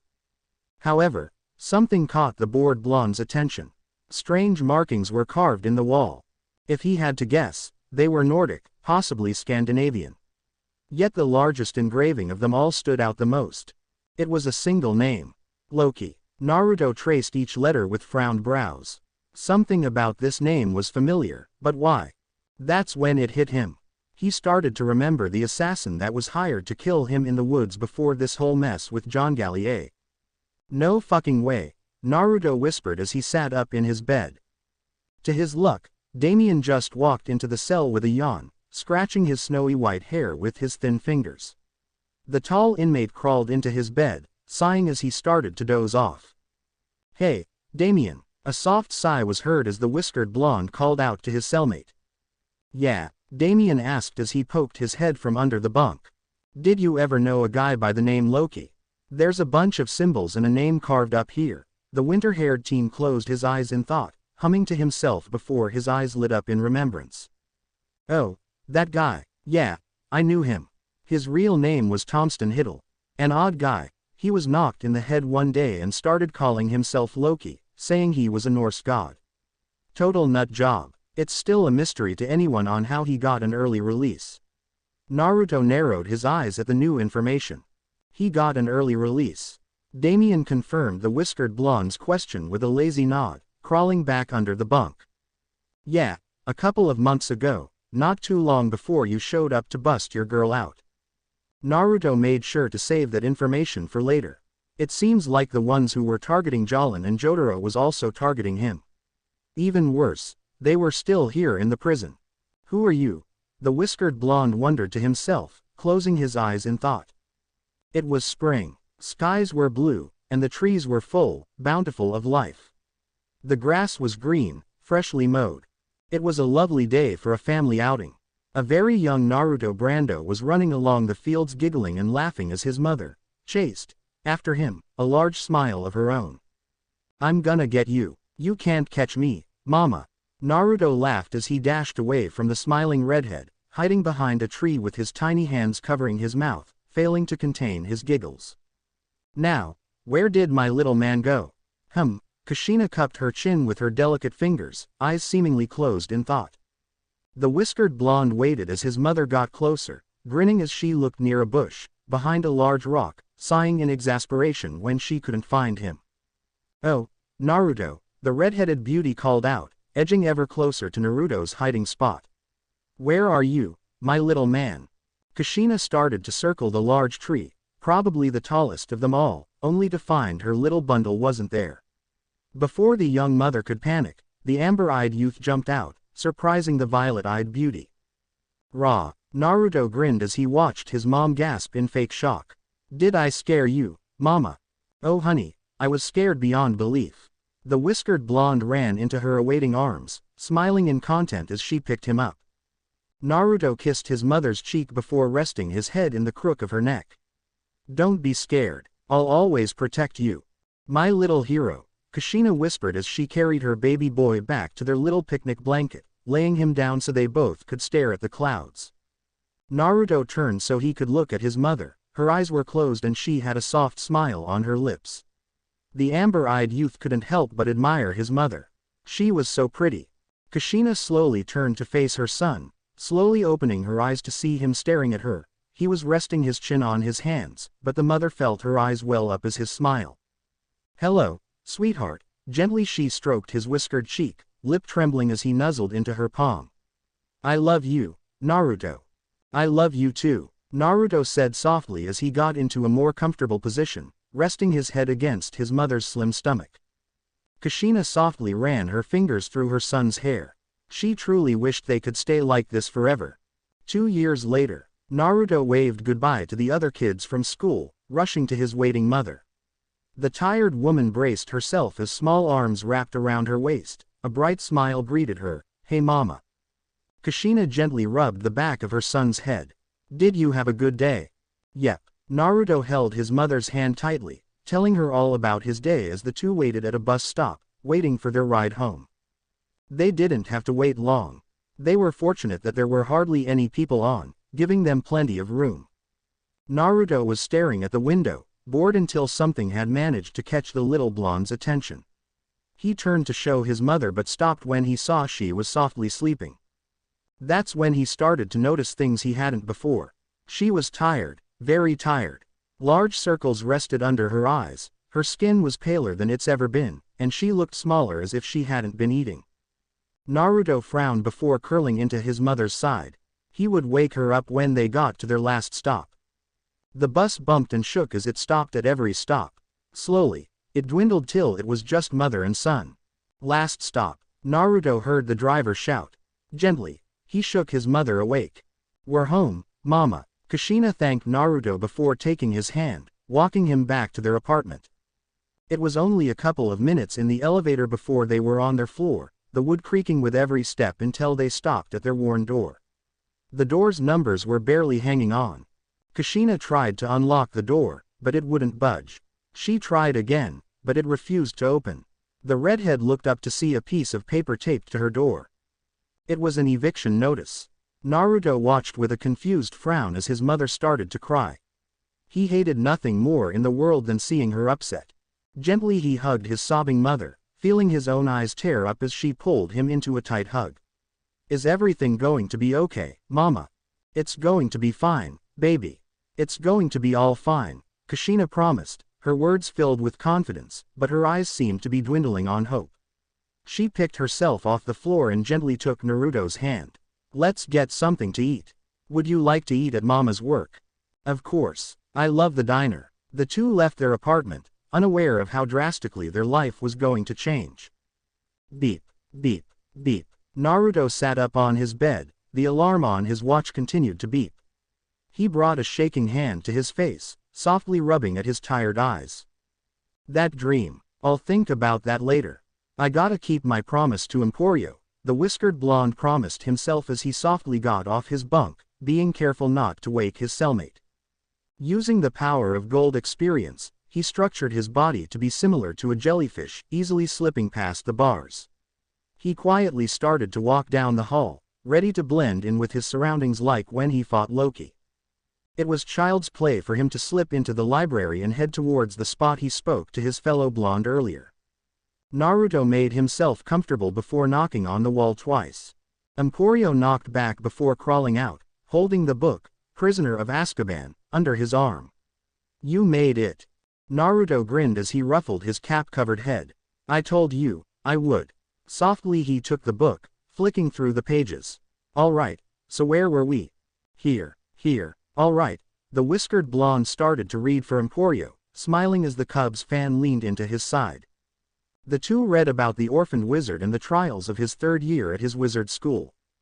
Naruto must have read 3 whole chapters before he noticed Emporio was dozing off. "Hey, we'll read some more tomorrow. You need some sleep." Sigh. "Okay. Good night, Naruto." "Night, kid." "Oh shit, Emporio, before I forget." Naruto reached into his pocket, pulling out a letter of his own. "Could you give this to Jolin for me when you see her next?" The whiskered blonde grinned at Emporio's nod, thanking him as he scurried away through his little hole, leaving the amber-eyed teen on his own. He found himself reluctant to go back to bed. He wasn't tired, he tried to tell himself, but he knew it was because he was worried about what he would see when he finally shut his tired eyes. The next day, "I'm Slim Shady, Yes, I'm the real Shady. All you other Slim Shadys are just imitating, so won't the real Slim Shady please stand up, please stand up, please stand up. Naruto whistled along with the beat on his radio that he acquired from another prisoner that tried to intimidate the whiskered blonde. Unfortunately, he learned the hard way, but the amber-eyed teen was sure a few weeks in recovery would help him learn. Oi Brando, a guard called out, tapping his knuckles against the bar. Come place your hands in the slot and wait until the cuffs are secured. Naruto raised a brow but still followed the man's orders, allowing his wrists to be shackled. The door to his cell buzzed before sliding open, allowing the amber-eyed teen to step out. Where am I going? The prison's priest has been wanting to meet you, but he's been busy these past few weeks. Lucky for him, he's got an opening and would like to see you now. The whiskered blonde raised his brow in confusion. Why does he wanna see me? It's a sort of program release type thing. If you ever want to get an early release or some privileges, he's the man you ask. Naruto accepted the guard's answer, but it also left him wondering, was this priest the reason Loki was released? If so, why? He needed to find out. Midway through his walk, Naruto noticed something that had his fellow prisoners chattering up a storm. Looking over the railing, he saw that the prison had acquired 2 new inmates. They were sitting in the far corner. The one with silver hair had his hands clasped in front of his face. There were glints of silver glistening between the gaps of his fingers, a necklace perhaps. His tanned friend looked like he had been in a bad accident, or that's what Naruto could assume from his head wrap that covered everything but his eyes and ears. Bandages covered his entire arm bar his hands. As if they could sense the amber-eyed blonde's powerful gaze, they looked up, locking eyes with him from across the large room. The silver-haired one started to grin, red eyes shining with bloodlust directed at him, but his partner stared at him like a hunter that's finally found his target and is now waiting for the perfect opportunity to strike. Keep moving, inmates. Naruto broke eye contact, a sinking feeling growing in his stomach. It would seem trouble found him once again. It took them roughly 15 minutes to cut across the prison to where this priest was. Naruto was surprised at how much nicer this section of the prison was compared to the rest of the place, yet he shouldn't be surprised. The guard behind him moved forward and gave 3 strong knocks. They both waited for a response. Come in. Slowly the door opened, and Naruto was greeted to the sight of a well-furnished office. Books littered the walls, degrees from elite schools, colleges, and photos of family hung on the wall, as well as a large cross. The priest walked forward, revealing himself to the whiskered blonde for the first time. He was a dark-skinned man of average to above average height, but he didn't have a lot of muscle. His appearance was unique, to put it mildly, but then again, Naruto shouldn't be surprised, seeing as he has met nothing but strange individuals since his preteens. The priest has very short white hair with shaved lines forming 2 elongated hexagons of hair between his scalp and his temples, each joining the corresponding eyebrow with a zigzagging strand of hair, as well as thin sideburns, spreading at the edge of the middle of his jaw. Naruto Brando, I've been waiting a long time to meet you. Naruto was shocked by the warm welcome. The man seemed practically elated to see the whiskered blonde. His soft brown-colored eyes shone with a certain type of affection one might show a family member. Please remove his cuffs. We won't be needing those. The guard looked concerned as he glanced over back to the priest. Are you sure, Father Pucci? Pucci smiled as he gestured to Naruto. I'm sure our young friend won't be causing any trouble, and you're just outside. The man grunted before removing the blonde's cuffs and leaving the 2 all alone. Naruto looked back to see priest watching him with a pleasant smile. It's nice to meet you, Father. The pleasure is all mine. Please sit. We have much to discuss. The amber-eyed blonde bowed his head in thanks as he took a seat in a surprisingly comfortable chair. Naruto sighed in comfort, yet he picked up the sound of faint whistling coming from a kettle. Looks like the tea is ready. Would you like a cup? The whiskered blonde briefly thought about rejecting Pucci's offer but decided it was best to be polite and accept. That would be nice, thank you. Naruto didn't have to wait long before he had a cup of steaming tea placed in front of him. The priest had retaken his spot behind his desk, softly blowing on his own cup. It's no problem at all, Naruto. I'm sorry it's taken us this long to meet. I'm kind of curious about that. Not to be rude, But why do you want to meet someone like me? The whiskered blonde asked as he gave a small quick sip of delicious tea. Pucci looked amused as he gently set his cup down. Ah yes, well, I have an interesting role in this prison. I like to sit down with each inmate and discuss a bit about their life, who they are, and what led them here. I wish to understand and help them. If I can make a difference here, then perhaps they will find salvation in the afterlife. Naruto was taken aback by the man's passion for his work, his strength in his faith, and his belief that he could help people. Wow, that's really admirable, father. Think nothing of it, my son. It's simply what I was put on this world to do. Pucci gently opened a drawer, pulling out a pen and a piece of paper. If it is quite all right with you, Naruto, I'd like to talk with you about your life. You don't have to spare too much personal information. No, it's fine. I'm not exactly ashamed of my past, the amber-eyed teen explained, but he couldn't lie. Meeting Minato had put a few things into perspective.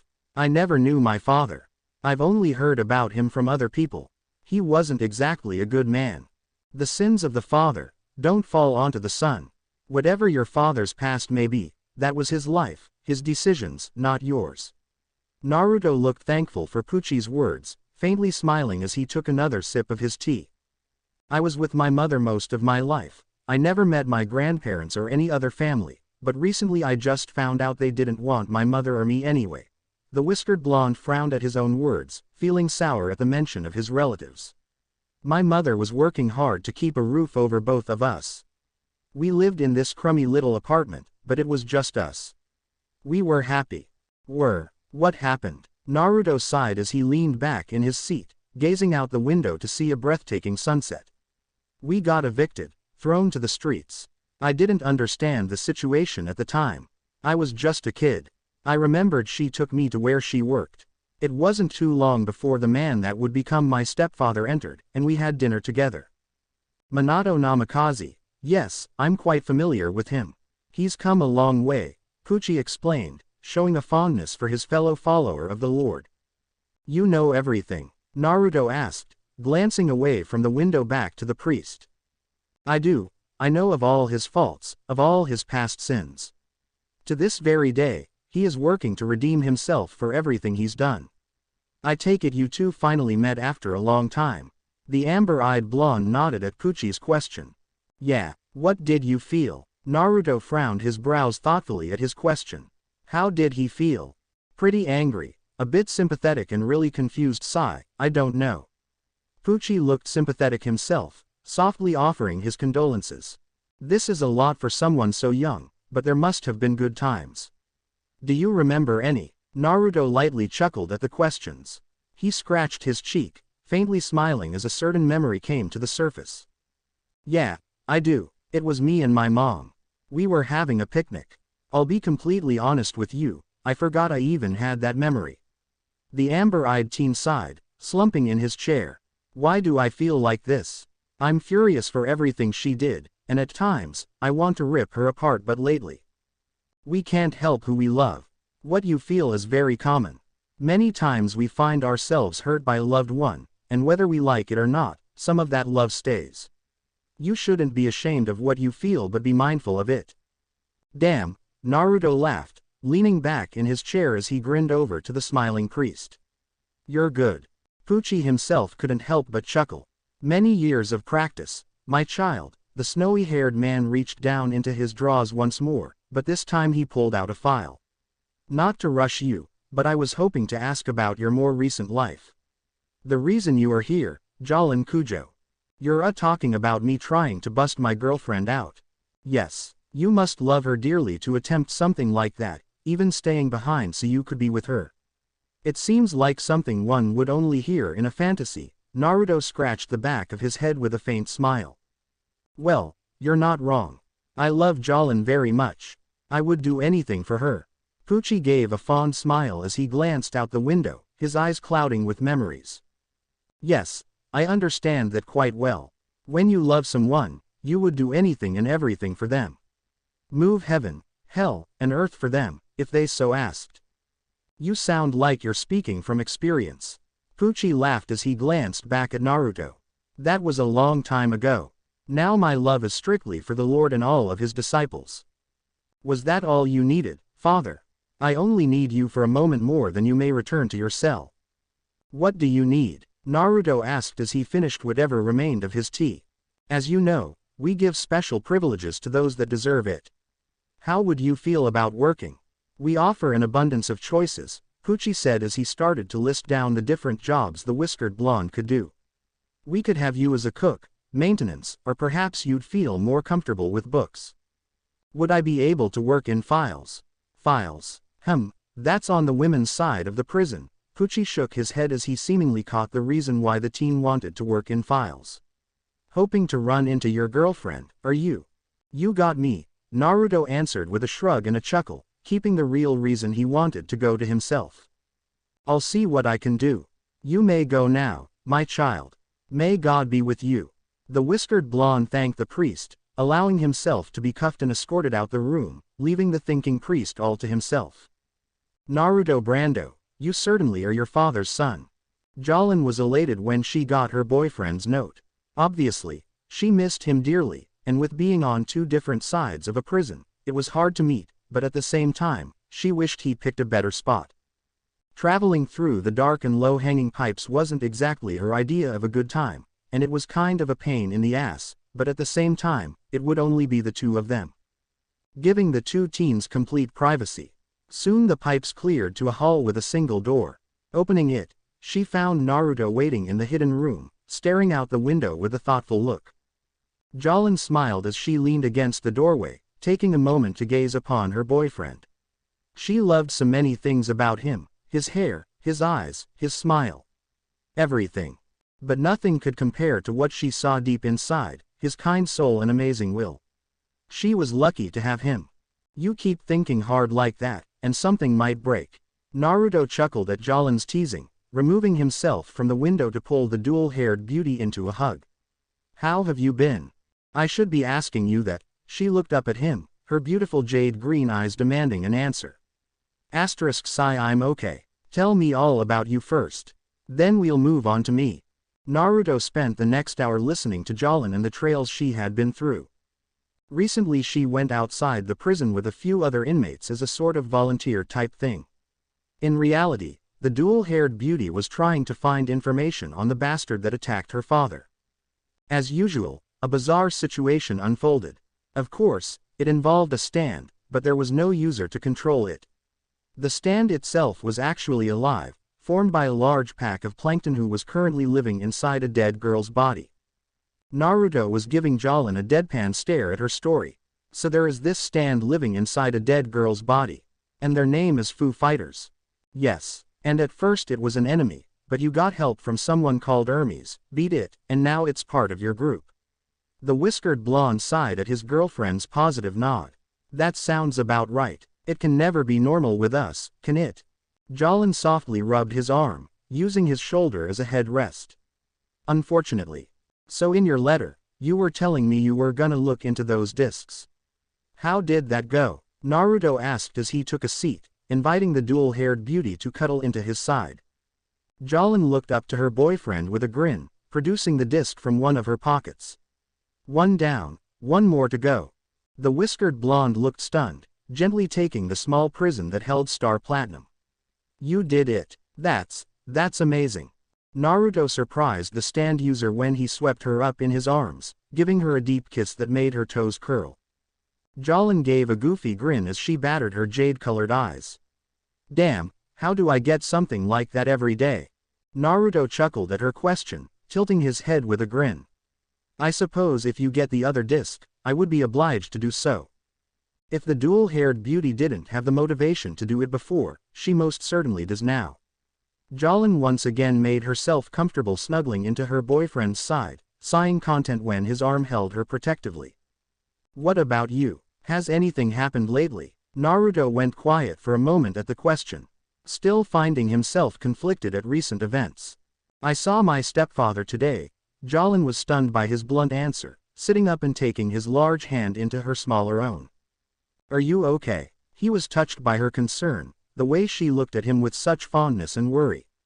It reminded him every time why he loved her as much as he does. I'm all right. Thank you, Naruto said softly, gently caressing her soft hands with his own, just a little confused on some things. Like what? I've learned things I didn't know before, about people I used to despise.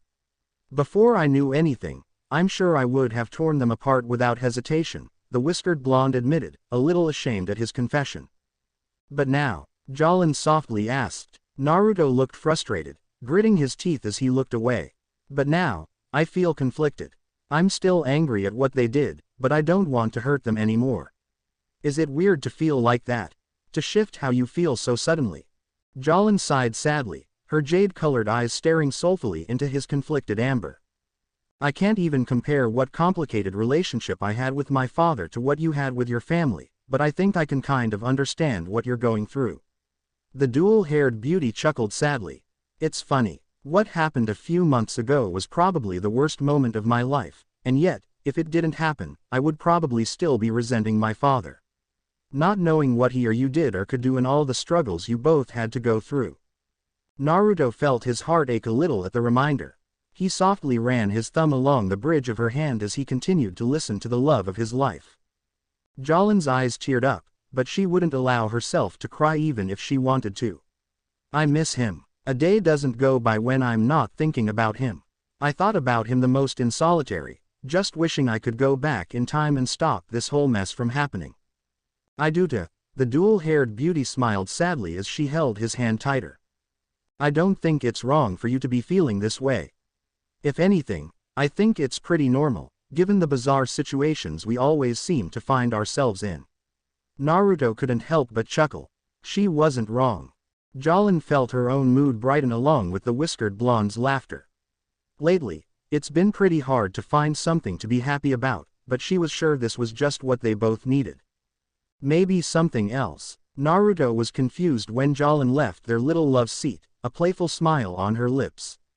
She started to sway her hips in a hypnotizing manner as she leaned against the wall, her jade-colored eyes shining with desire. She ushered him over with a single finger. He wasn't in control of his body, or his body was moving for him because before he knew it, he had her pinned to the wall. She stroked his cheek before cupping his chin with her hand, leaning up so she could whisper softly into his ear, I wanna try something new. Yeah, Naruto trailed a series of gentle kisses from her ear all the way down to her lips. He felt goosebumps follow the trail of her finger going down his chest and past his abdomen.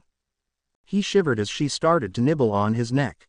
It seemed that even though he knew Jolin like the back of his hand, she knew him just as well. Her lips were now an inch away from his ear, softly whispering what she wanted. Naruto was surprised but also eager to follow along. Jolin removed herself from the whiskered blonde, giving him a playful smile as she acted, surprised, Mr. Guard, what are you doing here? Naruto gave a cocky grin as he, trapped, the dual-haired beauty between himself and the wall, staring down at her with ravenous hunger. FE 40536, Jolin Kujo. I've been keeping an eye on you ever since you first arrived. You seem like the type to get into trouble. I don't go looking for trouble. It just seems to find me, Jolin whispered, biting her lip. Naruto chuckled as he rested his hand on her curved hip. Be that as it may, I need to search you. Just to be safe. Oh, how thorough do you need to be? Jolin asked flirtatiously, gasping in surprise when her lover spun her around and placed her hands flat against the wall. We'll see as we go along. Naruto crouched to a knee, resting his hands against her long legs. Slowly he started to drag his hand upwards, feeling every inch of her, stopping when his hand rested against deep within her thigh. He repeated the same process on her left leg, smiling when he felt Jolin intake a breath or shiver as his hands drew closer to her concealed. Jolin sighed in disappointment when his hands left her legs, only to grin as they now rested on her hips, quickly traveling up her ribs towards her chest. The dual-haired beauty bit her lip as his hands slipped under her shirt and started massaging her bare breasts. Mr. M.G. Guard, I don't think I have anything dangerous in there. Naruto chuckled as he started to tweak her nipples, feeling the little nubs harden between his fingers. I disagree. Your entire body is dangerous. I have to be more thorough than I thought. Oh, I need you to strip for me. Jolin gasped but didn't hesitate to take her top off, leaving her chest bare for the whiskered blonde to admire. Bottoms need to go as well, knickers included. Well, it's a good thing I'm not wearing any. Naruto felt himself speechless for a moment, watching with great anticipation as her pants slowly trailed down her hips. Pale cream skin was all out for his hungry eyes to gaze upon. What do you need me to do now, Mr. Guard? I'll need you to take a position so I can get thorough, Miss Kujo. Jolin grinned as she came up with an idea she knew her boyfriend was gonna like. Position, huh, do you mean on all fours? Jolin asked as she took said position, shaking her plump cheeks in Naruto's direction. Or maybe you mean on my back. The dual-haired beauty moved smoothly as she changed position, her legs spread wide as she showed off everything she had to offer, her long legs, her white thighs, soaking lips. She started to softly trail with a finger. Naruto felt his jeans become too tight, unable to help but think, she's so why. But if that's not to your liking, then I can. Jolin rested more on her back and neck, her lower body arched in the air, holding her legs down with perfect balance. Do the bridge pose if you like. He couldn't wait anymore. With swift movements that even surprised Jolin, Naruto scooped her up and carried her in his arms. Her naked back touched the cool wall as her legs were wrapped around his waist tight. Quite eager to start herself, the dual-haired beauty reached down and unbuttoned his jeans. His member burst free and rested hotly against her mound, throbbing with every beat of his heart. Naruto ground his bulging head against Jolin's wet, lubing himself up in her arousal. Unable to help but moan every time he bumped or ran his member along her clit. God, I sometimes forget how big you are. The amber-eyed blonde chuckled as he angled his head at her welcoming entrance. What happened to the role play? Naruto asked playfully, teasing her as he didn't put it in yet. Jolin growled as her eyes narrowed dangerously. Cupping her boyfriend's jaw, she leaned closer and whispered out, "Who cares, now shut up and fuck me, you stupid why." Naruto thrusted inside his girl mid-speech, grinning at the euphoric look on her face. Clearly, she was more pent up than she let on. It was amazing from the way she clung to him and the way her walls massaged his member. They felt perfect for one another. Oh God, it's been so long, I really missed this, Jolin moaned as her body shifted and jumped with every one of the amber-eyed blonde's forceful thrusts. D-damn Jolin, you feel so good. Jolin grinned mischievous at her boyfriend's words, leaning her head forward so her lips were an inch away from his ear. Does it feel good, baby? Does it feel warm and cozy? Does it feel nice and wet? From the way you're pounding my poor little pussy it seems like you missed her aw. She missed you too, and she wants you all the way in. The dual-haired beauty groaned as the bulbous head knocked hard on her cervix door, battering down with every thrust. Schlick, schlick, schlick. Jolin went slightly crossed as she clung tightly to Naruto. Her body continued to spasm with pleasure. The pleasure-drunk girl had lost track of the amount of times she came. A strong, calloused hand cupped her jaw, stopping her head from rolling around. After a moment, her jade-colored eyes managed to focus. She saw two fiery pools of amber staring down at her with passion, lust, and love shining deep in her boyfriend's eyes. She wanted to speak, to tell him how much she loved him and how good he was making her feel, but all she could do was whimper and moan as he continued to plunder her depths. Jolin, I love it when he says my name. Jolin sighed in content when his lips found her own, kissing her heatedly. Naruto groaned into the kiss as he felt a very familiar sensation building. His thrusts started to blur, the wet smacking of his hips smacking her echoed throughout the small room.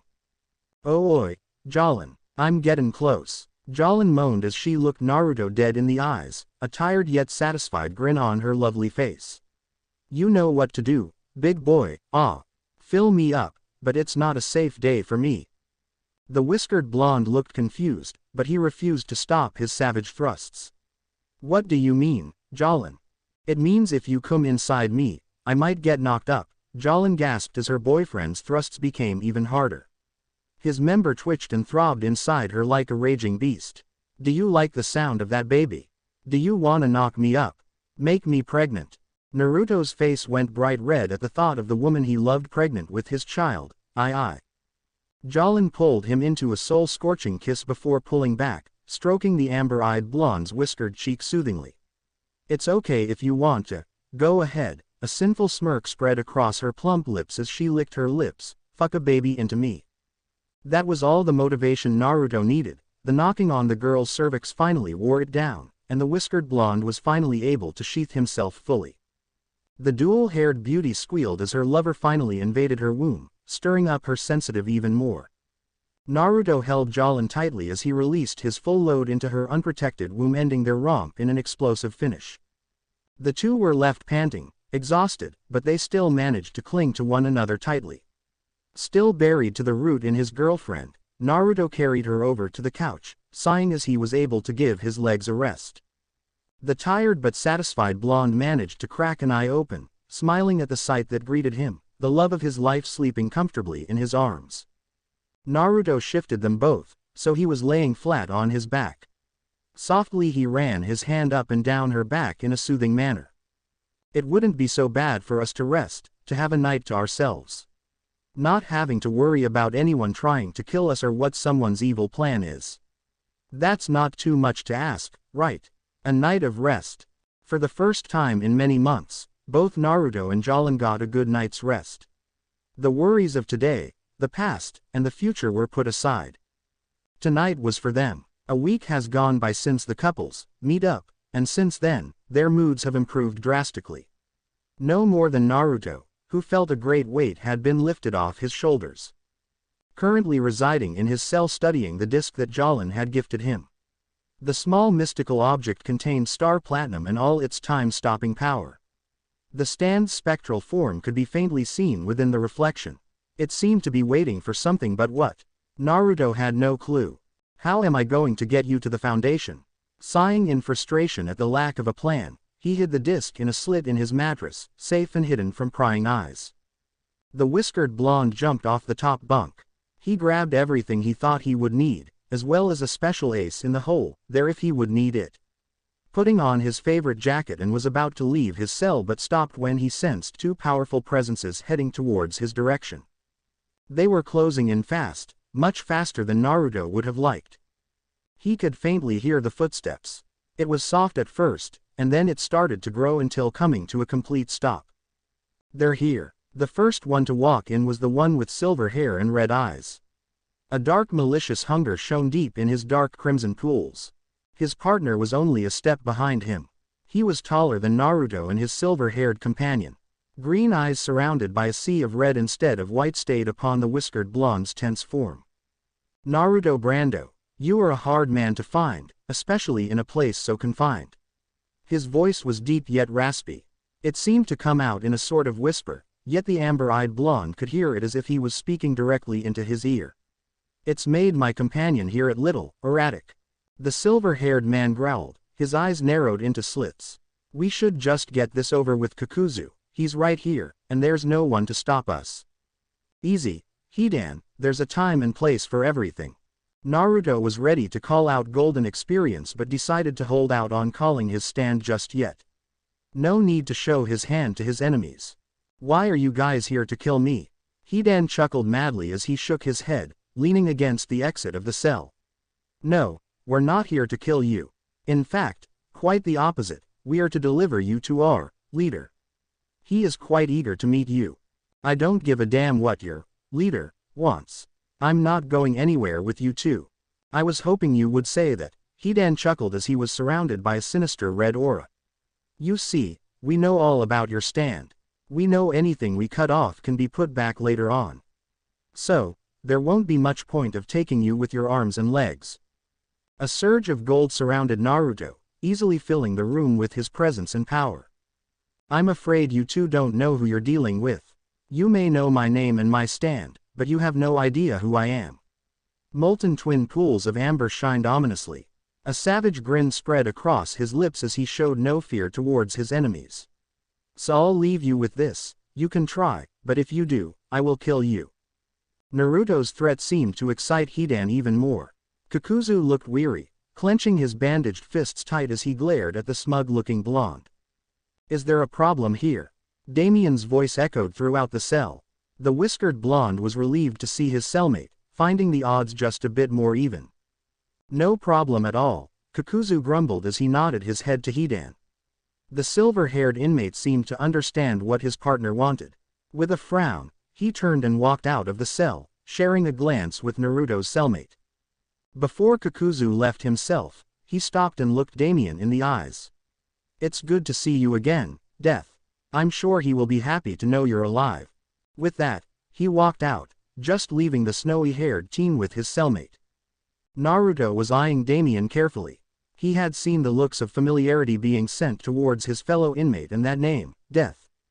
He didn't want to jump to conclusions, but it seems who he thought was an ally may be an enemy instead. "Before anything happens, you want to tell me what that was about and who you are. I know if you were going to kill me or kidnap me like them, then you would have had plenty of opportunities to do so, but you didn't. So who are you?" Damien sighed at Naruto's question, looking more tired than the blonde stand user had ever seen him. "My real name really is Damien, but my code name was Death. I worked for Red Dawn, which you could basically call a radical cult full of stand users. It's not big. Last time I checked, it only had roughly 9 members, or at least that's how many when I was still a part of it." Naruto was at least thankful his cellmate was being honest, and hopefully, he could finally get some questions answered.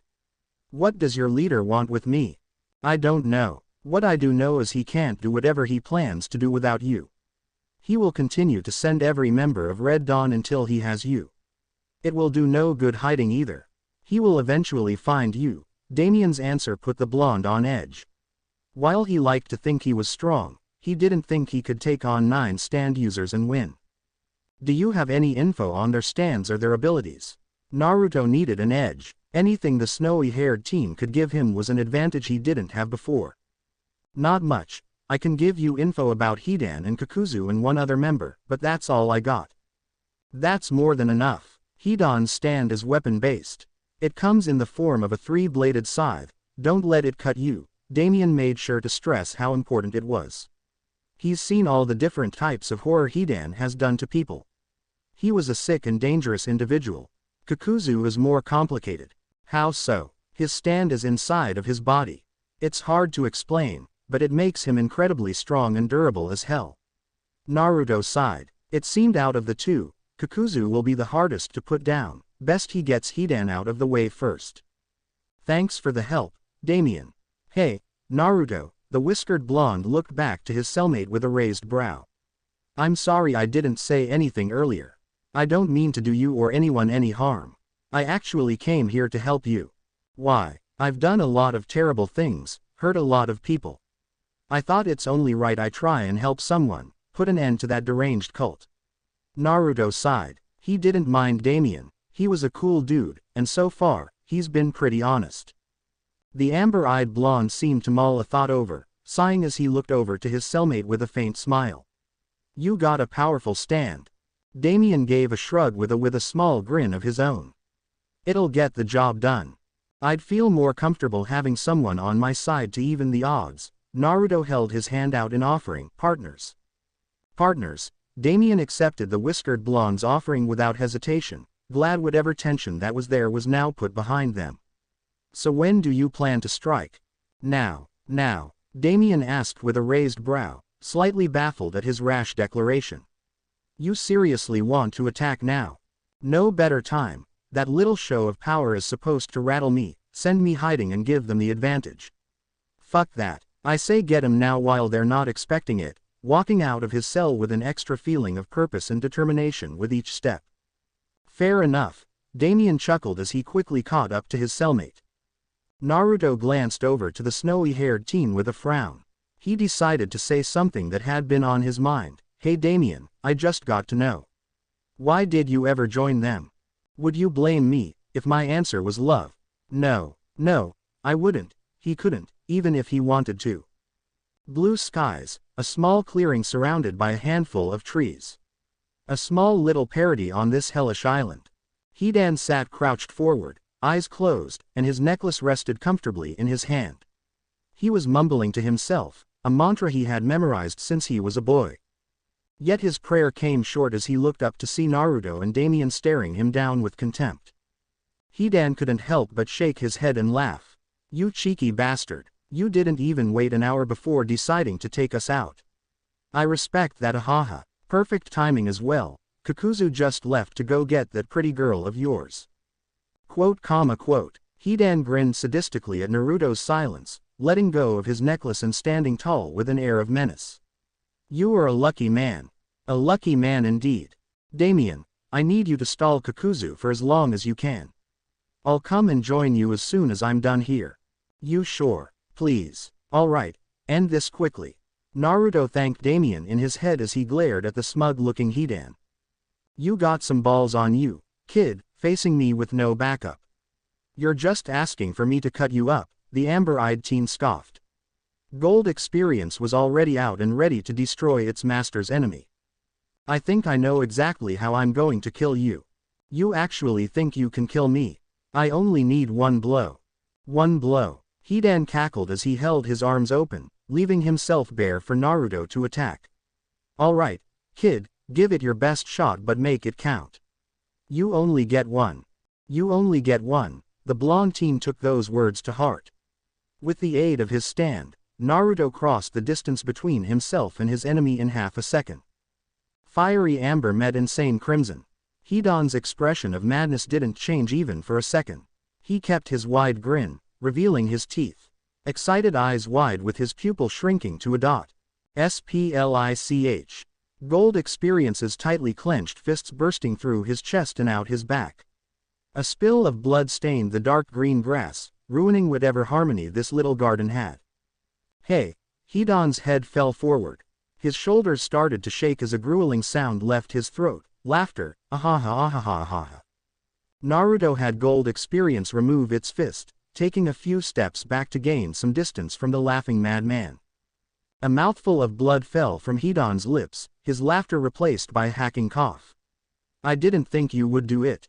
You actually went for the killing blow. He seemed to speak with surprise but also pride.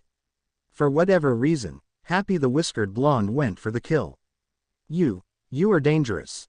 Hidan held his right hand out, never taking his eyes off of Naruto's endless sacrifice. A scythe materialized into his open palm. The handle was carefully wrapped in a white cloth, a source of white to contrast the blood-red metal. 3 sharp blades rested at the top, slightly decreasing in length, with the bottom blade being the shortest and the top being the longest. Hidan wrapped his right hand around the metal cable attached to the bottom of the handle, grinning as he showed off his stand, endless sacrifice. Now, this is where the fun begins. Naruto growled as he was forced to duck and weave all of Hidan's sloppy slashes. He lacked form, but he seemed to make up for it with energy and lack of care for his own well-being. Endless sacrifice created deep cuts into anything that wasn't the whiskered blonde. Missing his nimble form by inches, Naruto couldn't help but groan in frustration as the blade missed his head, slicing off a few strands of his hair. Jesus. When are you gonna bleed out already? Ahahaha. Kakuzu didn't fear the darkness, quite the opposite actually. He embraced it, thrived off of it. He traveled through passages leading towards the woman's side of the prison, hidden away or rather forgotten by the guards or anyone else who wasn't smart enough to know where to look. His only source of light coming from a single hanging bulb near his exit. It softly buzzed with each swing, probably the first time it's been used in years. He felt a deep chill run up his spine, the type of chill you would feel if someone was walking over your grave or a spectral entity flying through your body. Kakuzu's walk came to a stop. Slowly, he turned to face the way he entered. No one was there. I'm surprised with you, Damien, throwing everything you worked hard for, forgetting our goal, his dream. The snowy-haired teen appeared in a swirl of darkness and shadow, scowling at the Red Dawn member. He was hunched over with his face obscured from Kakuzu's sight. I'm looking forward to putting an end to it all. You, Red Dawn, all of it. Slowly, he started to unravel all his bandages, more and more tanned skin was revealed. Damien made no reaction as he saw what could be described as Frankenstein's monster, deep stitching appearing all over his body. Mainly his arms, legs, torso, and mouth. In Damien's eyes, he truly was a monster, inside and out. So Damien, shall we begin? Kakuzu's skin started to bulge and slither as if something alive was moving all throughout his body. The snow-haired teen grit his teeth and narrowed his eyes. You better get here quick, Naruto. Naruto dodged another reckless slash from Hidan, using the man's clumsy slash to his advantage. Gold Experience had a stance similar to that of a boxer, landing left and right hook filled with life energy. Hidan's skin started to redden and bruise from the rib-crushing blows, but he showed no sign he was in pain, quite the opposite. He looked like he relished in it. The hole in his chest did nothing to hinder his movement. The same ferocity he had started the fight with still remained and certainly didn't look like it was going anywhere soon. How can someone like him take all this damage and still fight? Naruto wondered to himself, panting slightly. Hidan twirled his scythe in his hand, grinning as he unwrapped the cable from around his arm, now holding it in his hand. I gotta admit, kid, you're good. I haven't had this much fun in a while. The insane Red Dawn member started to twirl the cable and, by extension, the scythe. His movements were fluid, precise, quick. Anyone getting hit by an attack now would surely be cut in two. The scythe sliced through the air towards the startled blonde. It was thanks to Naruto's quick senses that he was able to dive down, dodging Hidan's critical attack. However, he didn't have time to think as the deadly weapon came barreling down at him from above. Naruto, with the aid of Gold Experience, was able to move out of the deadly situation just in the nick of time. The deadly scythe slammed into the earth, creating a dust cloud that blocked the whiskered blonde's view of his assailant. A sudden burst of wind blew away the cloud. It was Hidan. In a brilliant move using his cable and scythe to pull himself forward, he shot his leg forward and kicked Naruto in the ribs, sending the amber-eyed blonde skidding back. With great strength, the silver-haired maniac ripped his scythe from the earth, leaping at his target with his deadly weapon drawn back. I've got you now. Shit, this guy just doesn't stop, and he keeps tanking whatever I throw at him. I need to finish him off soon. Naruto grunted as he dodged another sloppy swing. He needed to land another heavy blow. Something that would scramble Hidan for a while and give him some time. Oi Hidan, we gonna stay here dodging all day, are you actually gonna land a blow? The insane Red Dawn member chuckled as he rested his heavy scythe on his shoulder. Hey, I don't mind, kid. Kakuzu will have killed Damien and got your little sweetheart. Probably making his way back now. So, why don't you be a good lad and stay still?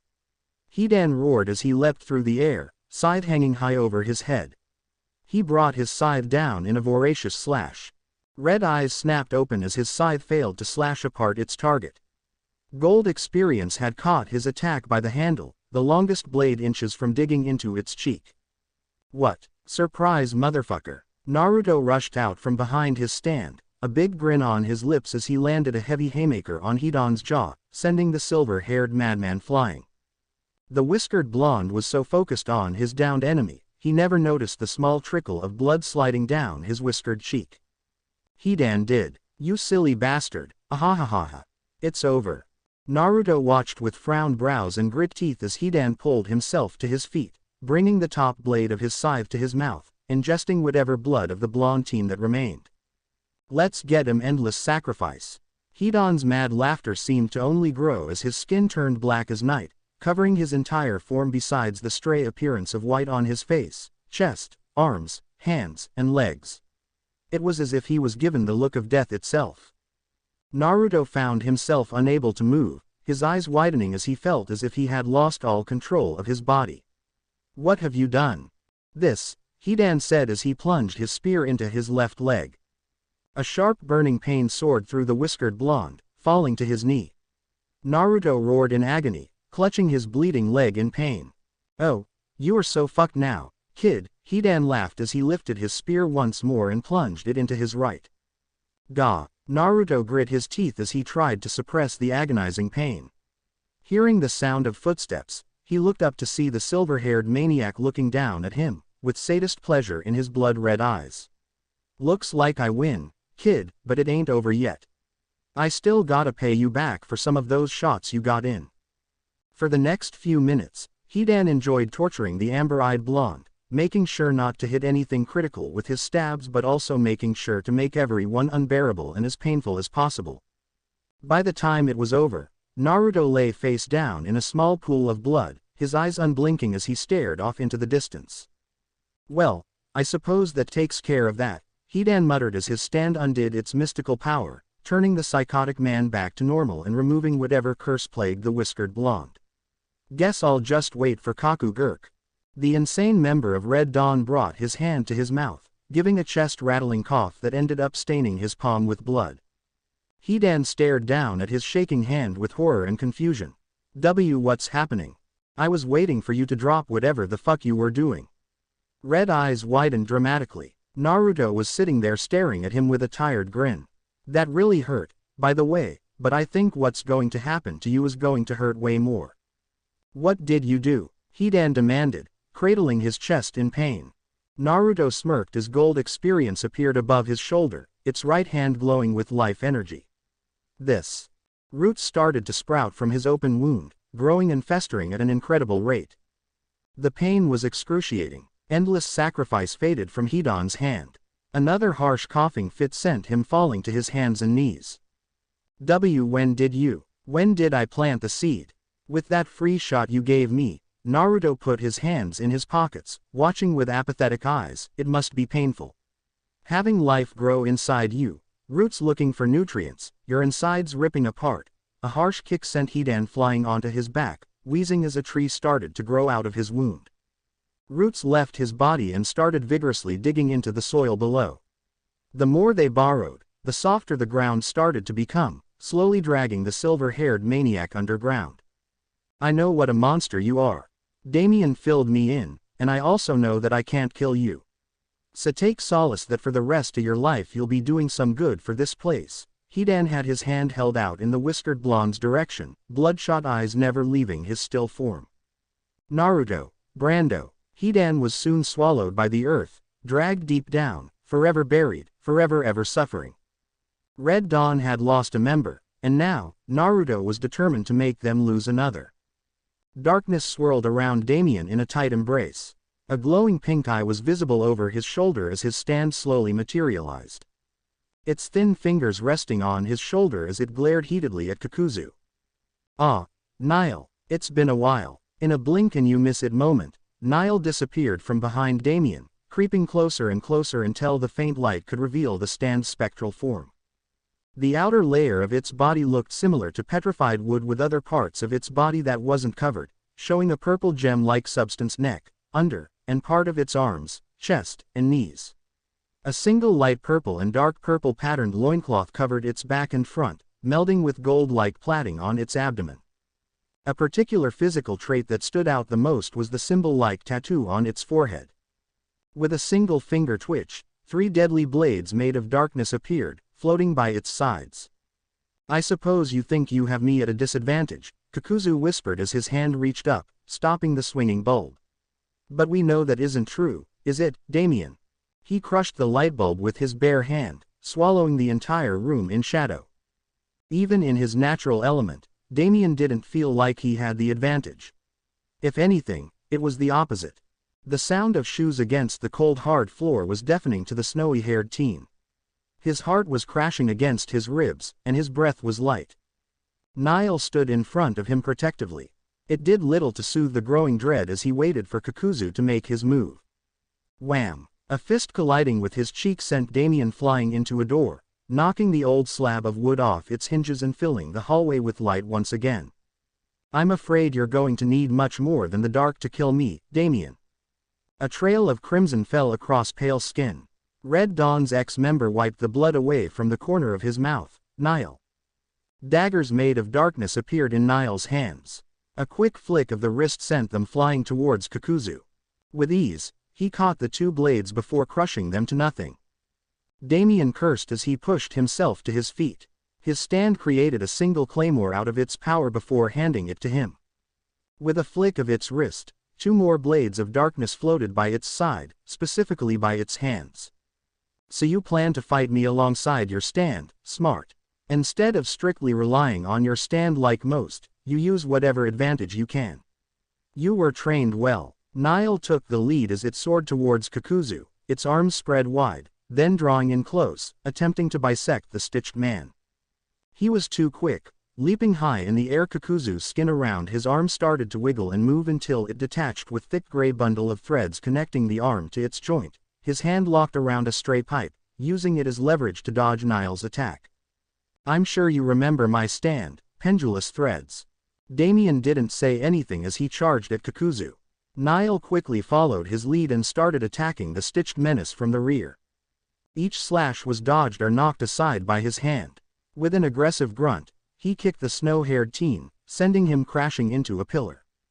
Nile faded away, disappearing then reappearing by Damien's side, giving its user the leverage he needed to stand. You've gotten rusty, Damien. Death of Red Dawn, reduced to this. Such a disappointment. Kakuzu's statement seemed to rile up the stand user, but he held himself back. He couldn't get sloppy. If he did, he would die.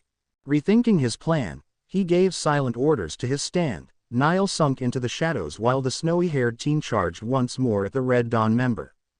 You're getting predictable, Damien, Kakuzu roared as his arms bulged, the threads within curling and twirling before in a burst of pressure, sent them soaring towards Damien. A wall of blackness appeared behind the stitched man, but he didn't seem to notice. Nile didn't attack like expected, instead charged into the darkness, out of sight once more. Just as it seemed, Kakuzu was about to ensnare Damien when a familiar wall of black appeared before him. Without fear, the snowy-haired teen stepped through while his stand stepped out. Kakuzu's eyes widened. Looking over his shoulder, he saw Damien charging at him with the intent to kill. His claymore pointed at the ready. The stitched man made the mistake of turning his back on Nile in his pursuit to stop the snowy-haired teen. The stand made two long chains with a hook on the end of each one. Kakuzu roared as the hooks pierced into his body, pulling him back and leaving him open for Damien to strike. The claymore pierced through Kakuzu's skin, all the way through and out his back, buried to the hilt of the blade. Damien looked up into the stitched man's eyes and saw amusement. No pain, no dwindling of life, just amusement. I guess you proved me wrong, Damien. Maybe the Reaper lives inside you yet. You can die with your honor intact. Kakuzu got a tight hold on the snowy-haired teen, raining blow after jaw-cracking blow. Damien was knocked deeper and deeper into a daze with every hit, blood pooled in his mouth as he was savagely beaten. He felt weak. He couldn't stand. The only thing keeping him up was the stitched man's tight grip. His hands moved from gripping his shoulders to the side of his head. Goodbye, Damien. Kakuzu's muscles bulged as he started to squeeze, applying pressure on the snowy-haired teen's skull. Damien weakly attempted to fight his attacker off, but the pressure in his head was becoming too much. Is this how it ends? I suppose it is. I'm sorry I couldn't do more, Naruto. I'll leave the rest up to you. Wait for me a little longer, Delilah. Damien closed his eyes, awaiting death. www.rrrrrryyyyyyy. Gold experiences foot barreled into Kakuzu's cheek, sending the beast of a man flying. Naruto caught Damien before his head could hit the floor. Damien, you okay? Why yeah, I just need a moment. Kakuzu growled as he picked himself off the floor, rubbing his cheek as he glared at the amber-eyed teen. Naruto Brando, you're proving to be quite the annoyance. I would say Hidan agrees with you, but well, no one will ever be hearing from him again, Naruto said confidently as his stand got to work healing Damien. So you found a way to beat Hidan him. I suppose that's our fault for underestimating you. No matter, I won't be making the same mistake twice. Kakuzu started to walk forward, knuckles cracking like gravel. Naruto scowled as the stitched bastard was getting closer. Hey Damien, you good to fight? Damien nodded. The phantom pain was still there, but he felt good as new. Yeah, I'm good, thank you. No problem. How do you want to deal with this? If you want him to feel anything, then you have to hit him with everything you have. I stabbed him in the chest, and he tanked it. I have a theory on how to beat him, or at least the idea of one, Damien explained as he was shoulder to shoulder with Naruto, glaring at Kakuzu. I'm listening. Aim for all his vitals. Hopefully, if we get his heart or his brain, that will finish him off. Naruto grinned as he cracked his knuckles, walking in step with his snowy-haired partner. Well then, let's get to it. The two teenage stand users charged at Kakuzu, summoning forth their stands. Life and darkness worked side by side to end their foe.